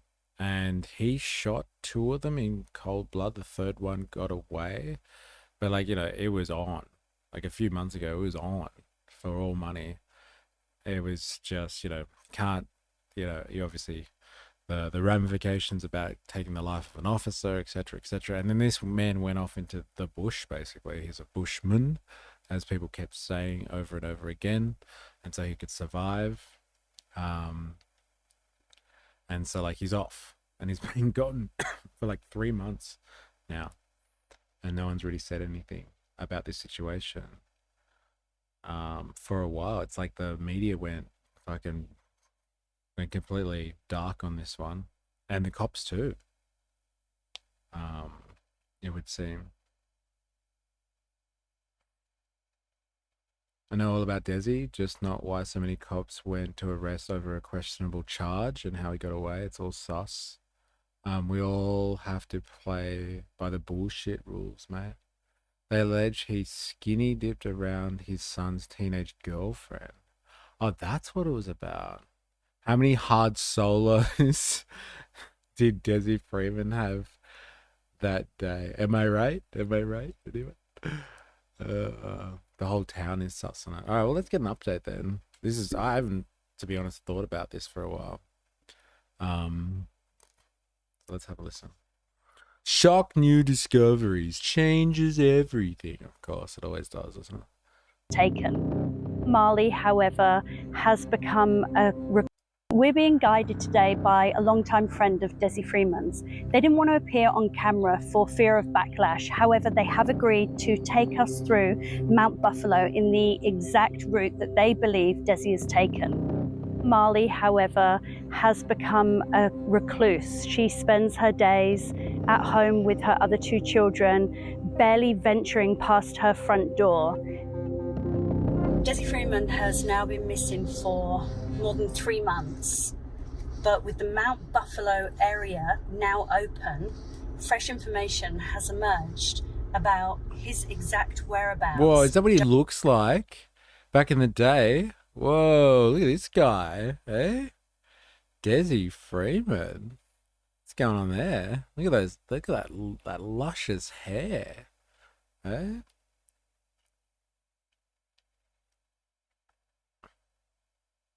They were spending over $1 million a day looking for him. Thank goodness, a friend and not a psychic. Also, everyone, get your XMAS covers and silly tunes ready for the Sava. I have heaps already, but I want to hear your obscure Christmas XMAS bangers, hidden gems, and classic bops. One rule: this is a Mariah Carey free zone unless it's hilarious cover. You're welcome, current and former retail employees. A channel called Chaos Chronicles visited town to do a Desi story. They were followed and more. Can't trust the long hairs? Yeah, gotta watch out for those long-haired individuals. They're the worst. And he's got native. Look at that. Will you be ready by 3:30 then, Dr. Nathan, I'm assuming? Directly after the deadly ambush that killed 2 officers that day. My name is Jonica Bray. I'm a senior reporter for the Daily Mail, and I'm currently in Popanka. Sweet. New details of a phone ping have emerged, and that completely changes the timeline of what happened next. On the day of the incident, officers arrived to serve Freeman with a warrant relating to historic child abuse allegations. What unfolded was shocking and violent confrontation. 2 officers were shot dead, allegedly at the hands of Desi, before he fled into the bush surrounding his remote family camp. At the time, Desi was living in a converted bus with his wife Mali, their 15-year-old son, and a toddler. Daily Mail understands that after the shots were fired, Mali and her 2 children made their way across the fields from the compound that they were living in. Now, it's believed that they travelled along this same road that I'm on now, and at some point along the way, they made contact with her oldest son, Koa, who met them just up here, where he then took them all into hiding. Within an hour of them fleeing the scene, this entire area and mountain was swarming with authorities. And that's when Australia's biggest manhunt began. Since that day, Mali has kept quiet. I saw her while in Popanka, and she seems to be going about her everyday life. as the manhunt for her husband continues. But friends tell us behind that facade, she is a broken woman. Molly has no idea if her husband is dead or alive, or when any of this will ever end. Daily Mail has received some new information that suggests that Desi's last ping of his phone actually wasn't at the compound, but it was from a second location shortly after. And that second location was the local airfield. Whilst authorities haven't officially confirmed this, it is believed that this was the last digital trace of Desi Freeman before he switched off his phone entirely. We can also reveal that this airspace has a live webcam, and that webcam wasn't disabled when... Yeah, interesting.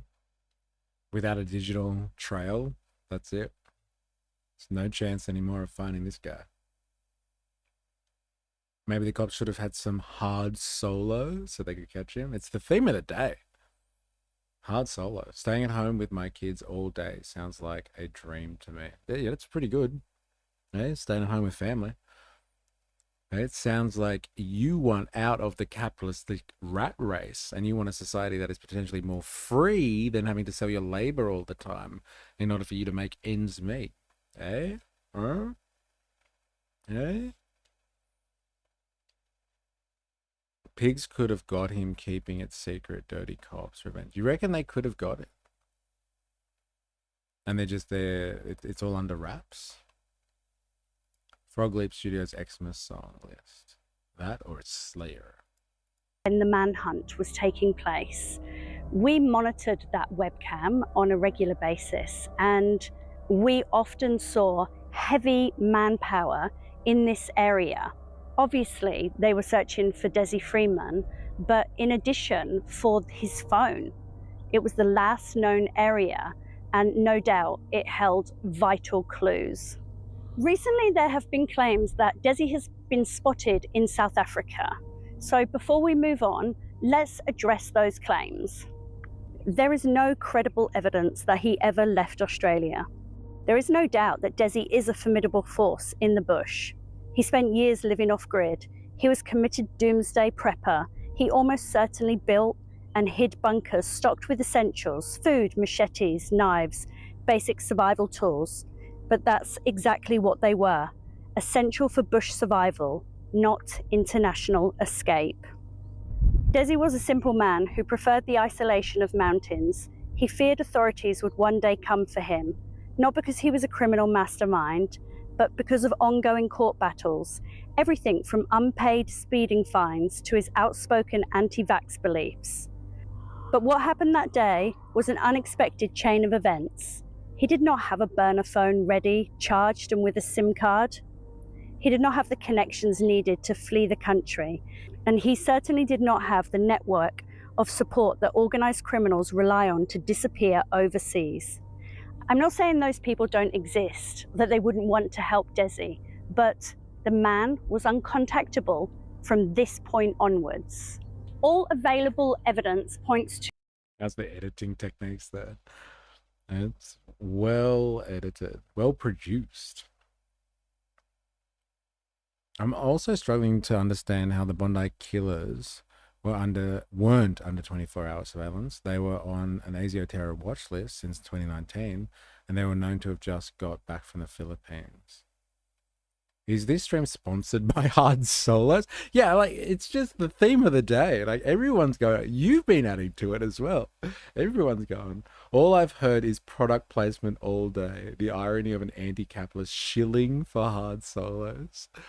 Oh my God, I know, right? Tell me about it. I better get a fucking good cut then. The amount of times that word has been dropped.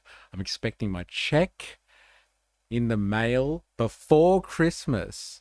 Solo, if you're listening. I'm just going to show a picture of what Hard Solo is, because I'm assuming there's like internationals that are like, what the fuck are they talking about?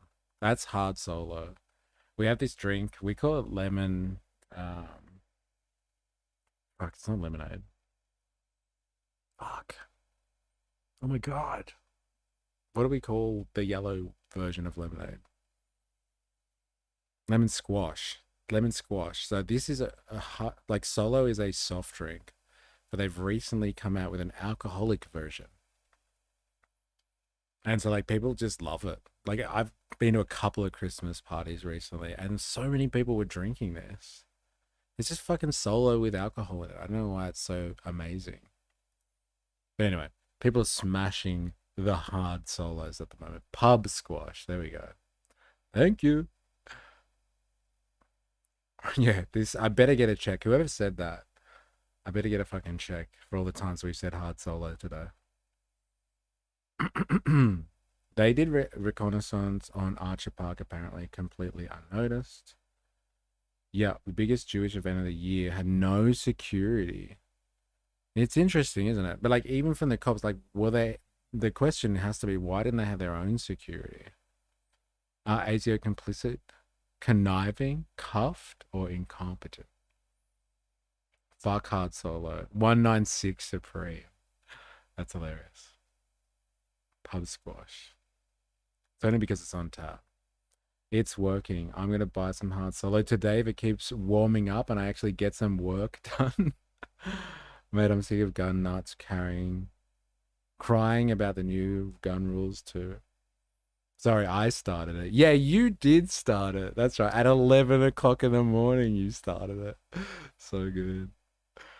Yes, there's a lot of misdirection going on and a lot of people trying to capitalize on it. Leeches. Minus 196. Sounds like a dream. Till you're a week into holidays. It was private security. It's all good. I'm on the Chardonnay now. Fuck 196 has entered the chat. To one conclusion, that Desi Freeman was prepared to survive on the mountain he loved, not start a new life somewhere else. And that's why we're here today, using the new evidence to retrace the steps that Desi most likely took to get up into the mountain that he knew better than anybody else. So we're being guided today by a longtime friend of Desi Freeman's. They didn't want to appear on camera for fear of backlash. I started at 9 a.m. actually. Fair enough. I got the Solos for $45 for 10 cans. Have fun, gents. There's my Christmas present to you. $45 for 10 cans. What a bargain. However, they have agreed to take us through Mount Buffalo in the exact route that they believe Desi has taken. If you take a look at this map, here is the Rainer track. That's the road that leads from Desi's compound. And we know that he's traveled across here. And here is the airspace, the Porepunkah airspace, where it's believed that his phone last pinged. Now, not far from there is the Sinclair waterhole, which is where the friend tells us they think that Desi has entered into Mount Buffalo with hopes of getting higher.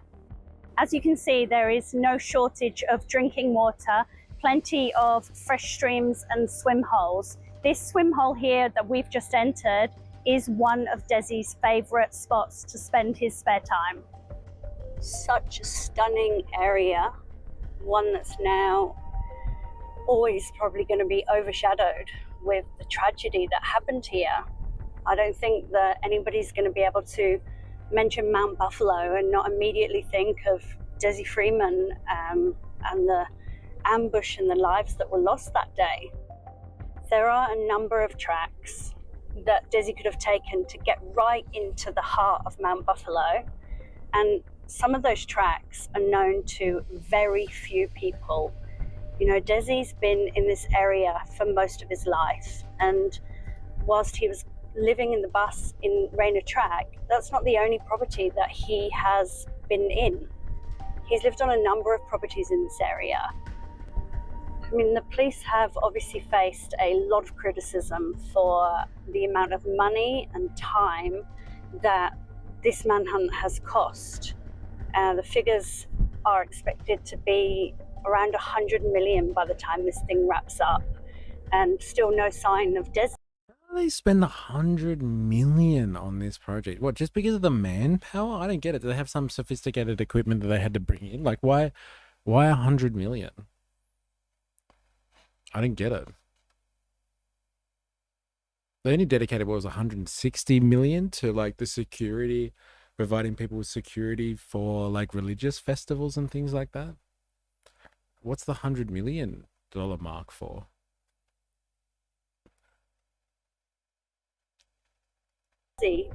Despite millions of dollars spent on Australia's largest manhunt, his whereabouts remains a mystery. After months of searching, there are just 3 possibilities that remain. Number 1 is that Desi's son Koa has spoken before and believes that his father is likely taking his own life. Desi has always maintained that he wanted to die and be buried on the mountain that he loves, and it seems the most obvious explanation, but no trace of him has been found. Koa actually went back to work just a short time after the ambush happened and seems to have carried on with life as normal. His mum Marley, however, has become a recluse. She spends her days at home with her other 2 children, barely venturing past her front door. She's living a sad and lonely life. The second possibility is that Desi is here, still living on the bush and on the run, and somehow managing to stay one step ahead of authorities. And the final possibility is that after cutting off his phone and leaving absolutely no way to trace him, Desi went in an entirely different direction, moving under the cover of darkness with a mammoth head start. He could realistically be anywhere in Australia. Anywhere. Ding, ding, ding. But they don't talk about it either. Like, you know, mum's the word. No one talks about it.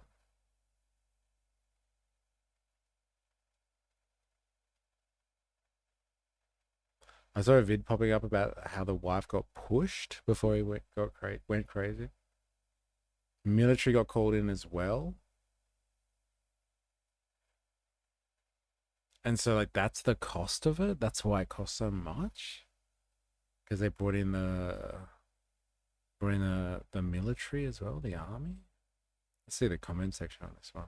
More gaslighting from this inept journalist and her con job of a news outlet. Fucking savage. I find it interesting that police have not uncovered any of these bunkers that you mentioned. Hope Desi has handed in his machetes. Don't want him to get into trouble. Where is the body cam footage? Ooh. Someone's asking the hard questions.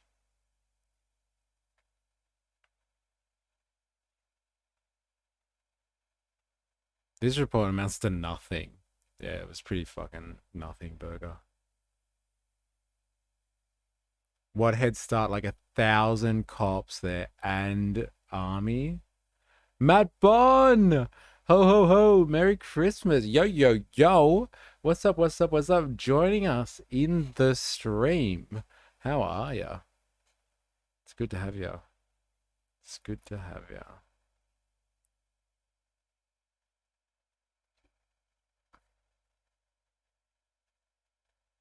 Does he got 5 stars and still got away? Mate is practicing in GTA. 5 stars. I understood that reference. Eh? Desi somehow made Vic Pol look even worse. No small feat. Savage. We know who did the ambushing. How many times can you repeat yourself? She did repeat herself a lot, actually. Desi Freeman didn't kill himself. Release the Freeman files. Oh my god. Hey, oh Des was Hey, what are you up to?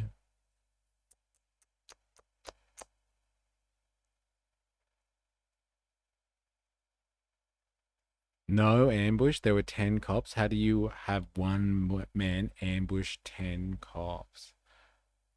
So this is the contradiction I find with this type of crowd here that are all like, look, like this guy's called March for Australia, right? Like this type of crowd, at the same time they you know, they're like all the thin blue line kind of people. Blue Lives Matter, all that type of stuff. But when Desi does something like this, they're all just like, fuck the cops, man. This is bullshit.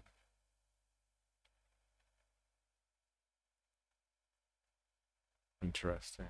Cost of living crisis, mass immigration, 600 a year, inflation out of control. Okay, what's your point?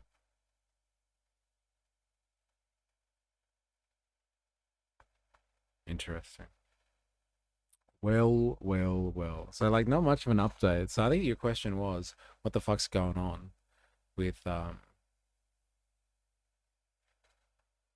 with Desi? I don't think there's a fucking answer to that.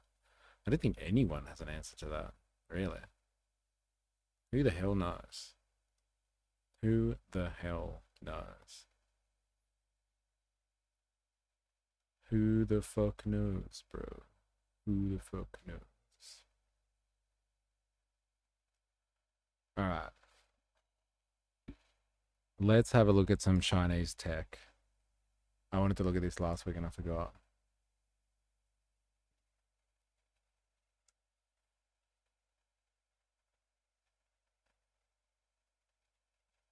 China's robots are crazier than you think. Let's check out some robots. This is a smart factory in Ningbo, eastern China. From the outside, it looks like any other industrial complex. But behind those four walls lies something from a science fiction film. This factory isn't filled with workers, it's staffed by robots. Standing at 5'8" tall, coated in silver alloy, these humanoid robots carry out tasks not as prototypes, but employees. This isn't an outlier. Across China, this thing is becoming more and more common. Lights out factories are becoming a new norm, running 24/7 Look at these without things. a single human. We were talking about these the other day. This is what dark factories look like in China. Their entire factory, entire input, everything is done without human labor. It's like a small team of engineers that exist in the factory somewhere, but it's just all robots producing stuff. It's crazy, man. This is it. 5'8" robots never getting a day. That's hilarious. On the floor, and new robots are doing things like this and this. At Foxconn alone, over 60,000 workers have already been replaced by robotic arms, and in Suzhou, some factories that once needed hundreds of people now run with fewer than 10. Across the world, countries are racing to automate. But what most people don't realise is that much of this new automation already runs on Chinese technology. From car plants in Europe to electronic lines in Mexico, Chinese-made robots are quietly becoming the backbone of global production. China now builds more robots every year than the rest of the world combined, and with every new machine, their grip on global supply chains grows a little stronger. But this isn't just about factories anymore. While Donald Trump promises to bring manufacturing jobs home, Beijing is playing a different game, one built on automation, AI, and advanced manufacturing. For decades, China's power came from building what others designed. Now it's competing in the fields that define the future. Here's how China is leading the world's robot revolution, and how it's quietly reshaping global power. In 2015, Beijing unveiled Made in China 2025, a $1 trillion plan to turn the country from Ninja Nurse, sorry I'm late. I was out crying on the internet, so Susan Lay doesn't call me out for it. Oh my god. Yes. Let me see that thing. Did you see it? That was crazy, wasn't it?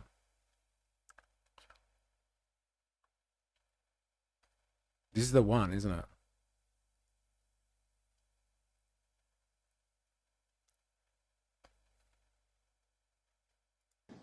And so far, Australians are looking to you, Prime Minister, and so far, you are letting them down.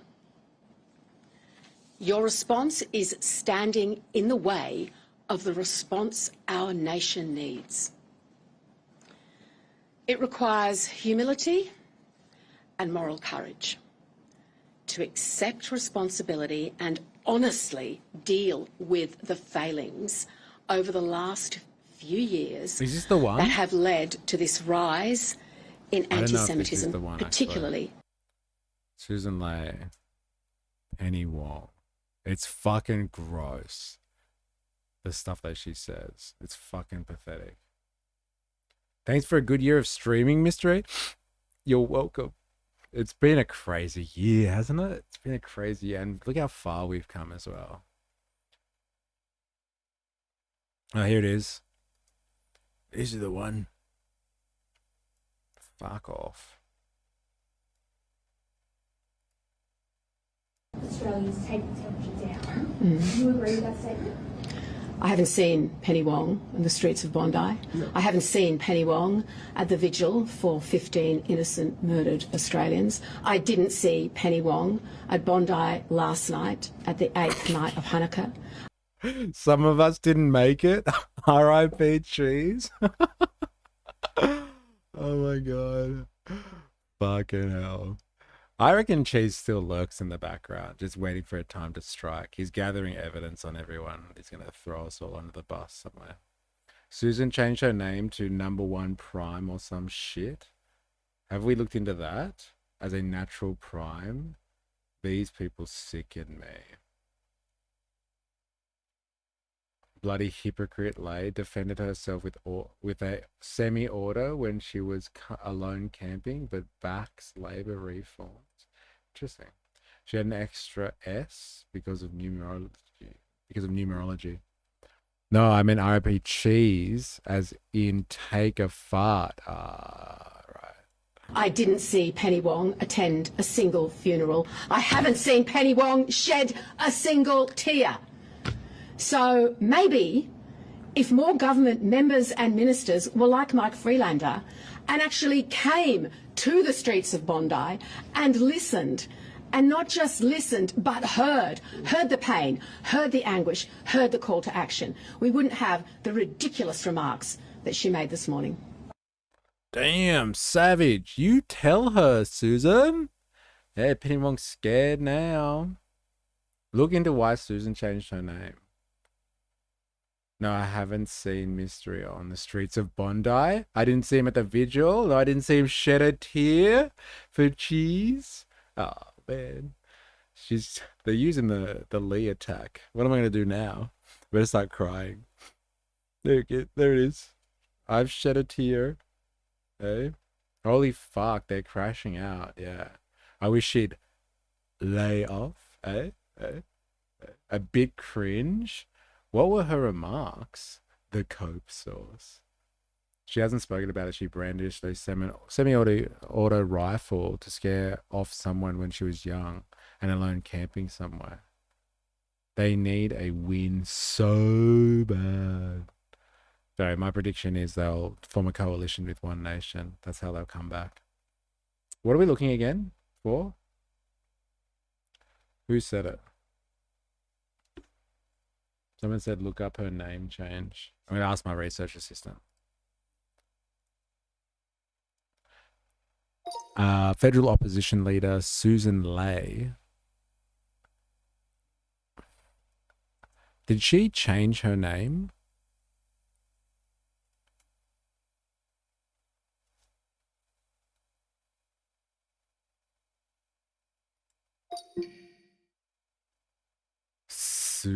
Sus-Ann Penny Wong for PM.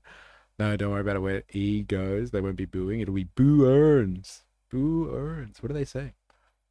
El Ahmed ruined everything. Yeah, he did. They would have had the perfect fucking culture war story. Yes, Australia's federal opposition leader did change her name. The politician known as Susan Lay was born Susan Lay, but at some point after leaving school, she legally changed it to the spelling to Susan, adding an extra S. Susan. She's Susan Lay. Oh, is that the joke? I finally get it now. All right. I'm a prime number. Suck it, Susie. Numerology. There it is. Earlier in her career, she attributed the change to numerology, saying that she added an extra S because she believed it would make her life more exciting and interesting. In more recent comments, she has described the change as something she did during a punk phase as a teenager rather than for numerological benefit. Right. Oh, yeah. Sussen is going to defect to One Nation once there's a leadership spill, or they will have a three-way with the Nats. Yeah, I'm 100%. I'm calling on that one, man. 100%. They're going to have a three-way with the Nats. It's going to be, the new coalition will be One Nation, the Libs, and the Nationals. Because, like, they won't be able to form enough of a party to really take on. So then I guess the new right wing of Australian politics is going to be the kind of centre right, regional right, and the far right, as they like to be called. No prime minister, they were saying Albanese.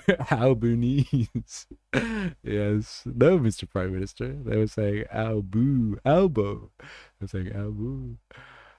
Geordie's thinking, great, I married him right as everyone hates him. What comments did Penny make to elicit this performance? Yeah, what did she say? Hey, that she slammed the table. Far out. They're literally claiming that the heroes were actually Jewish.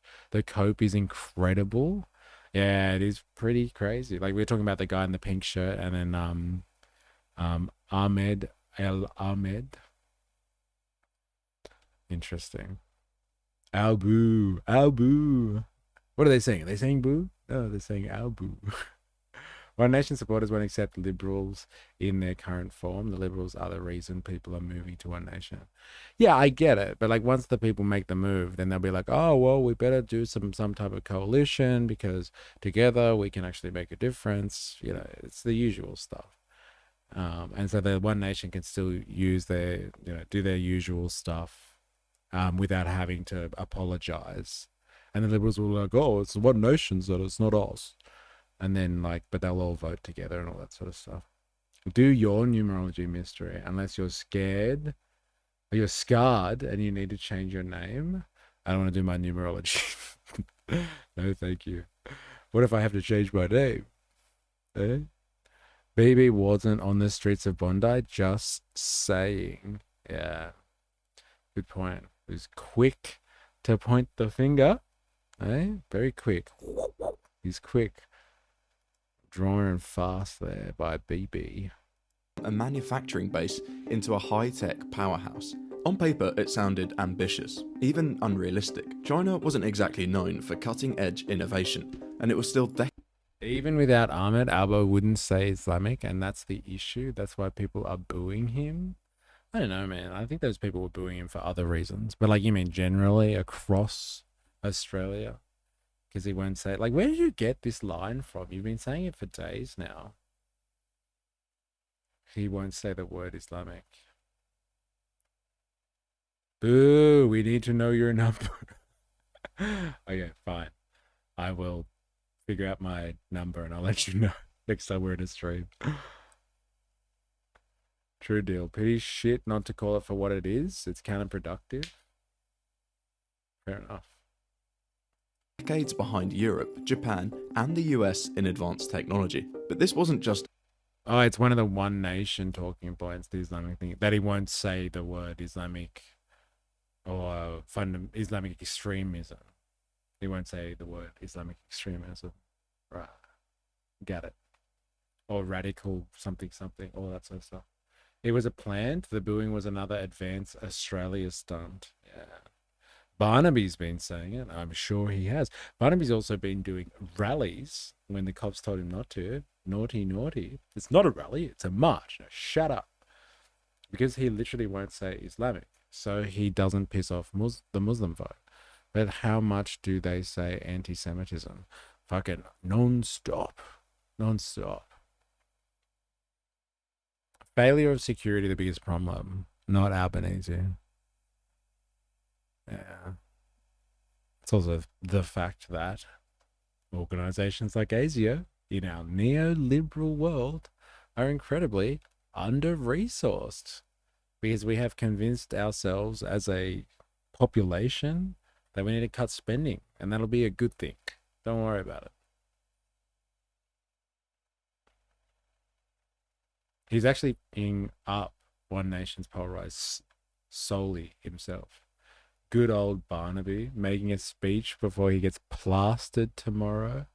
till New Year Day. Eh? All I want for Christmas is Mystery doing his numerology. It'll happen. It'll happen. It'll happen. Another government slogan. It was a blueprint, one designed to ensure the next industrial revolution would be made in China too. This so-called robot revolution didn't appear out of nowhere. It's the result of a pressure that's been quietly building for years. A slow economic squeeze that left Beijing with no other choice. You see, for most of their modern history, China's economic model relied on being the cheapest and most efficient place to make things. They had what looked like an endless supply of workers, by far the largest population on the planet, and that workforce helped them turn into the world's factory floor, and by 2010 it had overtaken the US as the largest manufacturer on Earth. But that story, the story that built modern China, is starting to break down. In 1980, Beijing introduced the one-child policy to slow population growth. At the time, this seemed like a necessary solution to a big problem, but it came with a cost, one that's catching up fast. China's birth rates have collapsed to one of the lowest in the world, and the population is aging, with their workforce shrinking since 2012. Factories that once relied on cheap young labour are struggling to find replacements, and when workers become scarce, they become expensive. In just 2 decades, average manufacturing wages in China have increased by more than 6 times, and so companies... Fuck, that's how you plan for the demographic issues that we were speaking about the other day. If there's going to be no workers, because we have an aging society, then let us build an army of robots. And so they who control the robots in the future will control the world. There it is. They control labor. I still remember him laying on the ground in Civic, having an argument with his missus a few years back. Good times. No, it was an ASIO fella. Cunts on watch list do recon and illegally owning 6 guns. Where is the funding going besides harassing friendly Geordies? Imagine if ASIO, I think if ASIO had the 40 billion for Aboriginal services rather than the 1 billion they get, but One Nation. Oh my God. Lost count of the times he was drunk on the job at Parliament House. Well, it's Australian values. So, eh? Do you realize they vote against the working class, better healthcare, aged care, etc. every single time? Do have a shit voting record. It's true. have started to look elsewhere. Vietnam, India, and Indonesia now offer what China once did: low costs, young populations, and eager governments. Hiring a factory worker in China today costs around $8 an hour, compared to $2 in Vietnam or $1.50 in India. Even giants like Apple and Nike have shifted parts of their supply chain abroad. For the first time in modern history, China is losing its share. Look at those of global capitalists, eh? Nike and Apple. Hey, China, we're sick of you. You're too developed now. Let's go exploit labor somewhere else so we can maintain our profit margins. It's still an important factor, whether we are detached from it or not. The world's value is still produced by the exploitation of labor.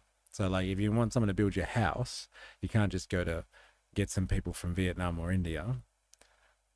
You have to go to the local market for that one. But if you've got a transnational logistics setup and a global economy, you can go to India or you can go to Vietnam and get people to make your cheap shit. And you can sell it for real prices back in the imperial core. And that's where profit comes from. The difference between what they pay for labor and what they outlay in costs, and that additional value that comes out of it, that additional value that labor just makes out of nowhere, like magic. They're still walking around the world, the capitalist class, extracting value from workers. They're just not workers who have the same nationality or the same passport as you anymore. So crazy.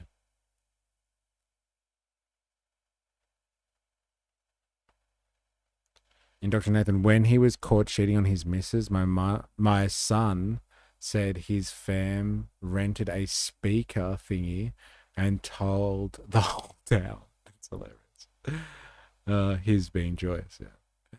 What they say to the public and vote for in Parliament are not aligned. Yeah.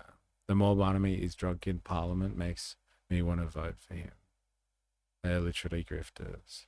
At least if Barnaby is drunk during the speech, he will tell the truth. They vote against small business, protecting Australian assets. They support foreign ownership. They're not pro-Australia. They're not pro-Australian people. But they have the right rhetoric. I think that's the point. That's the real point. That's the vibe I've gotten from going to certain rallies. They say the right things. Immigration is out of control. Cost of living crisis. Housing crisis. It's not a rally, it's a meeting. Yeah, fuck you. Stupid media. Manufacturing, the foundation of its economy, and at the same time, US trade pressure and Western sanctions have exposed another vulnerability: China's dependence on foreign chips, software, and precision machinery. That's why Beijing is moving fast, and robots are its solution. China can no longer rely on cheap labour to stay competitive, nor on Western technology to stay advanced. So it's building something entirely new, a system that depends on neither. Beijing isn't just replacing workers, it's rebuilding the entire backbone of manufacturing around machines it controls. From Chinese-made robot arms and AI-driven logistics to domestic chip production, it's creating an economy that no one else can switch off, and one that could soon give its control over others. After announcing the Made in China 2025 roadmap, Xi Jinping himself began visiting robot exhibitions and poured over $300 billion worth of state-backed funds into manufacturing R&D every single year, the most of any country in the world. Subsidies were rolled out for robotic equipment, factories were offered tax breaks for automating, and 10 years later, the results are hard to ignore. China is now home to the largest population of industrial robots on Earth, with over 2 million units, and second place is Japan, with less than a quarter of that. In 2020, that's crazy.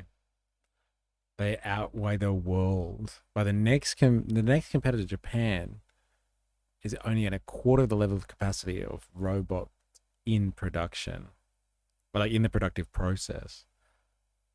And like Japan, big industrial powerhouse, right?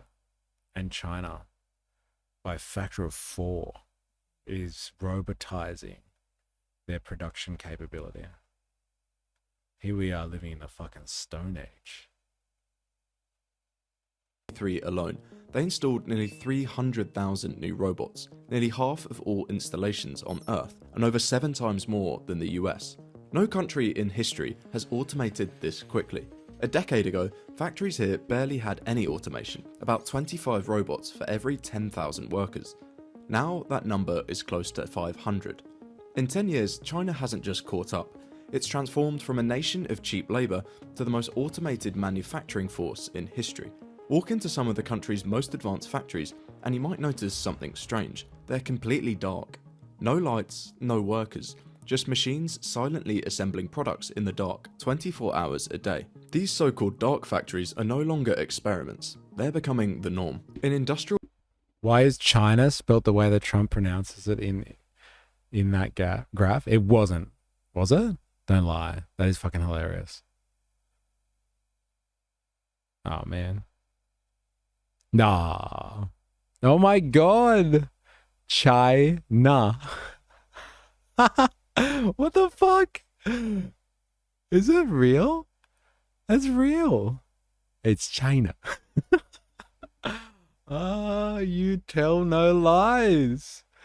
I'll never question you again, nostalgia. That's hilarious. China. Most automated manufacturing force in history. Walk into some of the country's most advanced factories and you might notice something strange. They're completely dark. No lights, no workers, just machines silently assembling products in the dark 24 hours a day. These so-called dark factories are no longer experiments. They're becoming the norm. In industrial hubs like Dongguan, entire electronic plants that used to require hundreds of workers now operate with less than 10. And one factory run by Changying Precision Technology famously cut its workforce from 650 people to just 60, all while output tripled and defects fell by 80%. And this automation is spilling far beyond factory walls. At megaports like Ningbo and Qing, and this automation Phone factory replaces 90% of human workers with robots. Production rises 250%. Defects drop by 80%. Man, labor's gone. In this traditional industrial sense, anyway. If people first is available, they get my vote. But One Nation is just about trying to get some power in the Senate. Shift the Overton window just a little bit. Is spilling far beyond factory walls. At megaports like Ningbo and Qingdao, AI-guided cranes and driverless container trucks move millions of tons of cargo with a precision no workforce could match. And in Shenzhen, getting food delivered straight to your front door by drones has become a normal part of daily life. That's because, unlike humans, these robots don't need housing, healthcare, or breaks. They can run 24 hours a day. They're the ideal worker. It's like they don't need a break. They don't need to go to the toilet. None of that. They need to feed them. Just plug them in. As long as they got a power source, they'll keep going. That has been the development of capitalism. Like the constant struggle that capital has had, or the capitalist class has had, that is like humans are fucking unreliable. They suck. They have needs. Like, can't we just have fucking like automatons or something? And like, that's the history of capitalism right there. It's like innovation after innovation to reduce the power of labor or the power of workers in the process. They're necessary. They're a necessary element, but fuck, they're not good for economics. Like, they need stuff. But robots, you can run your factory 24 hours a day. Oh, yeah. Imagine if the only thing media asked the government every day was, why aren't you building more houses and making them more affordable? And why aren't you utilizing tech to make them better? Reckon anything would change then? I do. Yes, I must say, I really agree with that. Like, our media is fucking rubbish. It's trash. We've seen it. I think the last week has shown us just how trash it is. Doesn't care about the victims at all. Cares about the attention economy. One cigarette shaves off 20 minutes of your life. Yeah, but an 8-hour working day takes 8 hours from you. Fuck, that's hilarious. That's some good working class memes right there. Some great working class propaganda. Thank you. Look at that. Yeah. But an 8-hour workday takes 8 hours. Oh my God. Some Finnish dude. What a legend. So good. Thank you very much for sharing that. You may like Libertarian Deal, but I don't know much about their current policies. Every day, at nearly perfect precision, some researchers show that automation can cut labour costs in half, all while increasing productivity by 30%. When machines start to become cheaper than humans, the old laws of comparative advantage start to collapse. For 2 centuries, trade was built on one idea, that countries should specialise in what they could produce most cheaply. But automation changes the equation. If production no longer depends on wages, then low-cost labour stops being an advantage. The new advantage is technological control. Who owns the robots, the hardware, and the systems that run it? That's what decides where value flows, and China understands that better than anyone. What makes this moment different is how fast...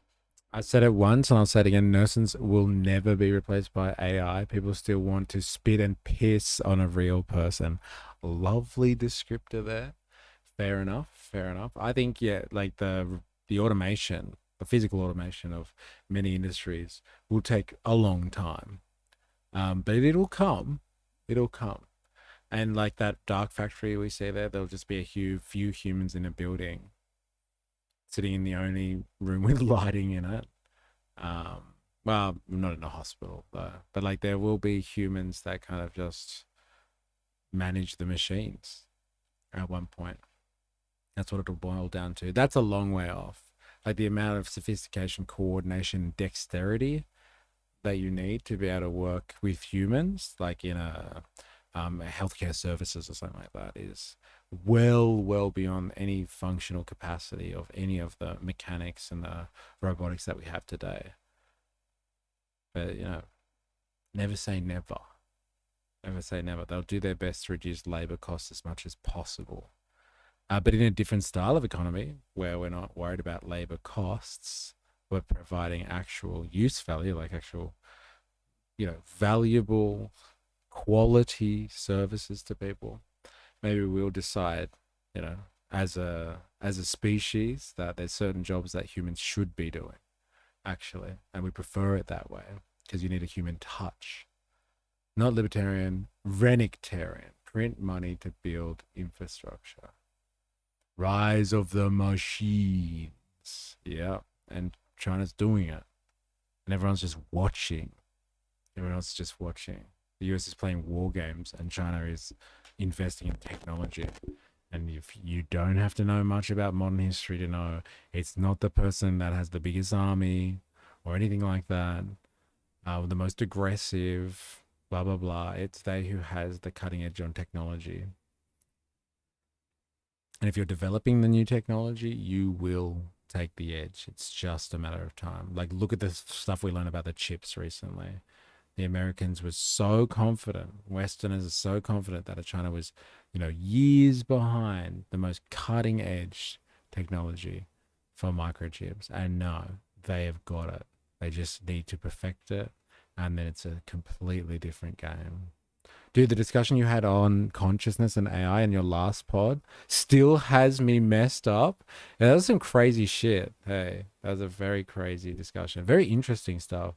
That guy, Kareem, the Australia's top AI explorer, he's got some incredible insights.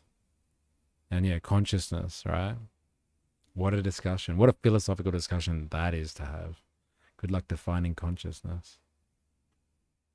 It's relative, dude. The people and the corporations that make the most money from Australia and its finite resources pay zero tax and don't provide any jobs that couldn't be replaced. They contribute nothing but pollution. Everyone tries to convince me not to vote for One Nation, but never offers a better solution.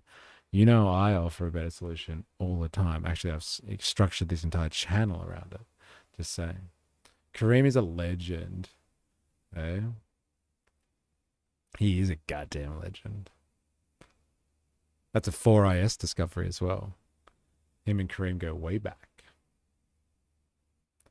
They take the means for us all to live like royalty from us. One Nation, LNP, Labor, not only allow this, they support it, looking for people to throw incentives at. Bourgeois politics. Eh? How do we convince the masses just to keep this system going just for a little bit longer? It's happening in the physical world. Previous industrial revolutions replaced muscle with machines, but they still relied on people to run them. This one replaces people entirely. These robots aren't just tools, they're autonomous workers capable of learning, adjusting, and scaling without rest. And because every robot is built on the same architecture, progress in one factory can spread across thousands overnight. For the first time, industrial power itself can scale like software. But this is only the beginning of China's deliberate plan. The push isn't just about keeping factories alive, it's about moving up the value chain. Under Xi Jinping, China's mission has shifted from made in China to designed in China. The goal is no longer to assemble products for Western brands, but to master the technology that powers them. You see, a decade ago, almost every industrial robot on Earth came from just two places, Germany and Japan. They were the gold standard, the only nations capable of producing the advanced, precise robots needed to run modern factories. But today, that's no longer true. After years of reverse engineering, massive state subsidies, and persistent research and development, Chinese firms have quietly caught up. Their industrial robot production went from just 33,000 units in 2015 to a whopping 560,000 by 2024, surpassing both Germany and Japan to become the biggest producer in the world. But China didn't just build all these robots just for independence. They have now become the third largest exporter of industrial robots on Earth, and they're dominating the global market fast. They are also aggressively undercutting others, selling these machines at up to 30% cheaper than their Western rivals. In the first half of 2025 alone, China exported. Here's a streaming bro and chilling. I'm off to the shop. Go the Aussie Battlers, and Happy New Year to you. I will see you next year. We'll be back in a couple of weeks' time. So enjoy the time off and the shopping. See you, Tom. Over $750 million worth of industrial robots. It's a familiar pattern. The same playbook China used to conquer electric vehicles, solar panels, and 5G is now being applied to robotics. Massive state investment, relentless scaling, and prices low enough to wipe out foreign competition. But this time, it's not just about gaining market share, it's about becoming the only option for a lot of countries, and it's working. Across Southeast Asia, over 20% of new manufacturing robots now come directly from Chinese suppliers. Even in Mexico, factories producing for American brands like Ford and General Motors are quietly installing Chinese-made robotic arms because they're much cheaper. But here's the part that most people miss. China isn't simply selling these robots, they're offering cheap loans, installation and training packages. This is how you take over a fucking world market, right? You don't just provide the technology on the market. You offer it for a really good price, and like you will give all the support infrastructure for it as well. And then people will have to buy your products. Because once they've installed them, that's the biggest upfront cost in capital, is the fixed capital. So not the, not the buying the products and buying the labor to like, to make a chair or something like that. It's the machinery in the factory that you add those two components to, the products themselves and the labor, plus the machine. That makes you the chair. The machines themselves, setting up the machines in the warehouse or the factory or whatever, that's a big upfront cost. And so like they're making it easy for people. So it's a fucking no-brainer for everyone. It's like, well, you want to get into robotics? Go to China. China will help you out. China's got your back. That's how you take over. From a capitalistic sense, that is how you take over. And like everyone's, making out like it's World War III that's going to define everything. Really, the productive capacity of China is just, it's next level.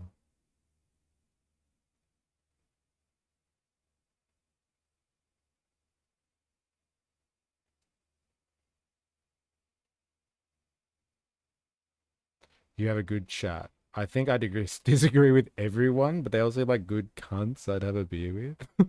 That's hilarious. You have a good chat. I disagree with them all, but they're still okay. So don't worry about it. Well, thank you. Thank you. We all appreciate it muchly. Bring on the sex robots. I can't afford a toy boy from the Philippines, but tech will only get cheaper. Look at flat screen TVs. Yeah, fair enough. Bring on the sex robots. I can't afford my toy boy for the Philippines. Alright, I know what you're saying. Everyone's gonna chip in. I know we're getting Ninja Nurse for Christmas. Just need one ticket from the Philippines, baby. To Australia, to Sydney, no return. Oh yeah. Alright.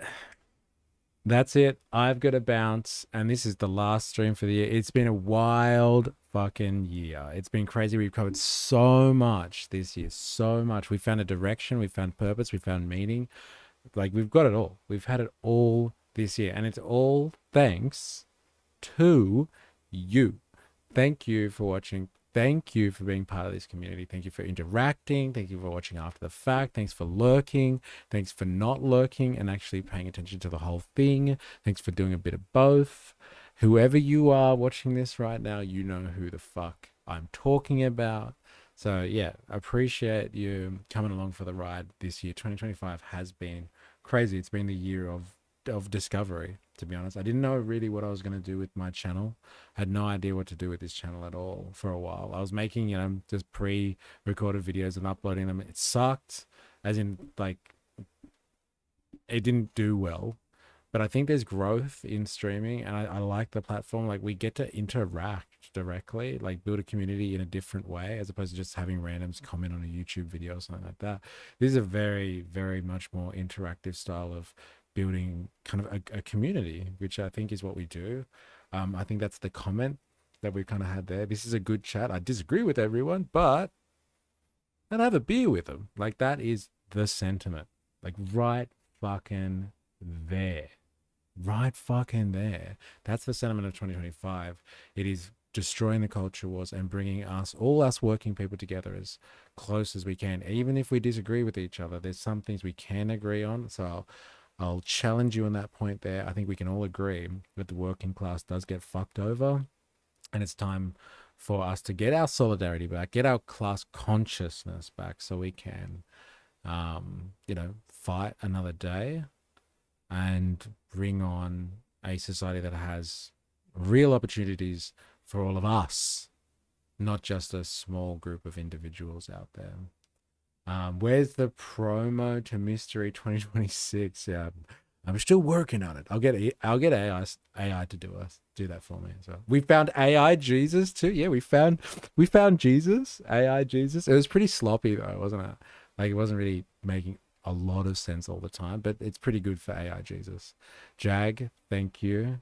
It's been a big year. And Dr. Nathan, thank you. It's been a big year. 4AS, thank you. It's been a big year. So thank you to everyone. No, you're the best, Mystery and 4AS. Thank you very much, Ninja Nurse. It's been a fucking journey. It's been a wild, wild journey. And like I said, I think we've learned a lot. How does this guy afford to communism all day? Is he a Bitcoin billionaire? No, I quit my job and I rely on my partner now. And I said I wanted to do this. And they were very, very, very supportive. That's how. It's thanks to leaning on other working class people. So that's just the lay of the land. It's the long and the short of it. It's the reality of it. But if you have been watching today, thank you very much. After the fact, during, lurking, whatever. I'll read it out, but I can't go all the way. I'm going to say the 07J from now on. I don't know how to pronounce your name properly, but the 07J, thanks for interacting today. Tom Jones is back. Nostalgia Enterprises, Dilemmas, Woozle, and Dr. Nathan. Jag in the house, and Jag and 4S with the subs. Thank you very much for doing that earlier. It helps. I can pay for all the different services I need to produce content. So thank you. It helps. Taygard hanging out. Hard Solo representative. There it is. I hope I get my check from Hard Solo. Matt Bond was in the house too earlier. Woozle. It's good to have all of you. Ninja Nurse coming in late. They're keeping us going. It's been an interesting day. We covered a lot of territory. It's been an interesting year. Have I missed anyone? I'm sorry if I have. But yeah, thank you everybody for hanging out today and all year. All year. It's been really, really good. And yeah, Merry Christmas to you and Happy New Year. And we will be back in 2 weeks' time. Probably around the 6th or the 7th, I guess. But yeah, I hope you have a really good break. I hope you've worked hard all year. I hope you escape the clutches of capital. Enjoy the rest. And you're ready not to service capital exactly next year, but you come back and we can continue to build the fucking movement. So thank you, everybody. Thank you. I do appreciate it. Shout out to Mystery's partner. Oh, yeah, shout out. Hey, I love Nirvana. Put a ring on it, E, and pump out some kids. You won't regret it. Unity is key. It is. It is. I do as well. Too bad they went out with a bang. Huh. Merry Christmas, you filthy animals. There it is. I'm only a lefty if that means I care about good people and nature. I'd like to think most people do. Yes. I'd like to think that too. 1, 2, 10. Pew, pew, pew. Enjoy your holidays, food, peeps. Eat, drink, and burp. Yes, yes. Let's make this moment blow up in 2026. Let's do our best. I will do my best too. And if you can help support that in any way and add to that in any way, then I would be greatly, greatly appreciative. We could do this all together. So thank you, everybody. And for the last time of the year, please remember, I am, you are, we are a mystery.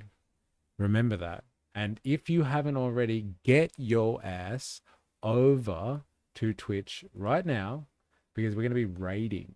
We're going to be raiding Indoctrinathan. So like I said, if you have the opportunity, you have Twitch, we're going to be raiding. Let's go to find. Where is that? Yep, he's ready. It would seem. Ready to go. Yes. Let's see.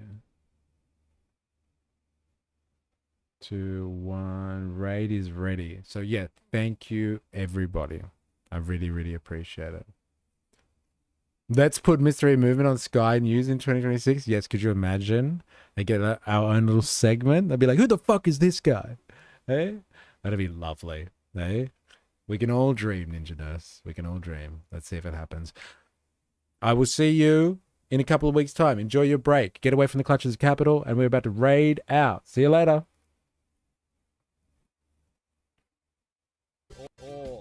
Have a few people raiding on in a little bit, but we are going to Mystery Glugs 15 hard solos. Yeah. Next year. Live on stream. See you later. See ya.